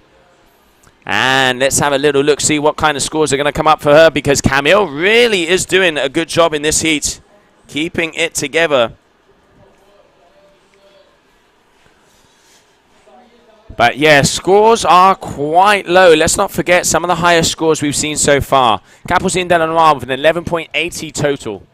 And then Kessiani Rodriguez with an 11.70 total. Those are the two highest scores. Those are the numbers that the two best girls on that tour at the moment have been locking in. And we are going to be seeing both of them coming up next. First, Kessiani Rodriguez, Lidiana Sanders, who just got past Luisa Neto on the final wave there in that last round.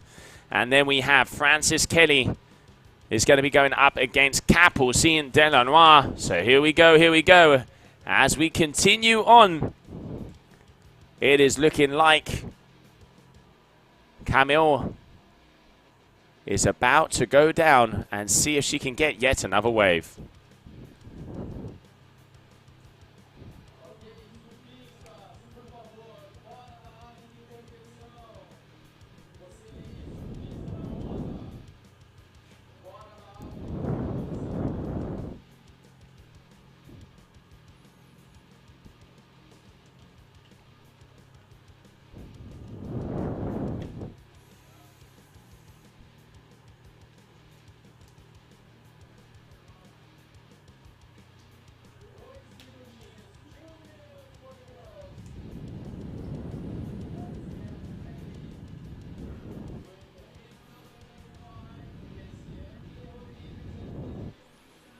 All right, Serena coming down here.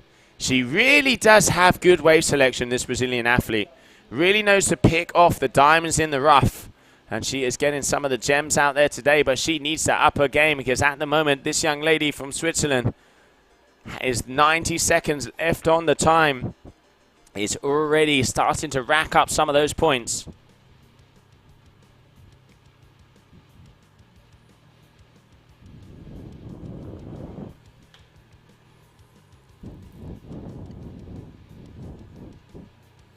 And now we can see Serena running up the beach. Treino más treino. Treino más treino.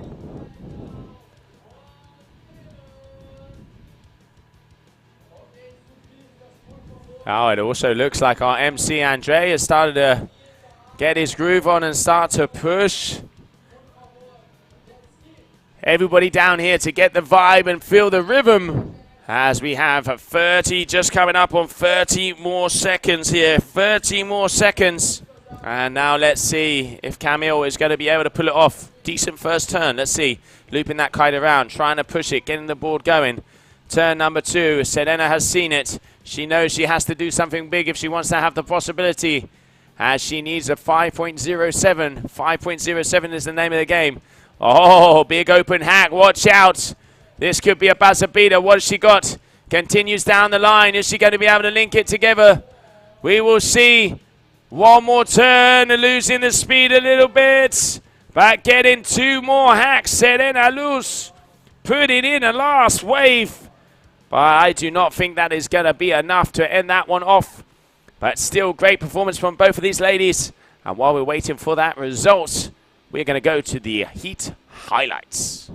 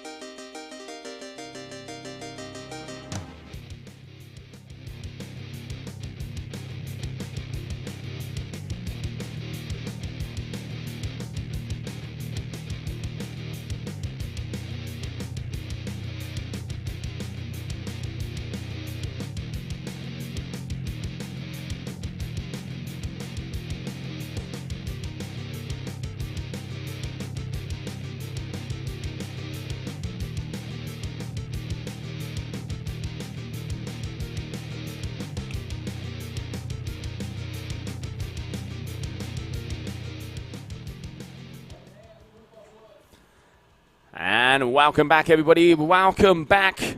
And taking the win of that last heat, we have Camille Lassarin from Switzerland, meaning that she is the next semi-finalist who will be going up against Bruna Kagia in the next round. And out there on the water, let's see, our 2 athletes are going to be Kesiani Rodriguez and Lidiane Sanders. There they are, ready to rumble, ready to get down, ready to go.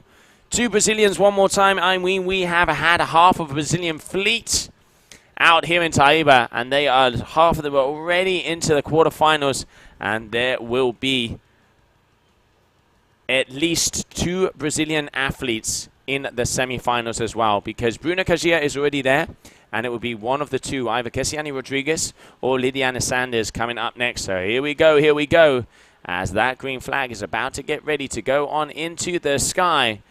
And here we have the 3rd quarterfinal of the day. But before we go into it, let's go down to the beach, because we are with Camille Lassarin. Thank you so much, Joe Camille. Another amazing heat, amazing riding from you, advancing through to the semifinals where you'll face Bruna Kagia. How do you feel? Well, I'm feeling super good. I don't have words, honestly. This format is new for me in the waves, but I'm learning every day more and more. And I guess that coming here 2 weeks here in Taiba pays off. And yeah, I'm feeling super stoked, honestly. Tell us, Camille, where you normally live and train. Where's your home spot? Well, I live between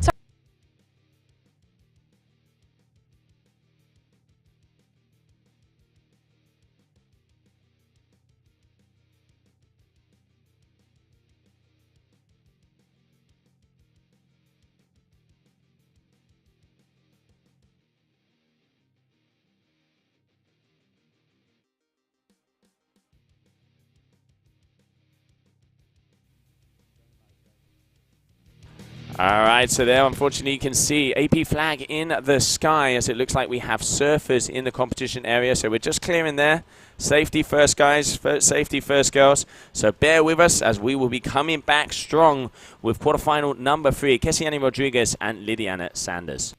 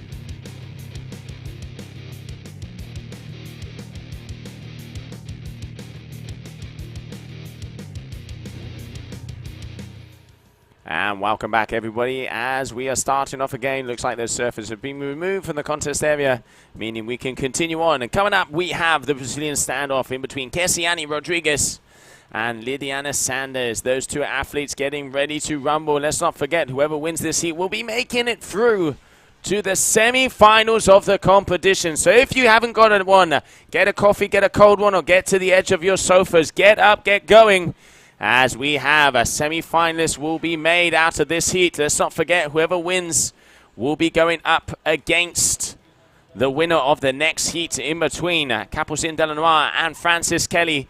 So big heats coming up your way. And let's not forget, if Capucine Delanois wins her quarterfinal heat, which is the next heat, she will be our new Qatar Airways GK Kite-Surf World Champion. So let's go, as we are 4 minutes away to the start of quarterfinal number 3.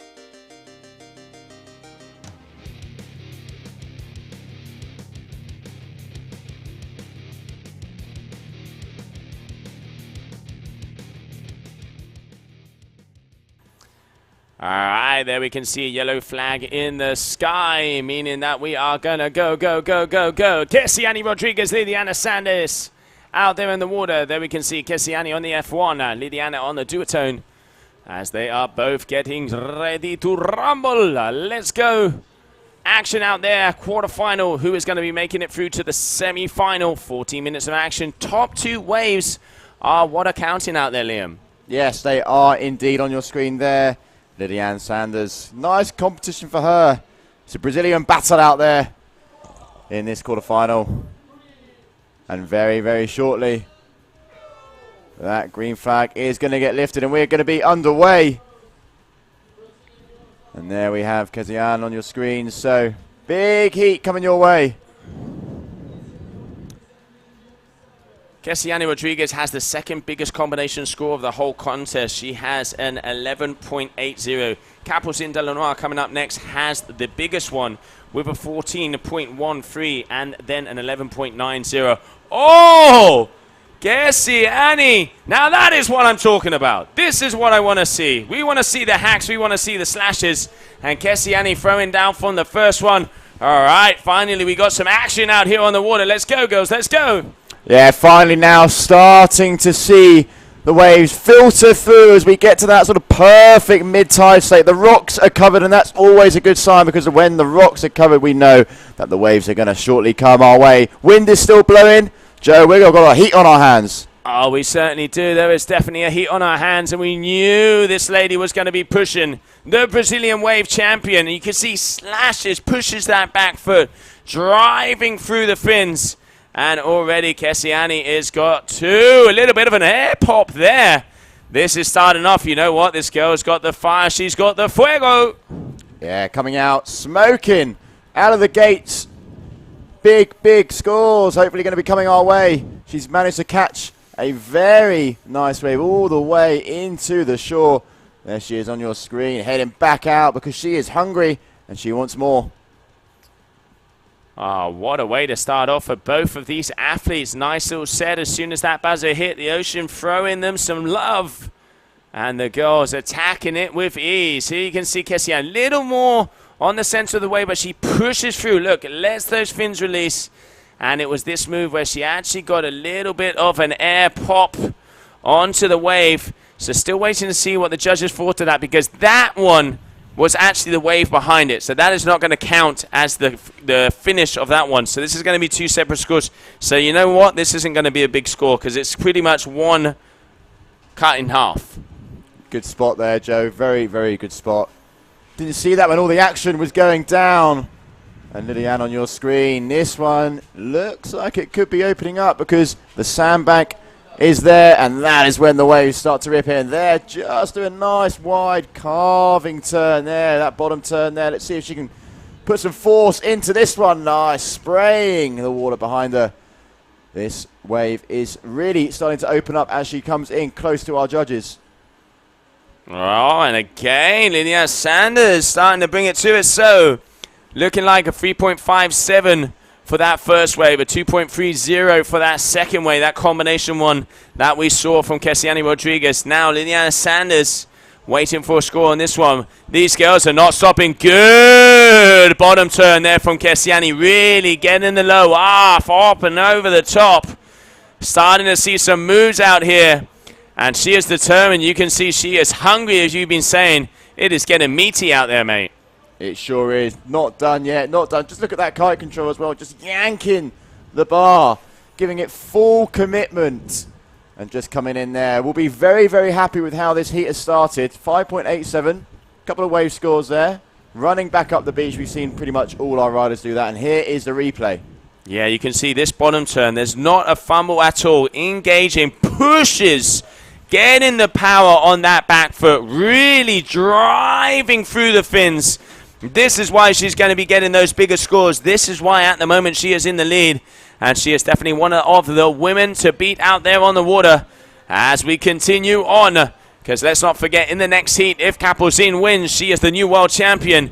If not, this lady here will also have a possibility. Because let's have a little look at the scenarios that we have down there. If Kapuzin loses and Francis wins, Kessiani and Camille need to win the event to be world champion, and Francis needs to be 4th position. Those are the situation that is out there on the water.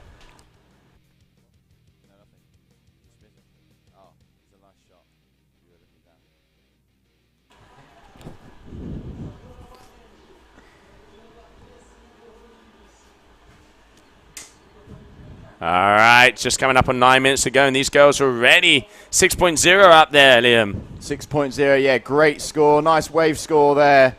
And we can see, there we have the eye in the sky as our riders just making their way back out. Sets are coming through nicely. Wind is there. We can see Liliane just looking out the corner of my eye. And on the duotone gear, little D-Lab she's got flying high. And it's looking like Kessiani's seen something. She's seen something turning around.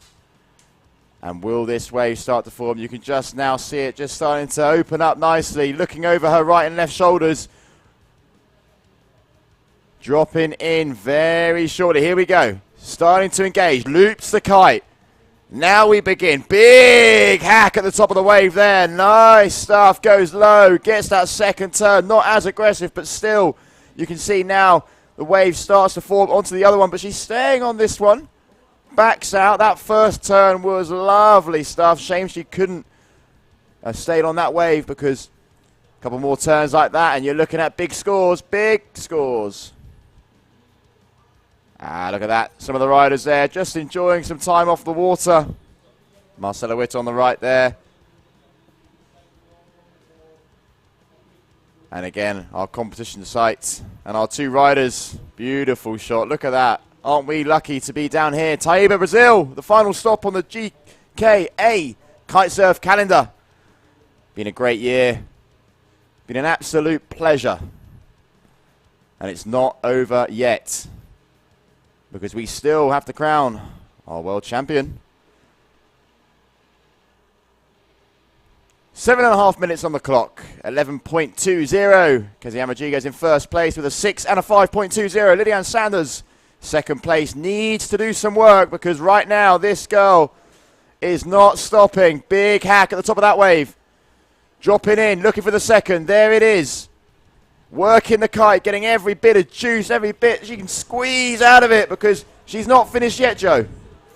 She is definitely not finished yet. She is going on all the way down. Let's not forget, her biggest combination score of the contest so far was an 11.70. So that was the number she wants to beat already with an 11.20. She's got a 6 and she's got a 5.20. Good numbers up there. Capucine Delanois, who's coming up next, had that 14.13. So still, both of these girls, you can see, are pushing forwards. And you know what? At the moment, it looks like she is in a commanding lead, because Luisa Sanders, who is out the back and is about to drop in, is in almost a combination situation out there, Liam. Yeah, not the situation you want to be in, but we've seen anything is possible at this event. Anything can happen. We've seen buzzer beaters. We've seen some big names get knocked out early on. And it's great, because it's anyone's game. 6 minutes pretty much on the clock as we get to that point. Kezia Rodriguez, 13, bang on the money. So that wave score just came in, and look at that, 7. She's just increasing and already getting up there, 13.00. Kessiani means business. Kessiani means business, ladies and gentlemen. Watch out, as she is definitely showing she is one of the best kite surfers on the planet. And coming from Brazil here on her home soil, this is what she wants to do. This is what she wants to show. As already a commanding lead out there, and the highest scoring heat we have seen today. 13, yeah, great score. But, you know, look at this now. I'm just looking at the edge of the booth here, and I can see some really nice sort of waves forming there. Sets are starting to come through, and finally here we have Lilian Sanders dropping in on this one. Nice sort of fluid turn, but just getting caught out on the top of that wave. Shame, because that one, I'm watching it now, has actually started to shape up quite nicely. Yeah, there was definitely some nice shapes out there. Really pushing and moving around, but just not quite getting what she wanted there. I mean, I'll say it again, Lilian Sanders, she has really good wave selection. Well, the ones she takes off on really are the ones that are kind of rolling and going all the way down. Just not being able to get the goods so far. But like you're saying, Liam, anything can happen. This is the quarterfinals. This is for the entry into the semis. These girls are the best of the best athletes that are out there on tour. But this young lady now, Kessiani Rodriguez, proving that she has something to go down, something to prove here in Brazil. Yeah, seems to be catching the right waves at the right time in this heat as well. And the score says it all. Big 13. Just going down a little bit there, but stays on her feet.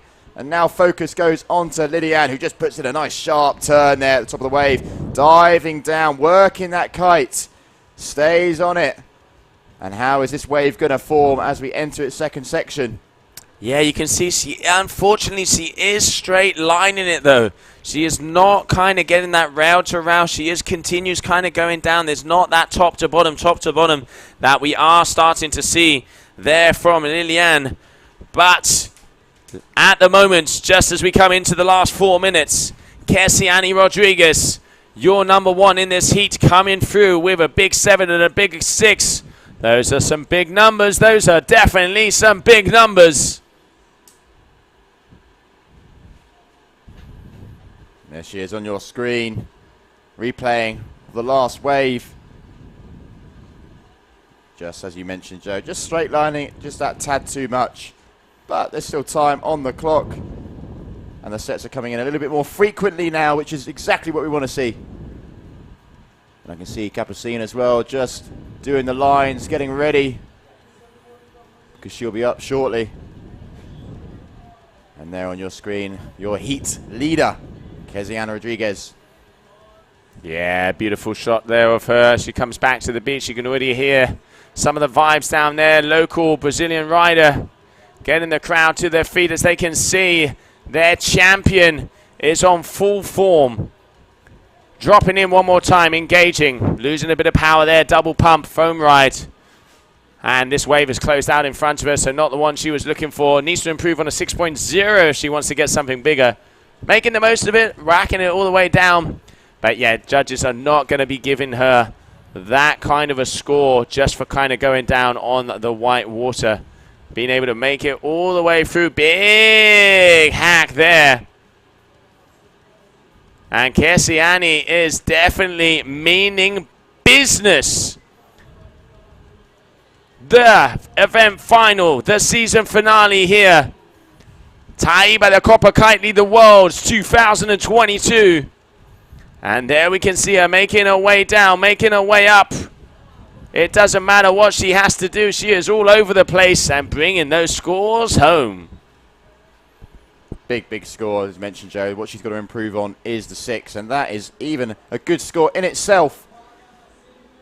So coming up to a minute and a half now.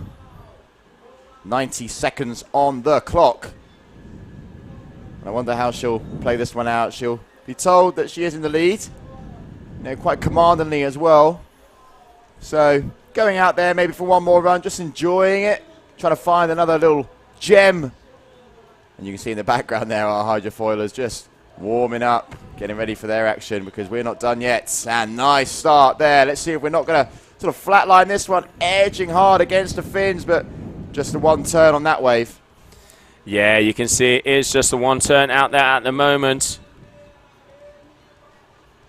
As she is making her way along and making her way down. Final seconds of this heat as we come into the final 45 seconds. She is comboed out. I am going to say it, Liam. She is not going to be able to produce two scoring waves with the time scale there is. Kesiani Rodriguez engaging and going down on yet another wave. Here we have her 2 times. Pulling it around. She really untwists that bar mid-wave all the time. Seems to be working, but hey, you know, if you get tagged up, it won't. And releasing those fins. I want to see a smile, Kesiani. I want to see a smile because she knows she has done enough. Meaning that making his way and continuing on to the semi-finals number 2. Put your hands together, Liam. Kesiani Rodriguez. What a good heat. What a good ride. And now let's have a look at the highlights of that last heat.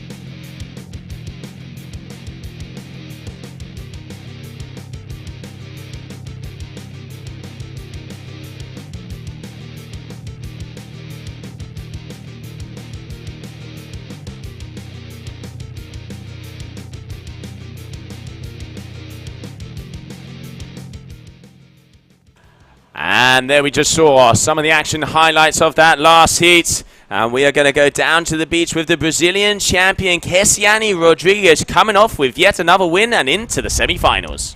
Thank you so much, Joe Kessiane. Another amazing result through to the semifinals. How do you feel? Today, it's perfect condition. Wind is good, but it's no good wave. I'm very happy to be here because it's the best in the world. The athletes is incredible. I'm very happy, and it's like my daughter is incredible. Hello. I'm very happy. I go for the next shows. Okay. Super. We look forward to seeing you in the next round, Kessiane. Mucha suerte y muchas gracias. Thank you. Thank you, Gemma. Congratulations, Kessiane. Congratulations. Parabéns. Grande. Making her way into the semi-final number 2. Now, this is an important moment out here on the competition. Capucine Delanois going up against Frances Kelly. If Capucine wins this heat, she is the new world champion. If Capucine wins this heat, she is the new world champion. If she doesn't, it opens up options for the rest of the ladies. So let's keep our eyes out there. 14 minutes of actions. The rest 2 waves are the ones that count. And look at the face of ice out there as this girl knows what's on the line. Wow, what a moment. And here she is. Capucine on your screens, and there Frances Kelly dropping in to a wave. This one's shaping up to be nice. A little bit of slack in the lines, gets the pull. First turn, a little bit flatlining that section though. We definitely want to be a little bit more aggressive. Again, sort of getting the turns in there, Joe, but wave's not over. Sort of, you know, a little bit flatlining there. Yeah, it is a little bit flatline there, but still, you know, getting the moves. We see a score about to be dropped there for Capucine. Both of these girls starting off first wave. All right, here we have Capucine looping it in, going up. She's going to have to foam climb this one. She wants to get to the next section. This wave closing out just a little in front of her. Get in there just in time. Can she make it down, as there's going to be a little finisher, as you can see. This bottom section starting to make it up. And racking the border around. Bit of a handbrake turn, but still showing the technical difficulty. Mixing it up, making it happen. Our world's number 1 at the moment is going to be going into first position. But we know with these two, let's not forget, we saw the final down there in Dakar. Anything can happen. Yeah, not the first time that these two have come up against each other, battling it out in the final earlier on in the year. Capucine coming out on top. And will we see the same again? Or can Frances Kelly, this lady on your screen, just mix it up a little and bring the heat? Because right behind her there, that looks like it could be a nice little set coming through. Yeah, it does look like there is some motion in the ocean. Sets are starting to come back. Let's not forget the tide is on the push. So it means that it's going to be pushing some love our way, pushing us some swell, pushing us some turns and some hacks.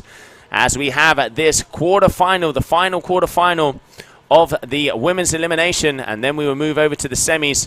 But an important moment here for this young lady, the North kiteboarding rider, Capucine Delanois from France. If she wins this heat, she is the new world champion. And will be retaining the title as well. Got our watch on, checking the time. We'll soon be bringing you some scores.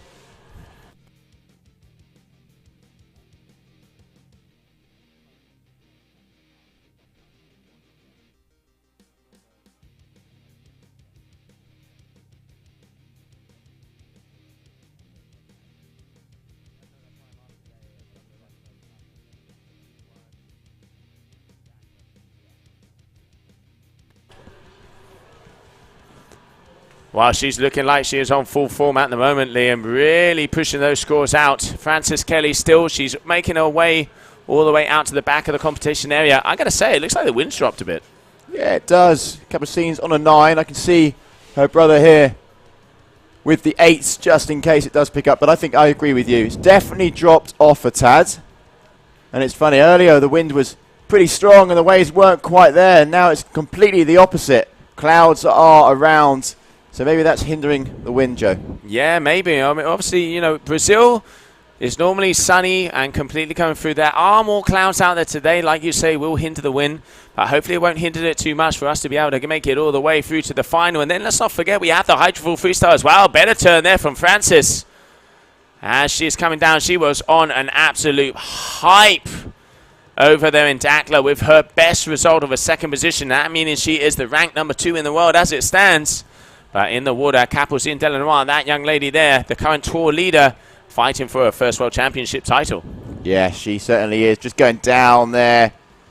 Edge of the board, going in, falling off. And you can see 7.87. And there, Frances Kelly running back up the beach. You can see her caddy joining. Going to grab that board to make everything go a little bit quicker.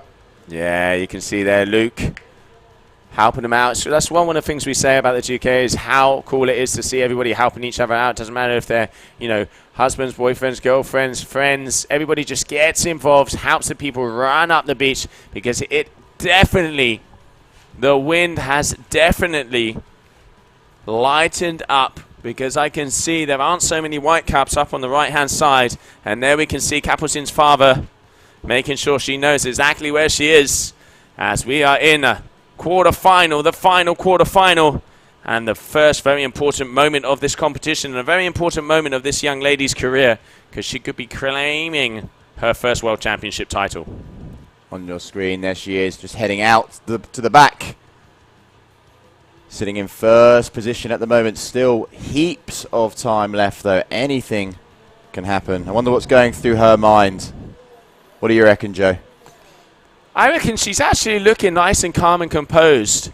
Don't get me wrong, she is a very young athlete, but has competition experience underneath her belt. You know, she came second on the overall last year because our world champion was Perry Roberts, and this year she is pushing really on the strapless freestyle. She is in a world of her own. She is one of the top athletes, the only woman rider to land a double front roll in competition.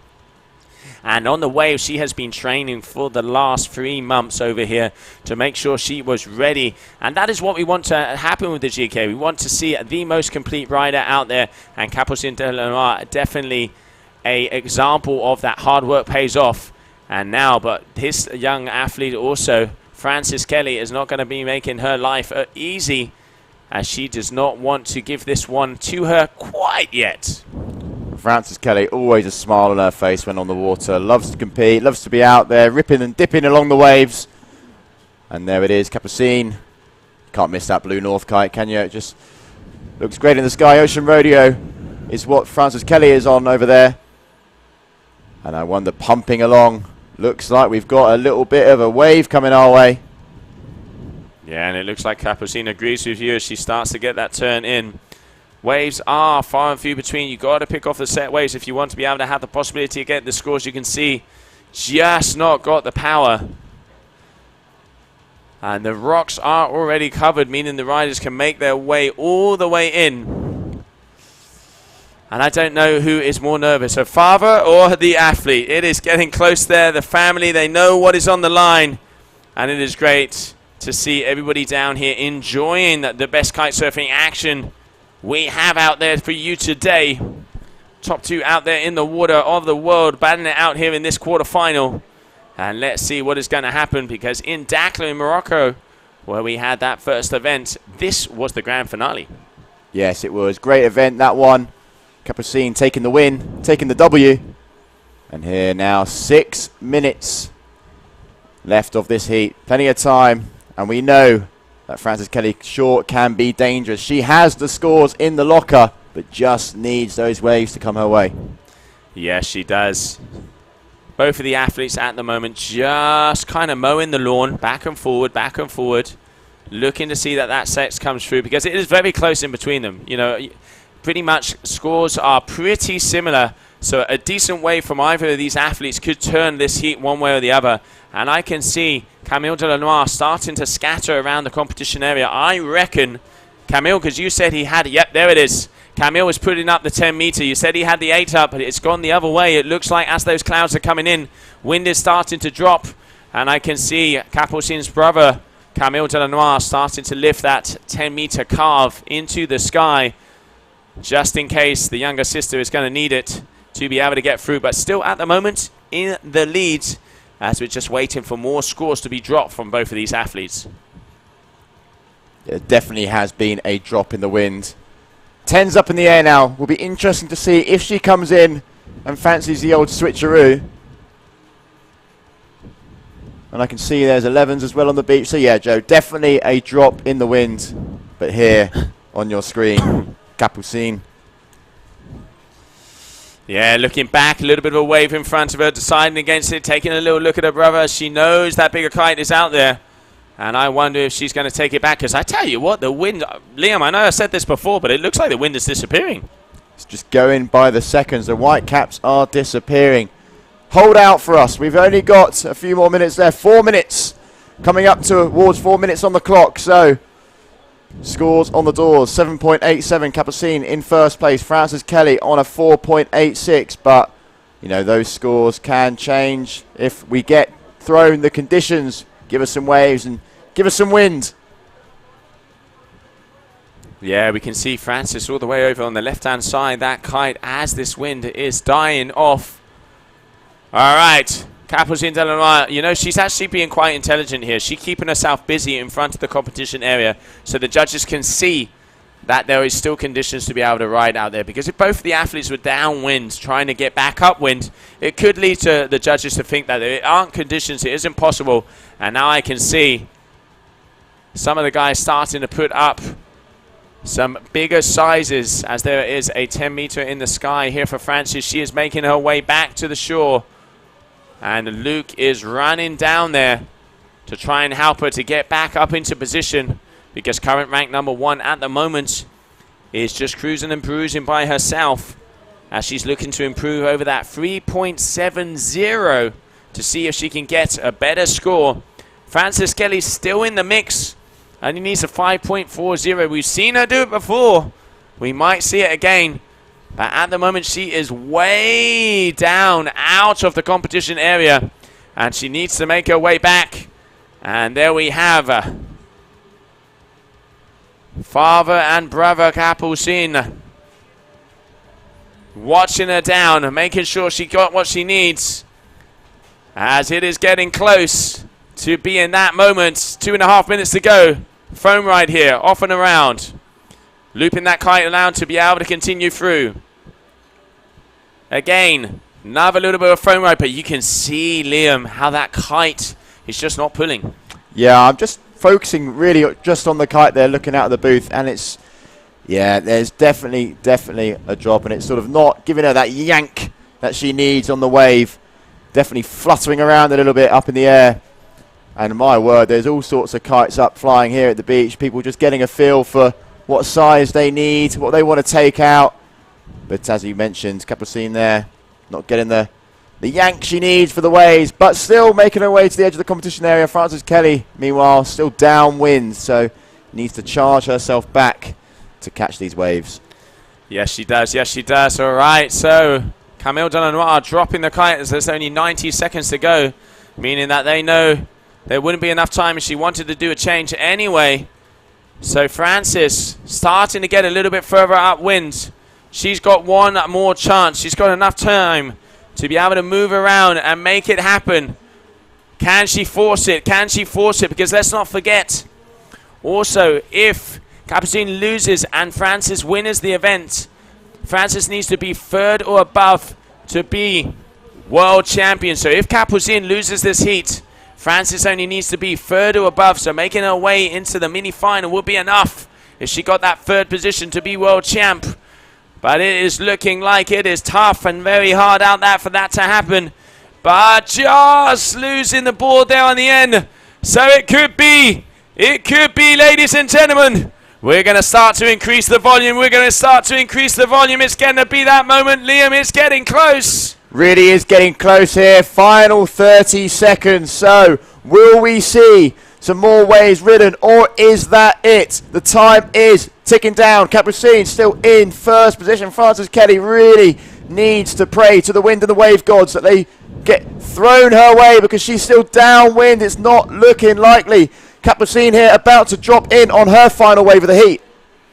Oh, she is, and Frances Kelly is all the way down the bottom, but it doesn't look like she's got another wave.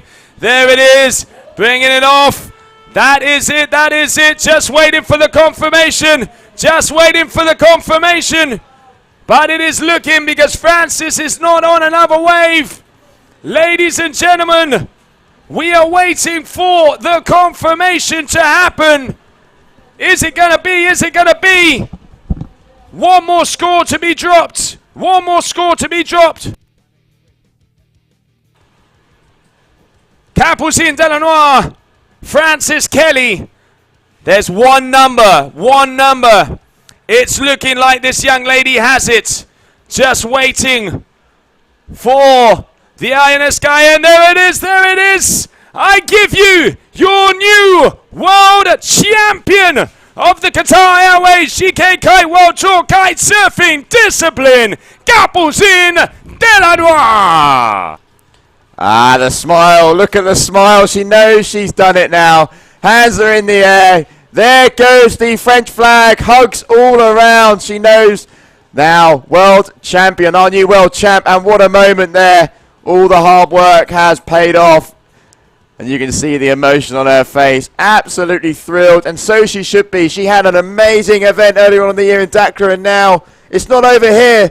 But she can sure enjoy this moment, because she is our new world champion.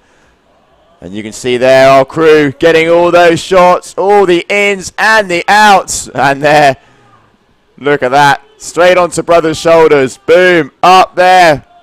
Flag is flying high.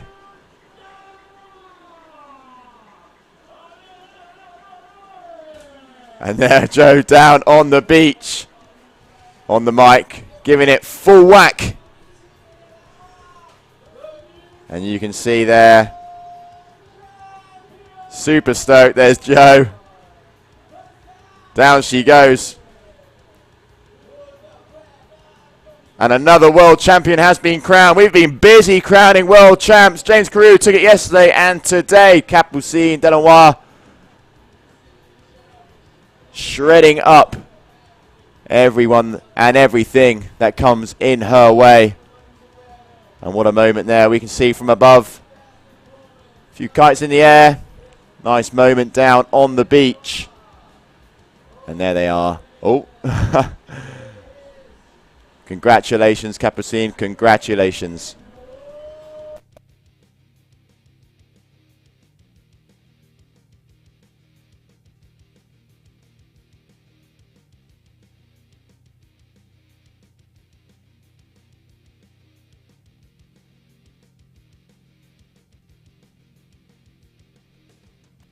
And what a moment there.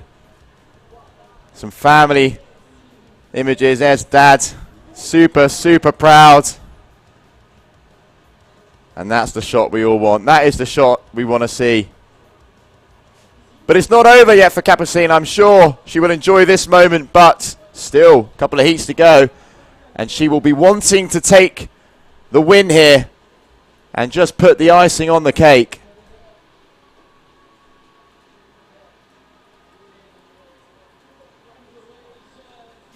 And shortly, we'll be able to have a few words very, very shortly. But look at that. Eye in the sky.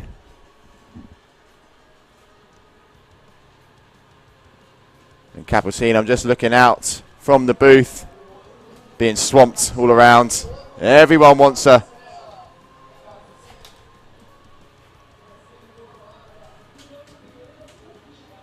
And I've just been told that Joe is down on the beach with our new world champion, Capucine Delanois. Thank you, Liam. Yes, we are. Yes, you are. Because standing here to my right, I give you, ladies and gentlemen, the new kite surfing world champion, Capucine. Hard work pays off. What a heat. What a contest. What a year on top of the world. Yeah, it's just crazy. I have no words. I couldn't dream about anything better. You know, this year I got 2 world titles. It was my goal, it was my dream, and I made it, and I'm just so happy. I'm so well surrounded. My family is here, and yeah, I'm just so grateful for everything. I mean, Capucine, you've been on tour a couple of years. We saw you get so close last year, coming out in 2nd position. And let's not forget, 2 years ago, you didn't even know what a wave was. You came from the prayer. You came from the freestyle background. Trained very hard. You've been going focused. You knew you had to be the most complete rider. And today, that dream has come true. Yeah, 2 years ago I was only doing freestyle, and then I knew that if I wanted to be a wave world champion, I had to know how to ride a wave. And I've been training so hard for this with my father and my brother, and we are on the water every day training for that, and I'm just so happy. I'm so happy. Wow, now I'm going to let you soak it in because it ain't over yet. Now we are moving on to the semi-finals. So everybody, let's get this girl a breather. We continue on with the competition, but one more time, our new world champion, Capucine Delanois. What a moment. Thank you very much, Joe. Brilliant stuff there from Capucine. But as you mentioned, it's not over yet. Damage is still to be done. She sure will want to take the title here. But first, we must get fully involved in the next heat. Because shortly, coming up, we will have Bruna Kajier against Camille Lozerand. But before we go any further, let's enjoy the highlights from the past heat where we saw Capucine become our new world champion.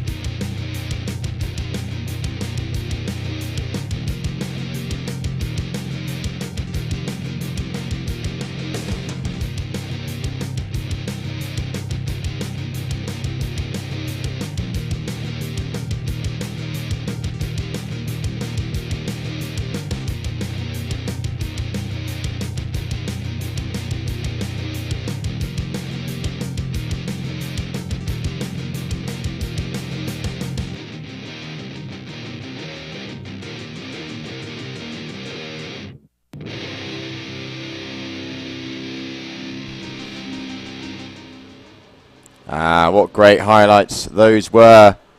But it's not over yet. It's not over yet. More action coming your way. Because right up next, we've got a tasty one, that's for sure. Women's semi-final, heat number 1. Bruna Kajier against Camille Lozerand. So Brazil versus Switzerland. Big, big heat here. Very, very interesting to see how Bruna will shape up, because Camille is a very well-established surfboard rider. And there are your riders. There are your athletes on your screen. And now we are going to be getting fully involved because some real good and solid heats coming your way. Bruna Kajir, first wave event for her, and has made it straight through to the semi-finals.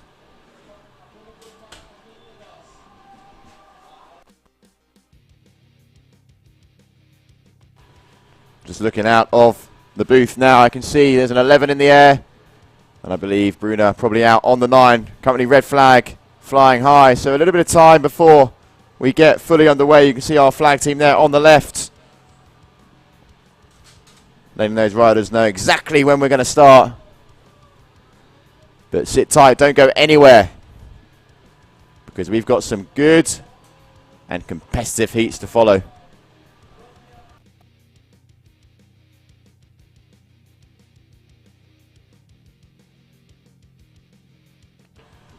All right, yellow flag goes up now. So yellow flag in the air. That means one thing only. We are very, very close to starting this heat. And you can see there our riders just out on the water now. Getting ready for this battle.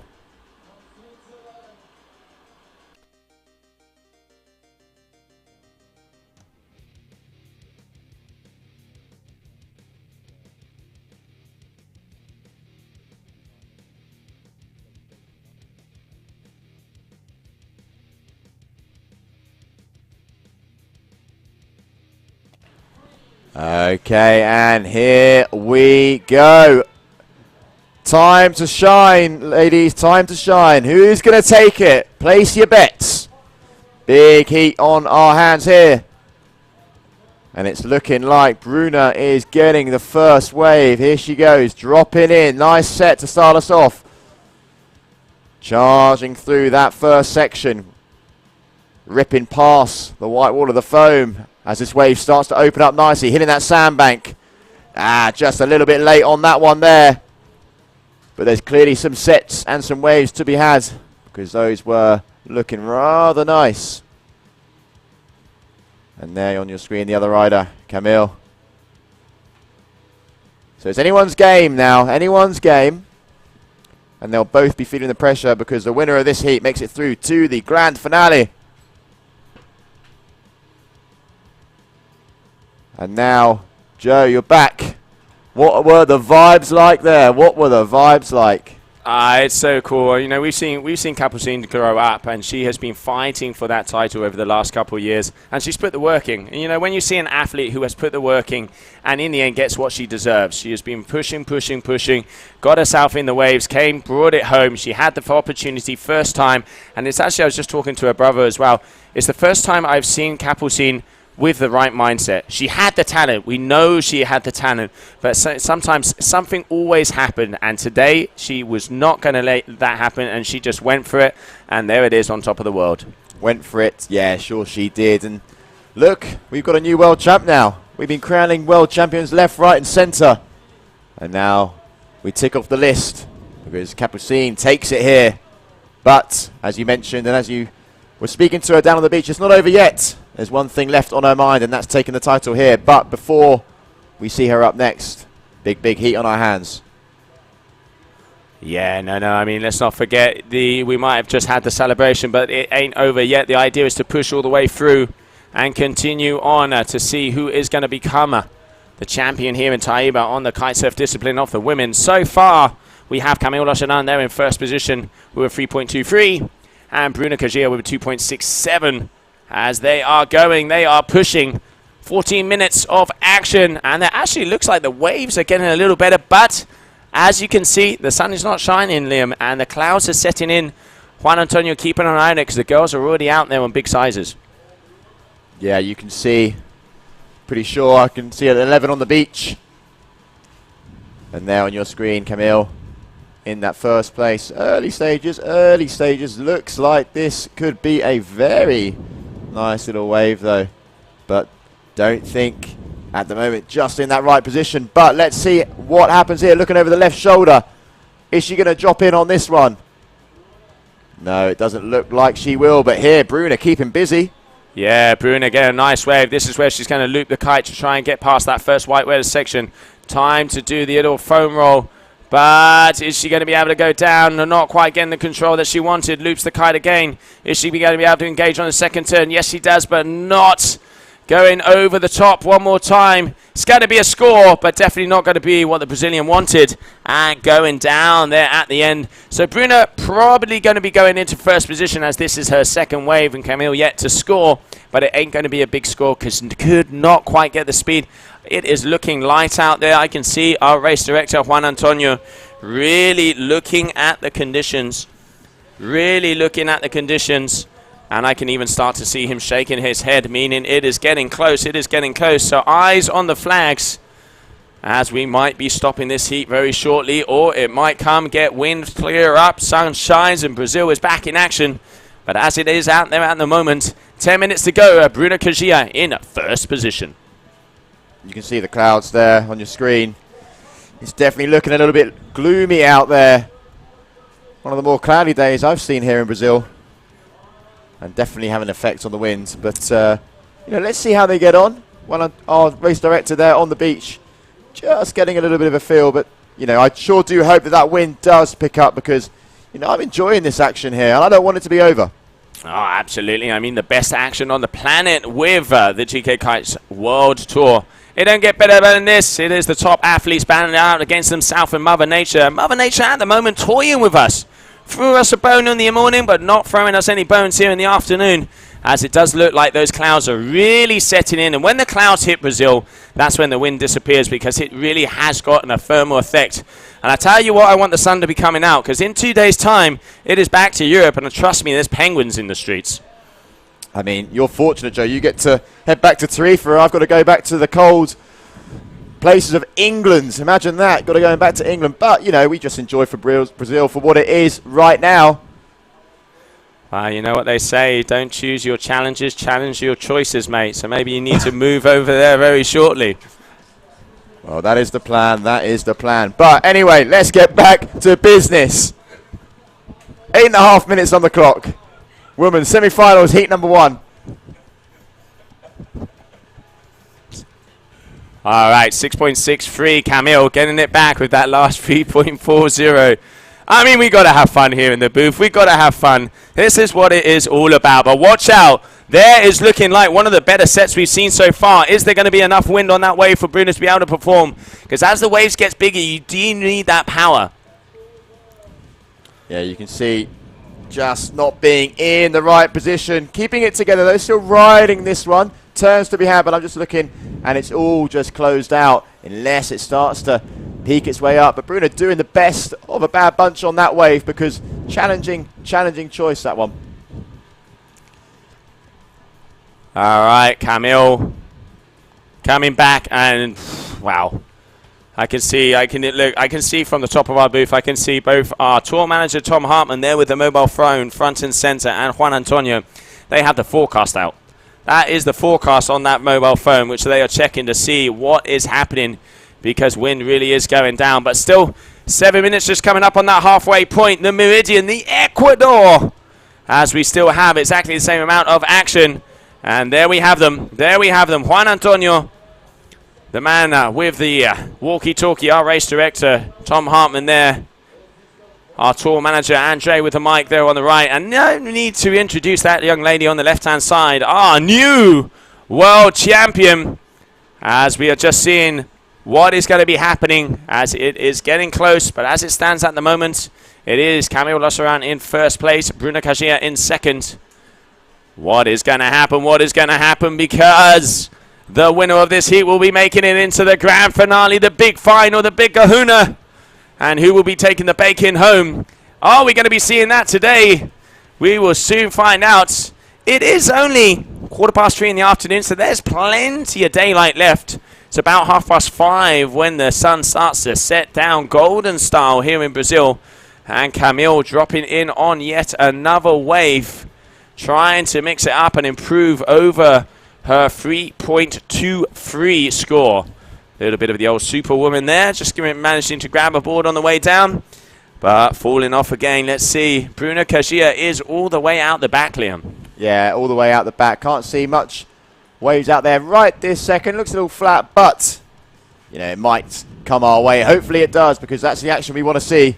Sitting in second place, 5.60, so you need to 3.70 to take the lead and go into first place. And just deciding against anything there, heading back out, because it's a little motionless out there right this minute. And I can see on the left-hand side, Camille blasting her way back in. Are we going to see a set of waves come our way? It does look like there's some ripples out the back. And I am seeing both of the ladies back in position. Bruna's being patient. She's made her way all the way back up to the top of the competition area, which when this tide is starting to push forward, there does seem to be a little bit more. But as it stands at the moment, it is in between 13 to 15 knots. That's why they are really struggling out there. Let's see what is going to happen. I know they have a close eye on it. 5 minutes to go. Bruna up the top. So if a set does come through, she is in a good position. And Camille with her hand on her, above her head, trying to find out if she is in first or second. Let's get cameras on Bruna Kajia as she is about to drop in. Here we go. All right, Bruna turning number one, wanting to increase on that 2.67. This is a good wave, looking like this could be possible. She can get that turn, gets the turn number two. Now she's going to be looping it down one more time. She's got the right timing. Can she get the smack? Yes, she does! And the smile and the claim. Bruna Kajia bringing it down when it's all worth it.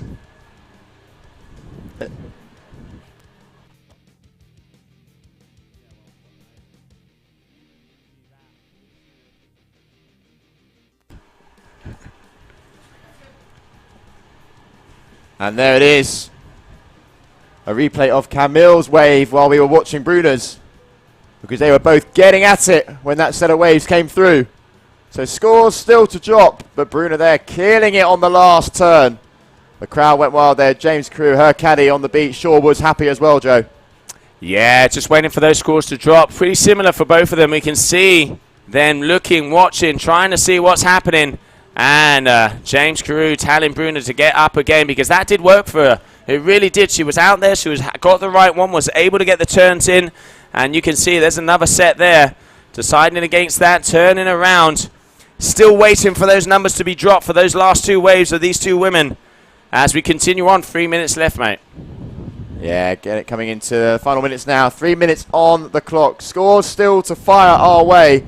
And one thing I noticed, Joe, is, you know, Bruna out there is just having fun, and there we are. That's us. Middle container up the top, hands in the air. We enjoy being there, watching this action with you guys at home, or wherever you are in the world. Yeah, be it the sofas, be it the bars, be it just on the street. We are enjoying the kite surfing action down here. Copa Kitley, Brazil. Taiba the Worlds 2022. 2.5 minutes left on the clicker, as both of these ladies are pretty much in position. But Bruna Kajia just slightly edging out there at the moment. But both of these girls have been throwing down. You know, this is where it gets hard, because now you have to make a decision.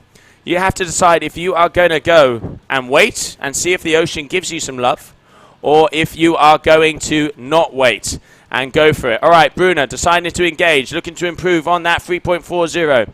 First turn, no, even not really giving it to her. Here goes the second, trying to keep the speed. Needs to get in front of the whitewash if she wants to have a possibility here to be able to rack up some points. Little bit of a foam ride. The wave's going to get the better of her. She's going to pull around. Are we going to see a finish? She can hack away on this one. Does, but goes off the back. Right in the back of the foam ball there. 1.5 minutes, 90 seconds. We might see her be able to take up on another one. Camille Lassaran in the center of the competition area. Yeah, nicely positioned as we head into the final 90 seconds. There we can see Francesco Capuzzo and Hendrik Lopez. And also our world champion, Capucin. Nice that all the riders come down and watch each other, help each other out. And Camille here positioned quite nicely. This is the spot in the competition area that seems to be the place to be. So let's see if the waves come our way, because it's getting tight, Joe. It is getting tight. Final minute of competition here in the women's semi-finals, heat number 1. Oh, absolutely. It does come down to the wire, because we can see that as it is starting to get there, both of the ladies, they are in position. Camille a little bit further up than Bruno, so she would have priority. Bruno a little bit to the left. Let's get cameras on Camille. There she is, turning around, knows how important this one is. Camille Lossadan, she needs to improve on that 3.40. She's speeding, but the wave is closing out in front of her. Is it going to give her the opportunity to get some cuts? Yes, it does. There's turn number 2. Trying to make it happen. There's been a lot of buzzer breakers throughout the whole competition. Is this going to be yet another one? Working it all the way down, and also Bruna on a wave out the back as well. Going to try and get another turn in, as this is going to be a finisher. Here she goes. Bruna Kajia. Camille Lossadan. Semi-final number 2. Wow, that is going to be close. That is going to be close. As we are waiting for scores to drop. Let's see, who is it going to be? Just waiting for confirmation on those last waves. And no, that is it, that is it. So ladies and gentlemen, our first finalist, the winner of that semi-final number win. There she is in the screen, Bruna Kajia from Brazil, continuing on. And a big round of applause also for Camille Lossadan in second position. And let's have a little look at the highlights. There is the love, there is the stoke, there are the smiles. This is what we want to see.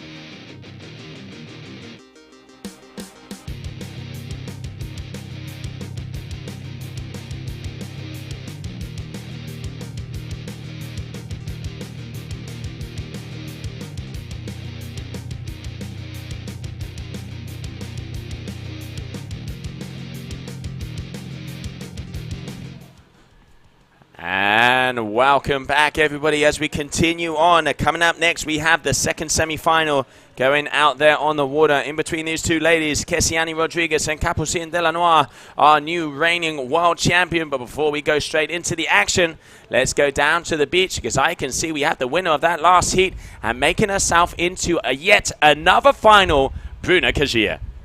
Bruna, another final. 2 weeks ago, you were in the freestyle final, and now here you are competing in the waves and making another final. The smile says it all. How do you feel? Oh man, I feel amazing. I'm just having such a good time out there. Like, I'm enjoying myself so much, and I think it really brought the spirit of competition back to me, like how I started in freestyle. It's been a wonderful journey so far. And you've got a great team there. You've got Hendrix, you've obviously got James, Francesco. How is it when you have those, riders, that do compete on the wave circuit, giving you those tips, giving you that advice? Is clearly helping a lot. Yes, clearly that makes a huge difference. And I mean, they're such a good team and good people. They make me feel good. James, I have nothing to say about it. Is the best coach I could possibly imagine. Especially me, because I'm riding switch.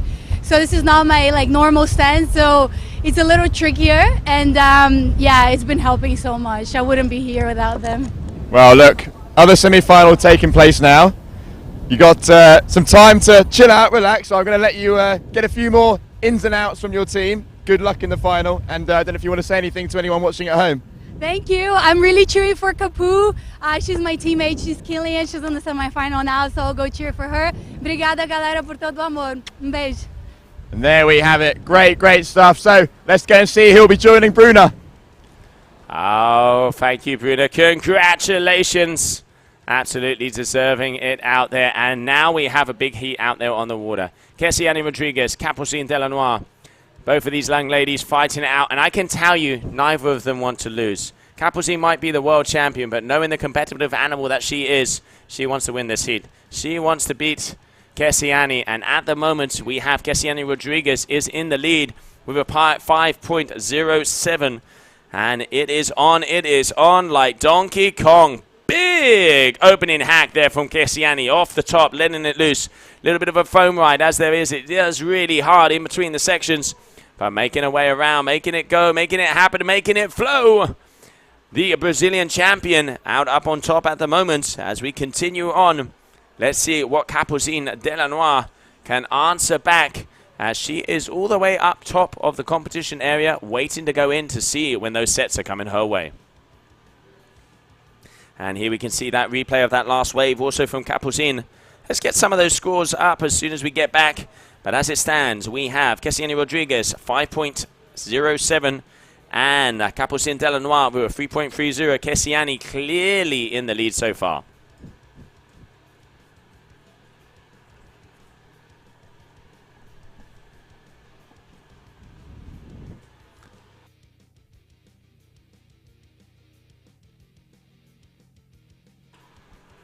All right, just almost 4 minutes already gone. And there are some nice set waves. There are some nice set waves coming in.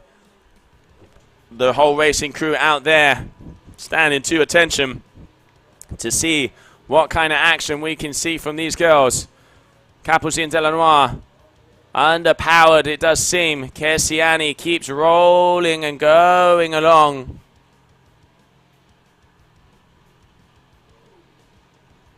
As both of these girls make their way along, and it does look like we might have a bit of a swap, a kite change if I'm not mistaken. As Capucine and Kessiani have made their way in, but no, decided against it. It's just to be able to get a little bit more upwind. But Kessiani has been putting in the groundwork, 9.14 to 4.30. Put in our new reigning world champion in a little sticky situation, but 9.5 minutes to go. Both of these girls more than capable of getting those moves or getting those waves. So let's see, as now it just comes down to the ocean sending us a little bit of wind, the ocean sending us a little bit of waves, and these girls to throw down and hack it away, hack it away. That is what I call a selfie stick if I have ever seen it. GoPro 360 in the house. As we keep going on, it looks like we have a competitor in the competition area.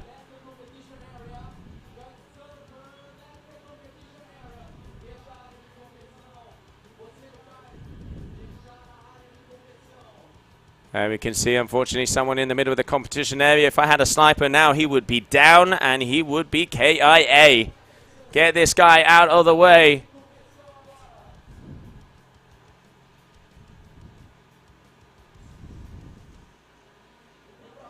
Kapuzin is on fire. She is on fire.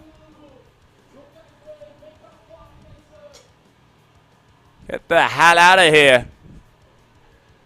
All right, so Kessiani getting another wave. Let's hope that we see both of these girls kind of ride it out, but once again, all the way down. Kessiani pushing and cruising and perusing. Good hacks there, good hacks. She is leaving nothing out there as she knows she is in a good position. Kessiani Rodriguez pushing through, dragging that board up the water as she continues on. And let's have a look. Capucine Delanois trying to get the power. Not getting a lot of yank out of it. She needs to start to bring some stuff together. All right, getting that board sideways, picking it around. Let's see if she can link it up with another turn. Good bottom turn off the top. Light wind conditions out there. Light wind conditions. And she is not happy. She is not happy. As we're just waiting for a score to drop on that one, which is going to put her back in a better position. But she's going to be making her way up there. And get this guy out of the water. Get this guy out of the water. Seriously. As he is interfering in a very important heat. I don't know who it is, but somebody have some words. All right, Bruna Kagia, Capucine Delanois. All the way up, chilling out. Time to take a little breather and get herself back in there, as this is a very important heat in between these two athletes. Just waiting for scores to drop, but Kessiani, it is not taken to her at all. She is all fire, all guns blazing, and she is out on the prowl as we continue on.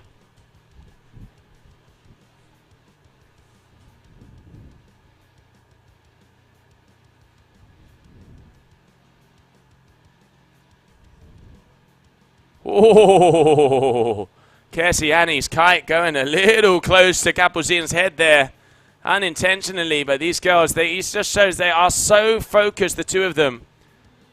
And let's see if there are going to be some waves, because we want the battle to be on the waves. We don't want there not to be waves. We want there to be a real battle out there. We don't want it to come down to just the fact that, you know, someone got one, someone got the other. We want it to be continuous. We want there to be a fight. We want there to be war. And I tell you what, there is definitely war out there right now. Capucine Delanois coming in. This is looking like a nicer wave. Can she time it right? Does look like she does. Off the top. Good hack, but goes down. Missing out on that one. You can see there is stress on her face. There is stress on her face. That has really phased her.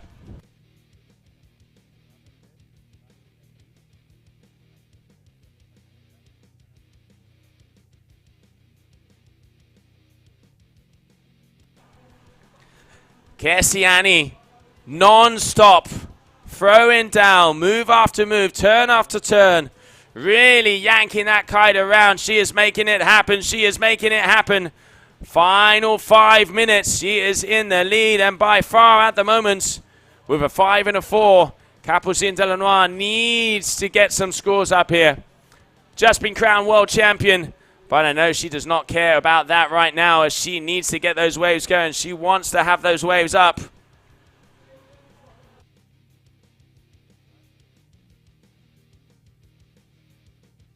All right, so it looks like they get 4 more minutes. What has happened due to that interference? The race crew giving them 4 more minutes.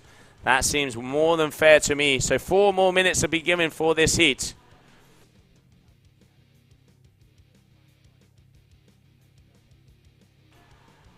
So even though it appears as 4 minutes, they are actually at minute number 8. Timer has just been changing due to the fact of the interference of that rider in the air. All right, Capucine Delanois, you can see she's losing her concentration. She has lost it, but let's see if she can regain it. All right, that's more like the Capucine we're used to seeing. Trying to pump it, milking, squeezing the juice out of the fruit, and getting another little yank down there. And now she's going to have to come and run all the way up. She is going to have to run all the way up as we continue on. And I can see our race director also starting to get ready and starting to continue.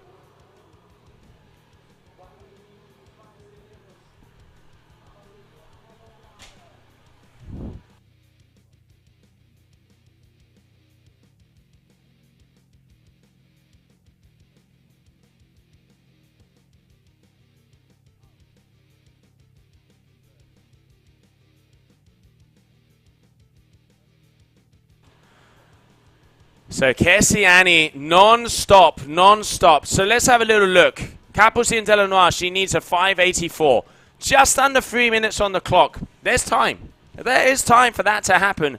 But Kessiani definitely looks like she's in a little bit more of a confidence place at the moment. She is pushing. And we can see Capucine here taking a little breather. Sometimes it's better just to calm down, relax, take 10 seconds, and then get back out there because it's been a stressful heat for her so far. As we continue on with action out here on the water. Because let's go.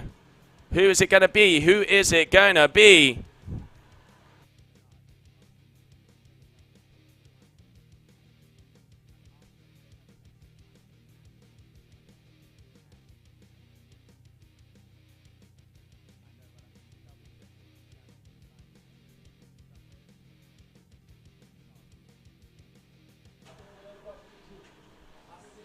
All right, Capucine, there it is, a 4.13, so starting to get better, starting to come back. As it is a battle, this is what we wanted. Kessiani Rodriguez is on fire out there at the moment. As she also wants to prove a point, did have a very bad result in Dakar. Not what she was expecting. And this is her home ground. This is her home soil. I mean, she's Brazilian. This is Brazil. She wants to represent. She wants to protect her country. And looking like Kessiani is going to be able to drop in on a set. As I do wonder, it looks like Capucine had her hands up in the air. As I think, there we can see, there is the timer getting ready to go as that addition has been come on. So that will start ticking down. There it is. So we still have 5 minutes of action here. Kessiani looking to improve on that 4.7. Oh, nice finisher. Definitely in the driver's seat so far. But there is still 5 minutes of action. Anything can happen. All right, Capucine deciding against it. Looking at her clock, looking at her watch. She knows that she has to add those 4 minutes. Has she been able to do that on that watch? I am not sure. But it is all guns blazing. Go, go, go. Green light if I have ever seen it. 4 minutes as we have semi-final number 2. Who will be making it through to meet Bruna? Who will it be? We will have to find out, as there is definitely enough time for another set to come our way. All right, it looks like Capucine is going to have a nice wave here. Yes, she is. This is where she's going to loop this in. She is starting to loop it. Here it goes around, up and away. Up and away, up and away as we continue. It keeps going around, so this heat is not finished. We still have 4 minutes as that time is being reset. Oh, adding in the skills, adding in the moves. Watch out, ladies and gentlemen. This could be the difference. This could be the wave that Capucine was waiting for. Waiting to see those scores come in. Ah, this is it. This is it. Kessiani, Capucine, Kessiani. Two of the top riders out there battling it out. This is what we want to see as it continues on. 3.5 minutes. What are going to be the scores? I'm hitting the refresh button like I was the Duracell bunny right now. All right. As it continues on, she needs a 5.0. Needs a 5.0. Kessiani getting another 5, so she's already up to 10. Increasing her lead.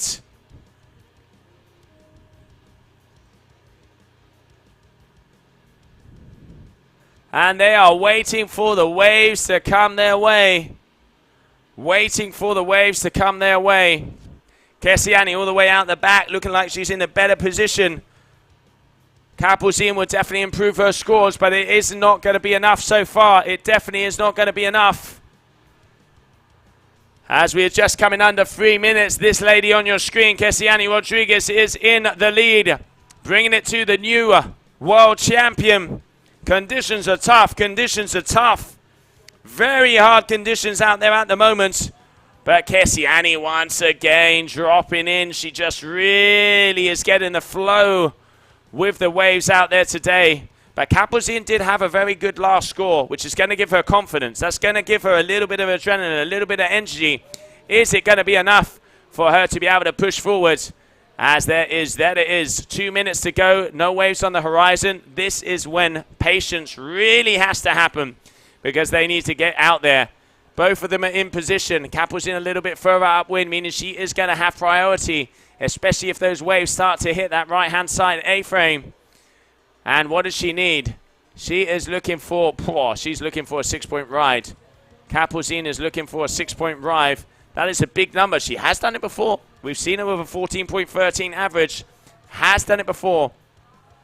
But Kapuzin now deciding to go in on a wave. Big open smack. But off the back. All right, makes it on. Not the best ones yet. Timing it right. No. Not quite getting the timing. Off the top. Wraps it around. Can she make this happen all the way down? I doubt that's going to be the score she's going to need with 1 minute left on the ticker. Kessiani also whapping it around and a big finish. That could be the nail in the coffin. It could be the nail in the coffin. Semi-final number 2. 1 minute to go. Now it's time to sprint. Now it is time to move. Now it is time to run. And it is all going to come down to these final scores. All going to come down to these final scores. As it is so close, so close. Kapuzin all the way down, also on another wave. Trying to milk it. Foam riding it as if there's no tomorrow. Handbrake turn. Waiting to see if she can hit it again. She does. Again. Oh, trying the 360. But just missing out on it at the very end. As it's the final 10 seconds. As I reckon that is going to be it. That is going to be it. As we are just waiting for the official results to come our way. Just waiting for the official results to come our way. As there is one more number. There is one more number. That lady making it all the way down to the sand. She has left nothing out there. Kessiani Rodriguez waiting for confirmation. I can still see more numbers from our judges. Who is it going to be? Is it going to be Kapuzin de la Noire? Or is it going to be Kessiani Rodriguez? What is it going to be? What is it going to be? And there we can see her little daughter running down. As I am awaiting, let's go to some of the highlights of that last heat while we wait for those results to be dropped.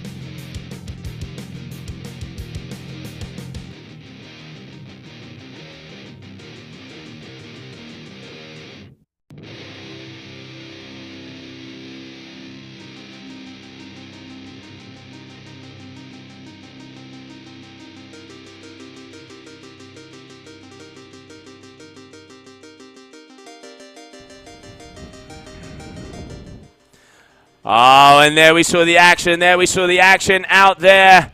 Kessiani Rodriguez and Capucin de la Noire. But put your hands together, because the winner of that heat making her way into the grand final from Brazil, Kessiani Rodriguez. Meaning that we are going to have a Brazilian final here for the Copa Kitley.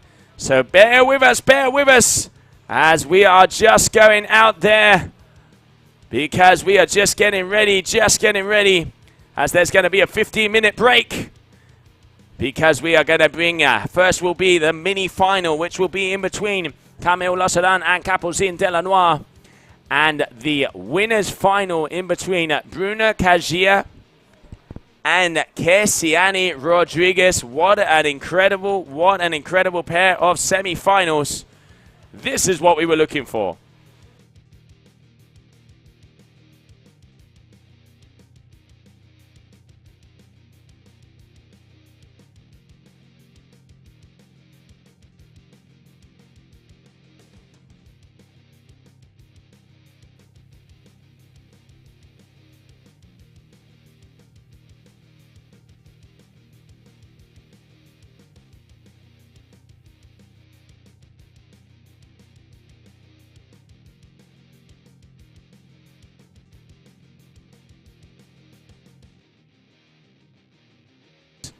Oh, incredible work out there on the water, because making her way through to the grand final for the very first time. Put your hands together for the Brazilian Kessiani Rodriguez. Kessiani, you're through to the final, taking out Capucin there. How do you feel? Oh, I'll give you a second. How do you feel? You've had a little bit of a scratch on your leg. Talk us through it. Yeah, this is crazy. The wind is no good, but it's good wave. For me, this is very crash now, but I am strong now. The wind, crazy, happy. Oh my God! And up next, Bruna. Next final, Bruna. Bruna es também uma pessoa muito grande e uma boa surfista também. Creio que daqui para frente vai só melhorar e tem um bom potencial. Cheguei até aqui a final, então assim. Creio que foi uma luta, um foco e determinação. E é isso que eu ponto para frente. E vamos para a próxima. Go for the next. Well, good luck. I let you relax, and we're going to have a little break now before we get back stuck with the action. Yes, we are. So we have a 15-minute break. So competition is on standby, as we will be coming back very shortly. First off with the mini-final in between Capucin de la Noire and Camille Lassaran. And then it is over to the grand finale. Kessiani Rodriguez and Bruna Kajia.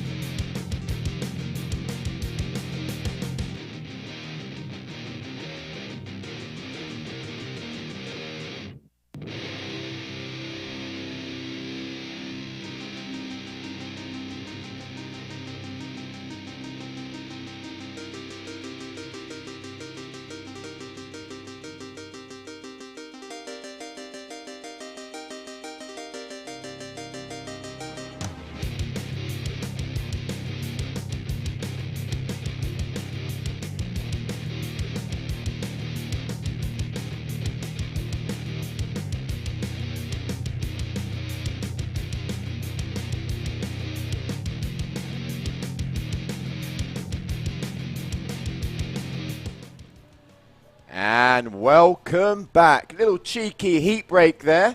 And we get underway with the mini final. As in this heat, Camille Rodoran from Switzerland against Capucine Delannoy, your new world champion. So here they are, your riders, your athletes on your screens. Who is going to take it? Who is going to take it? Well, in 40 minutes we will find out. We will find out. And there you see Camille on the duotone, Capucine on the north. We have a battle on our hands. Amazing last heat there between Capucine and Kaziana. And the countdown is going because the green flag is up in the sky. All systems go. Rev your engines because we're in the mini-final. And what a mini-final it is. Straight away, Capucine looking around like a shark, hunting for the wave. Dives in. Gets involved. Lovely first top turn, spraying the water. Again, little check. Steering the kite back down the wave, unspinning the bar, yanking on the line.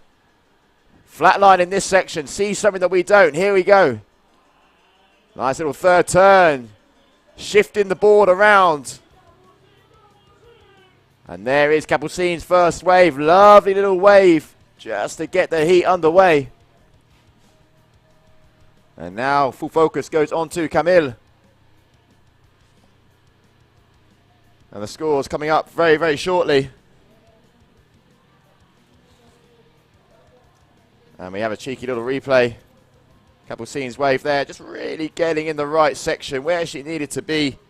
Obviously will be slightly disappointed not making it through to the final. But she'll still be wanting to get on that podium, that's one thing for sure.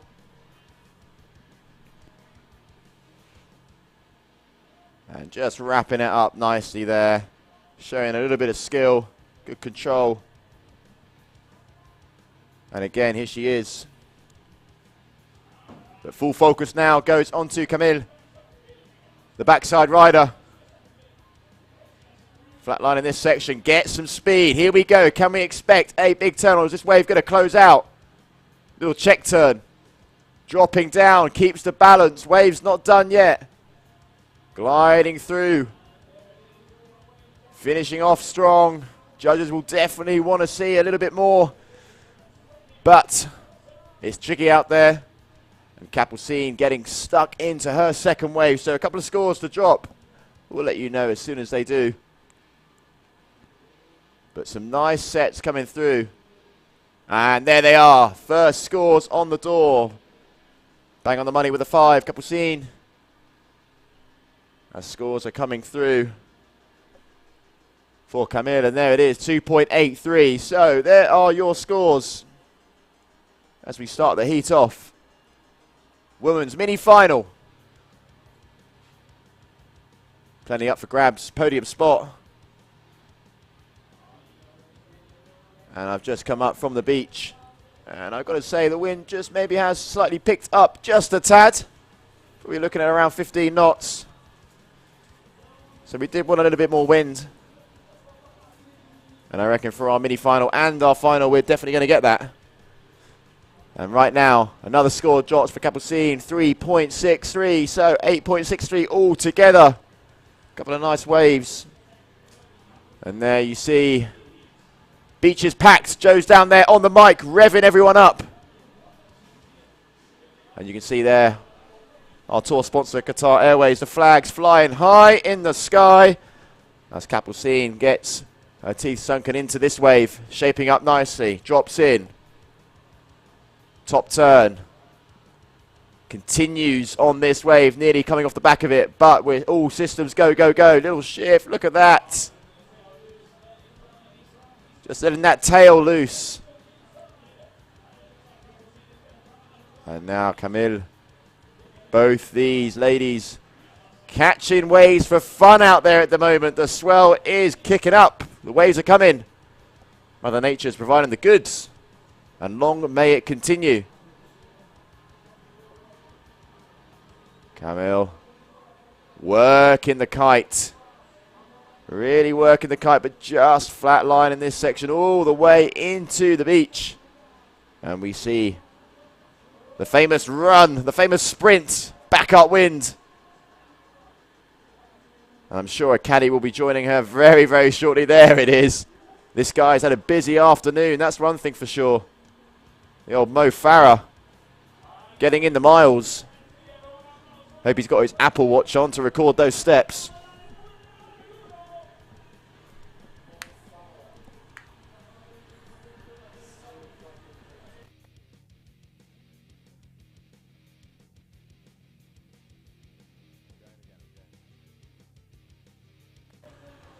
Nine minutes on the clock. A couple of scores dropped there. 5.53 for Camille. Needs a 5.80 to take the lead and snatch it from Capucine, who's sitting on the top, 8.63. And here she is on your screen, front and centre.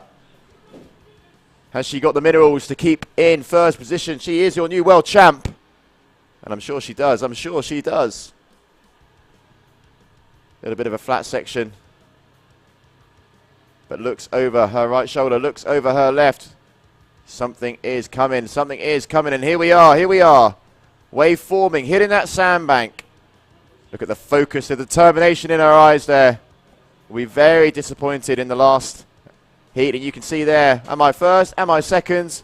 Capucine, you are in first position, but there's time to go, there's time on the ticker. Camille.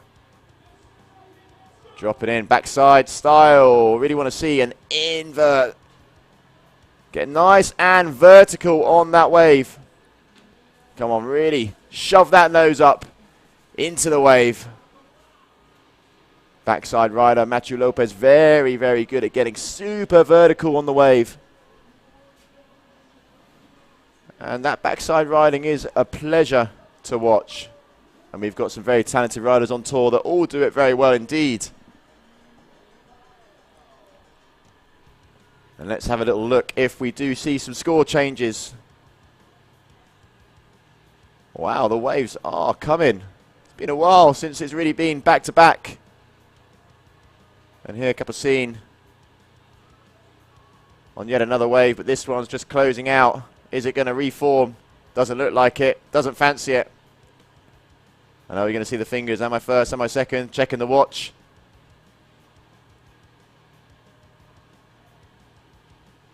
I'm just looking out the window.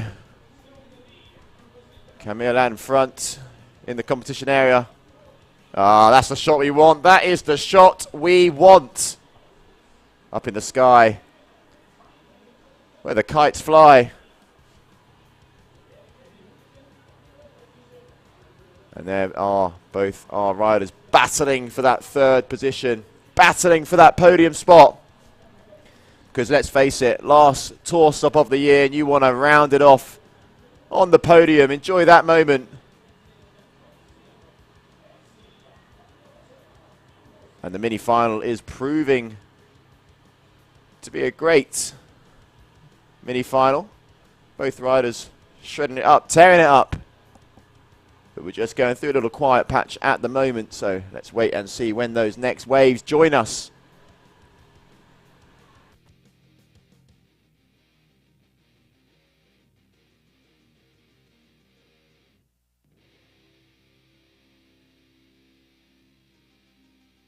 Okay, switches, but doesn't quite fancy it. I thought that would have been a nice run, but I do look out the window, yes.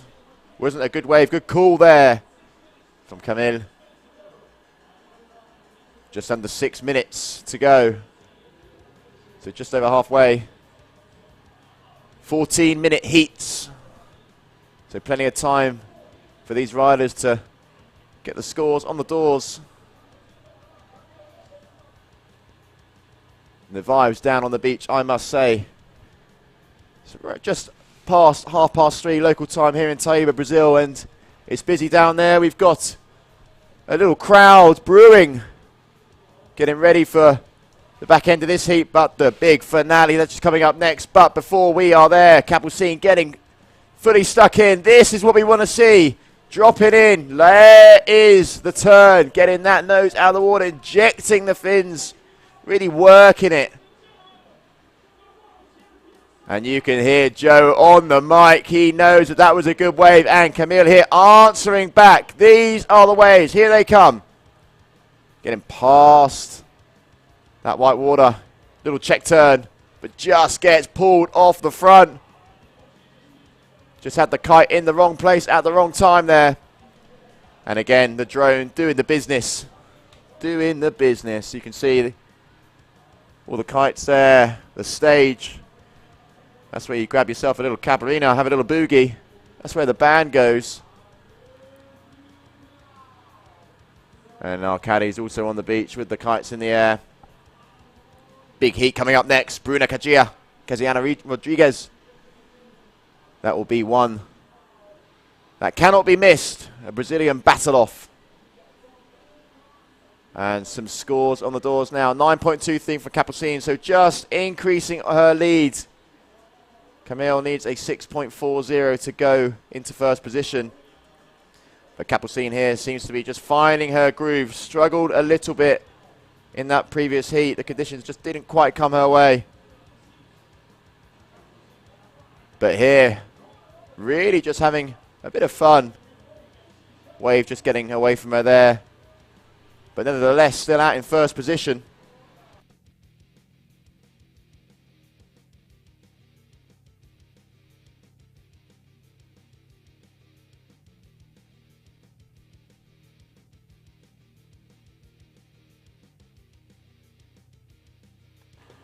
Okay, here we go. Wave forming. There's definitely something out there. Drops in. Keeps it together. Looked a little bit flaky there, but manages to stay on the board. And now the turns come in. But, again, just going off. Unfortunately, losing control. And there they are. 2 caddies is better than 1. Kiket there. But it's Dad that's doing all the work. God, I'd much rather be up in the booth than running along the beach, getting yanked around by a kite, but 9.23 is where Capucine sits. As we start to enter the final stages here of the mini-final. And this lady on your screen needs to get back on the water and get a big 6.40, which she can definitely do. 2 minutes on the clock. Time is ticking. Time is ticking.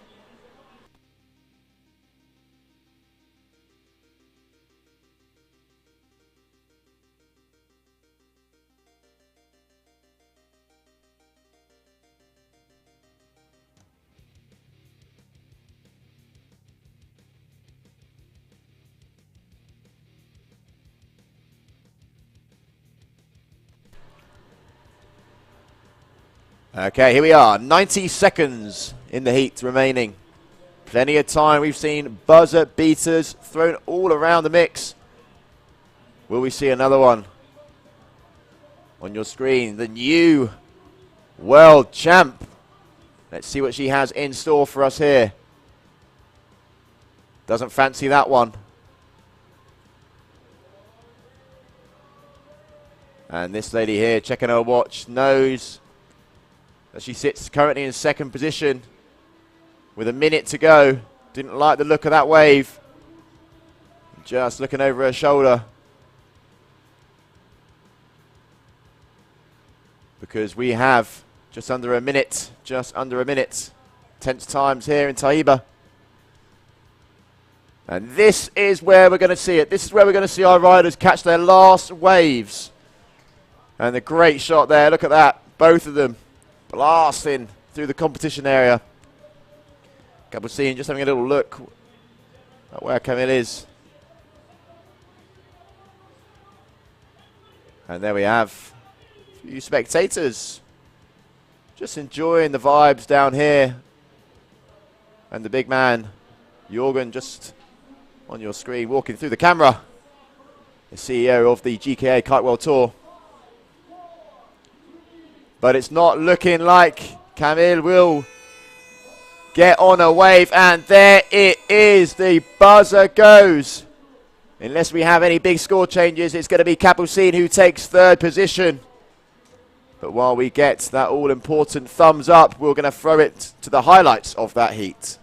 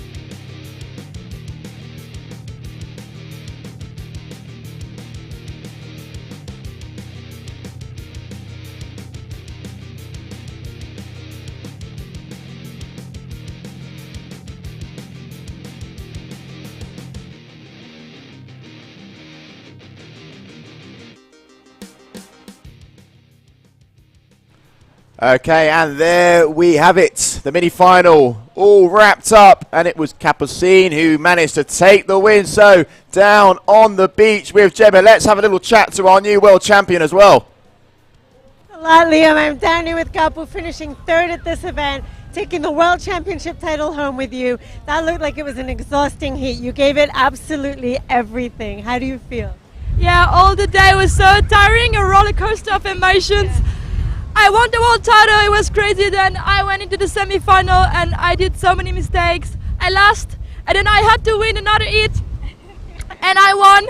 And yeah, I'm happy, I'm world champion, that's all I wanted to be. And you're also in a podium position at the event, so it's an amazing result. Yeah, and I'm also in the podium position, so yeah, thanks to everyone for watching, to my sponsors and to my family for the biggest support on the beach, and yeah, see you next year. Thank you so much. Congratulations. Now I let you get some rest and celebrate, and let's get on to the finals. Thank you, Capu. Congratulations. Back to you, Liam. Thanks very much, Gemma. The smile says it all down there. Very, very well done. But now we buckle up tight because it's getting down to business. It's a Brazilian battle. Women's final. It is the last heat. And we've got Bruna Kagia against Keziana Rodriguez. Wow, wow, wow. This is going to be one for the books. This is going to be a great, great heat. And we can see here, we're underway already with Keziana just getting fully involved, fully stuck into this one.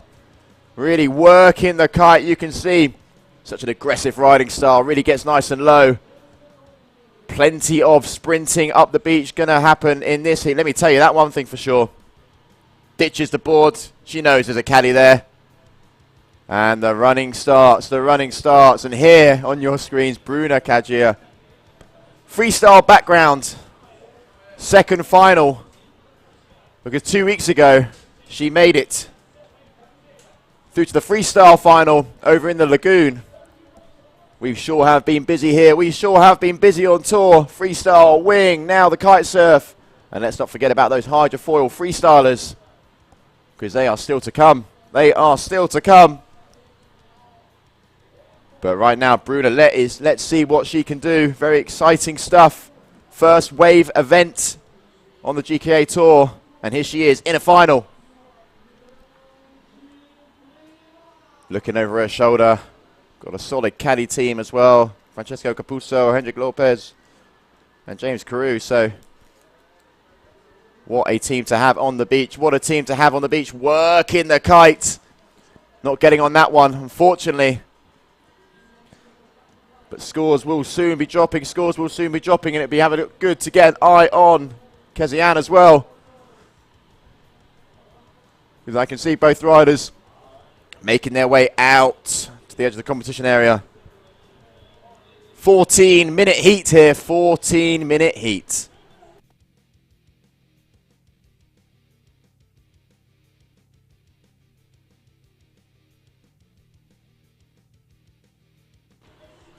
And there we can see our event site. Look at that. All the colours of the kites. Tide is pretty high now. Still coming in, still coming in. And you can see just how much that tide changes. We have been on spring tides. So at low, the rocks are showing. But here, Kezian. Let's see what she can do on this one. Nice top turn, yanking on the bar, goes again.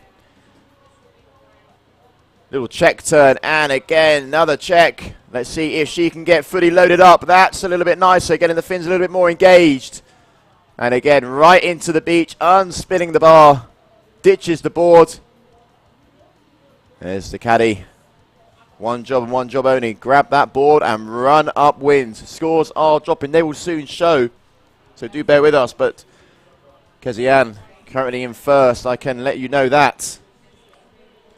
But Bruna Kajir still needing to find that sweet spot with the wave. But, you know, plenty of time left. Plenty of time left. We're only 3.5 minutes in, and you can see there. What are we going to see? Are we going to see a change? Are we going to see a change? It looks like it. Yes, we are. So, change of the kites. I'm going to try and see if it's going up a size or down a size. Looks like we've gone up. We've gone up onto the 11. So wind is dropping. 11 meter. Full power. And let's see now what Bruna could do for us. Because her heat hasn't started yet, really. 0.50. So we'll definitely want to improve on that score and get another one. But currently, Kezian in first position. 6.66. And come on, waves, come on, waves.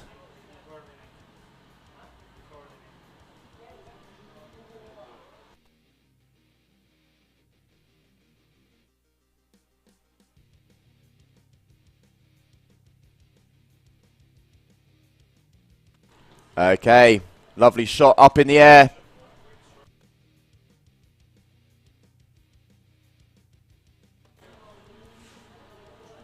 Nine minutes on the clock. We're into the final heat. What an amazing event we've had here. Challenging conditions. Definitely challenging conditions. But these guys and girls do make it look very easy. Wind just dropping. You can see there Bruna just working that kite up and down, but now parked it nicely in the sweet spot. You see the ripples on the water. There's waves out there. And here she is, dropping in. Nice big open carving turn there. Yanking on the line, yanking on the bar, loops the kite. Again, nice second turn, dropping in. Arcing herself back. Stalling up a little bit there, but ejects a little bit of pace, injects the power. But just comes a little bit too shallow. Ditches the board. Where are the caddies at? Where are the caddies at? Hey, there he is. your world champ on the men's side, James Carew.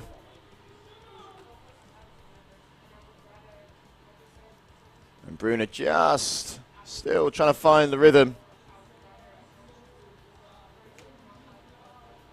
And here, Kezian on a wave herself, but doesn't look like it's going to be opening up too nicely for her, but does get that nice turn, running it all the way into the beach. And here we go. Get that board off your feet. There goes the leash. Walking that board with herself.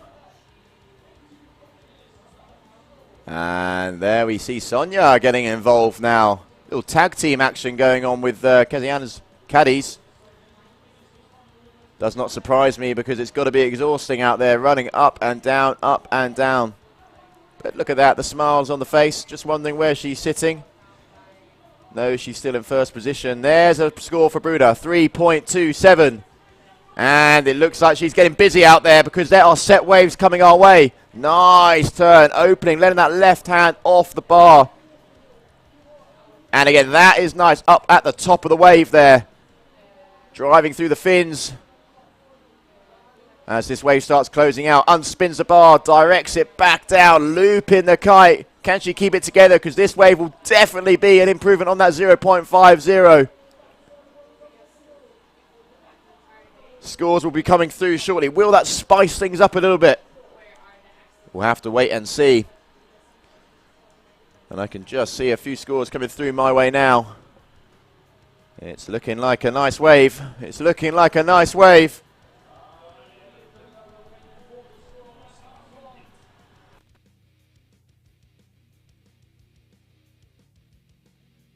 There he is, Hendrik Lopez. Look at that, like a married couple out there. That's the one thing we love on the tour. All these riders just helping each other out. Caddying each other. Great to see. They don't miss a beat out there. They do not miss a beat. Score still to drop for Bruna. And there it is. There it drops. Moves into first position. 4.37 on that last wave. So taking it to Kezian here. Needed that wave. And there it is. Look at that. She wants the win. What a statement that would be as well. First wave event on the GK calendar. And potentially might be staying in first position. 7.64. But 5 minutes on the clock. And we all know what that means. Plenty of time, plenty of time. It's all still an open book here. And there we have both our riders. Wow, wow, wow. It's shaping up, it is shaping up.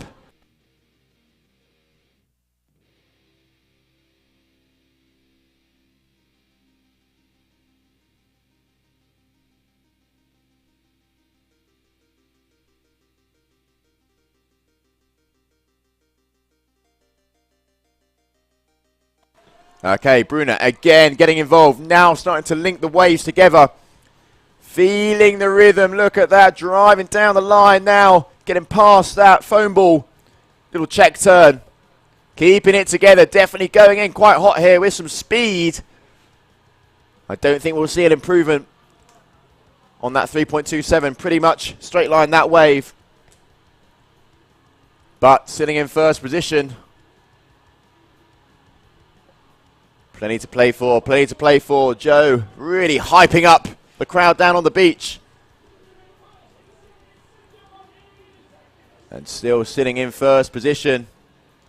But here, we all know the dangers that this athlete possesses and really started to get amongst it. Big top turn there. Needed that one. 2.73 is a score she's looking to advance on. Scores are coming through. Replay shows little check turn there, but this next one is where the business happens. 1, 2, 3. Yep, there it is. A little bit more of a vicious top turn there. Will it be enough to just bump Kezian into first place? This heat's not over. This heat is not over.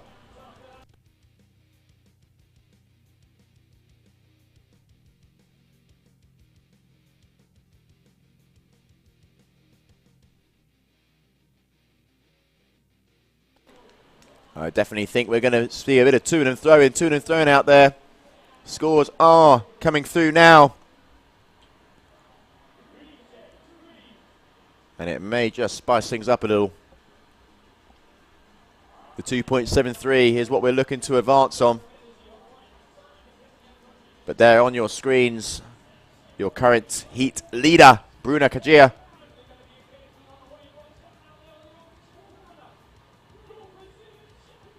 But here we have Keziana Rodriguez really needing to start linking the turns together. Nice top turn, getting low. But that wave just not offering what she wanted. Just under 2 minutes to go. Bruna now getting involved. Pumping down the line here. Working on the line. Backs out of it. But Keziana here in the shallows knows that every wave now counts. Every wave counts. And we have some scores dropping. We have some scores dropping. And wow, wow, wow, wow, we've had a little bit of a mix-up. There it is, a switcheroo. Bruna now down into second, and it is tight. 0.06 between these two riders. As we go into the final minute. Wow, here we go. Final minute. At the last stop on the tour for these riders. We'll be crowning our Taiba champion of 2022. And it's coming down to final waves now. Final waves. Wave selection could win you this title. And you can see frustration there on our riders' faces because it's looking a little bit hollow out there. 30 seconds on the clock. Looking like Keziana's sort of riding a little bit downwind because she sees something. Here we have her last wave of the heat. Big top turn. Plenty of spray leaving that one. A little bit bumpy. Manages to get the second, keeping it together. That will definitely score. But Bruna's got to get on this one now. She's got to get on this wave. And I reckon there goes the buzzer. But here we have it. Final wave of the heat. Dropped in just in time. Is it going to be enough? Really got to make it work. Could we see another buzzer beater? Will this wave start to open up nicely? Just a couple of nice little check turns, but we really want to see something special. It could spice things up. But there it is. The heat has ended. Scores still to drop. Has this lady on your screen done enough? Because the scores for Bruna are still to drop. But the best thing to do right now is to sit back, relax, and enjoy those highlights.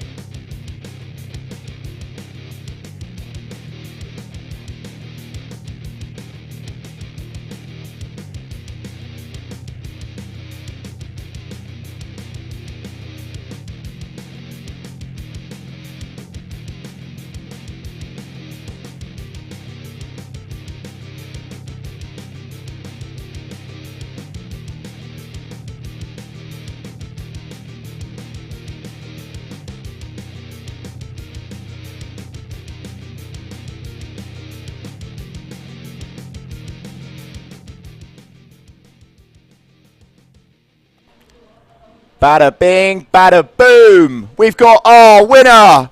And I can announce that Keziana Rodriguez is your champion. She has snatched it from Bruna there.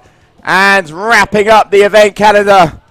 This is a Brazilian showdown, but it is Keziana Rodriguez. That lady on your screen, front and center. Look at the love there. Plenty of hugs and kisses being thrown around left, right and center. And just enjoy the moment. Had a bit of a disappointing result over in Dakhla, Morocco. And here, just putting all those bad vibes in Morocco to bed. Because she's the champion, baby. She is the champion. And what a moment. Keziana will just enjoy the victory because it's been a bit of a battle having to take out Capucine, followed by Bruna. She hasn't had it easy. She has not had it easy. But that's what makes a champion, battling through the field.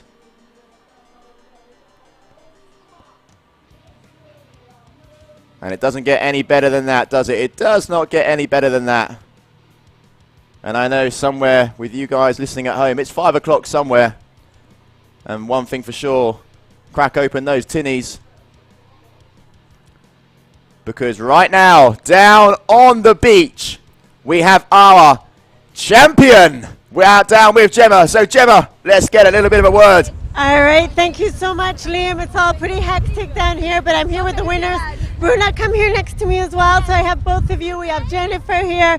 Keziana, you're taking the win at this event here. It must be an amazing feeling. How was this for you? Hi, man. I'm very happy to be here, competing with the best in the world. Happy, happy, happy. Thank you, the organization, for the Kitley magazine. Taiba is a beautiful place, in the wave, in the wind. Good condition every day. I'm very happy. Thank you. It was an amazing performance, Keziana. Well-deserved win. Congratulations, Bruna. This was neck and neck throughout. You had all of us like just going crazy. We had no idea which way it was going to go. You almost won your first Kite-Surf event. Second place for you. Just an amazing result. Did you enjoy the final? Man, I enjoyed it so much. I had such a good time. The beginning of it, I was pretty frustrated because there was no wind. And I couldn't really get going. I lost quite a lot of time, but once I changed kite, the wind picked up a bit. It got really fun. It was really sick. We had a final on the Brazilian. It was an insane battle between the two of you. And you know, two Brazilians, like making our country proud in our own, you know, in our home. I feel like it couldn't be better. Keziana is shredding. I'm really happy for her. I'm really happy to be here. And you can wait for me next year. There you heard it. She's going to be back, and there's going to be a full Brazilian battle next year as well. Really congratulations to both of you, because that was just an incredible show for the final. So thank you so much. Now we're going to do the beach podium with you guys. We're going to celebrate, and that's a wrap on the live stream for today. We'll be back tomorrow with the Hydrofoil-Freestyle, and that's it. Let's go celebrate. Thank you guys.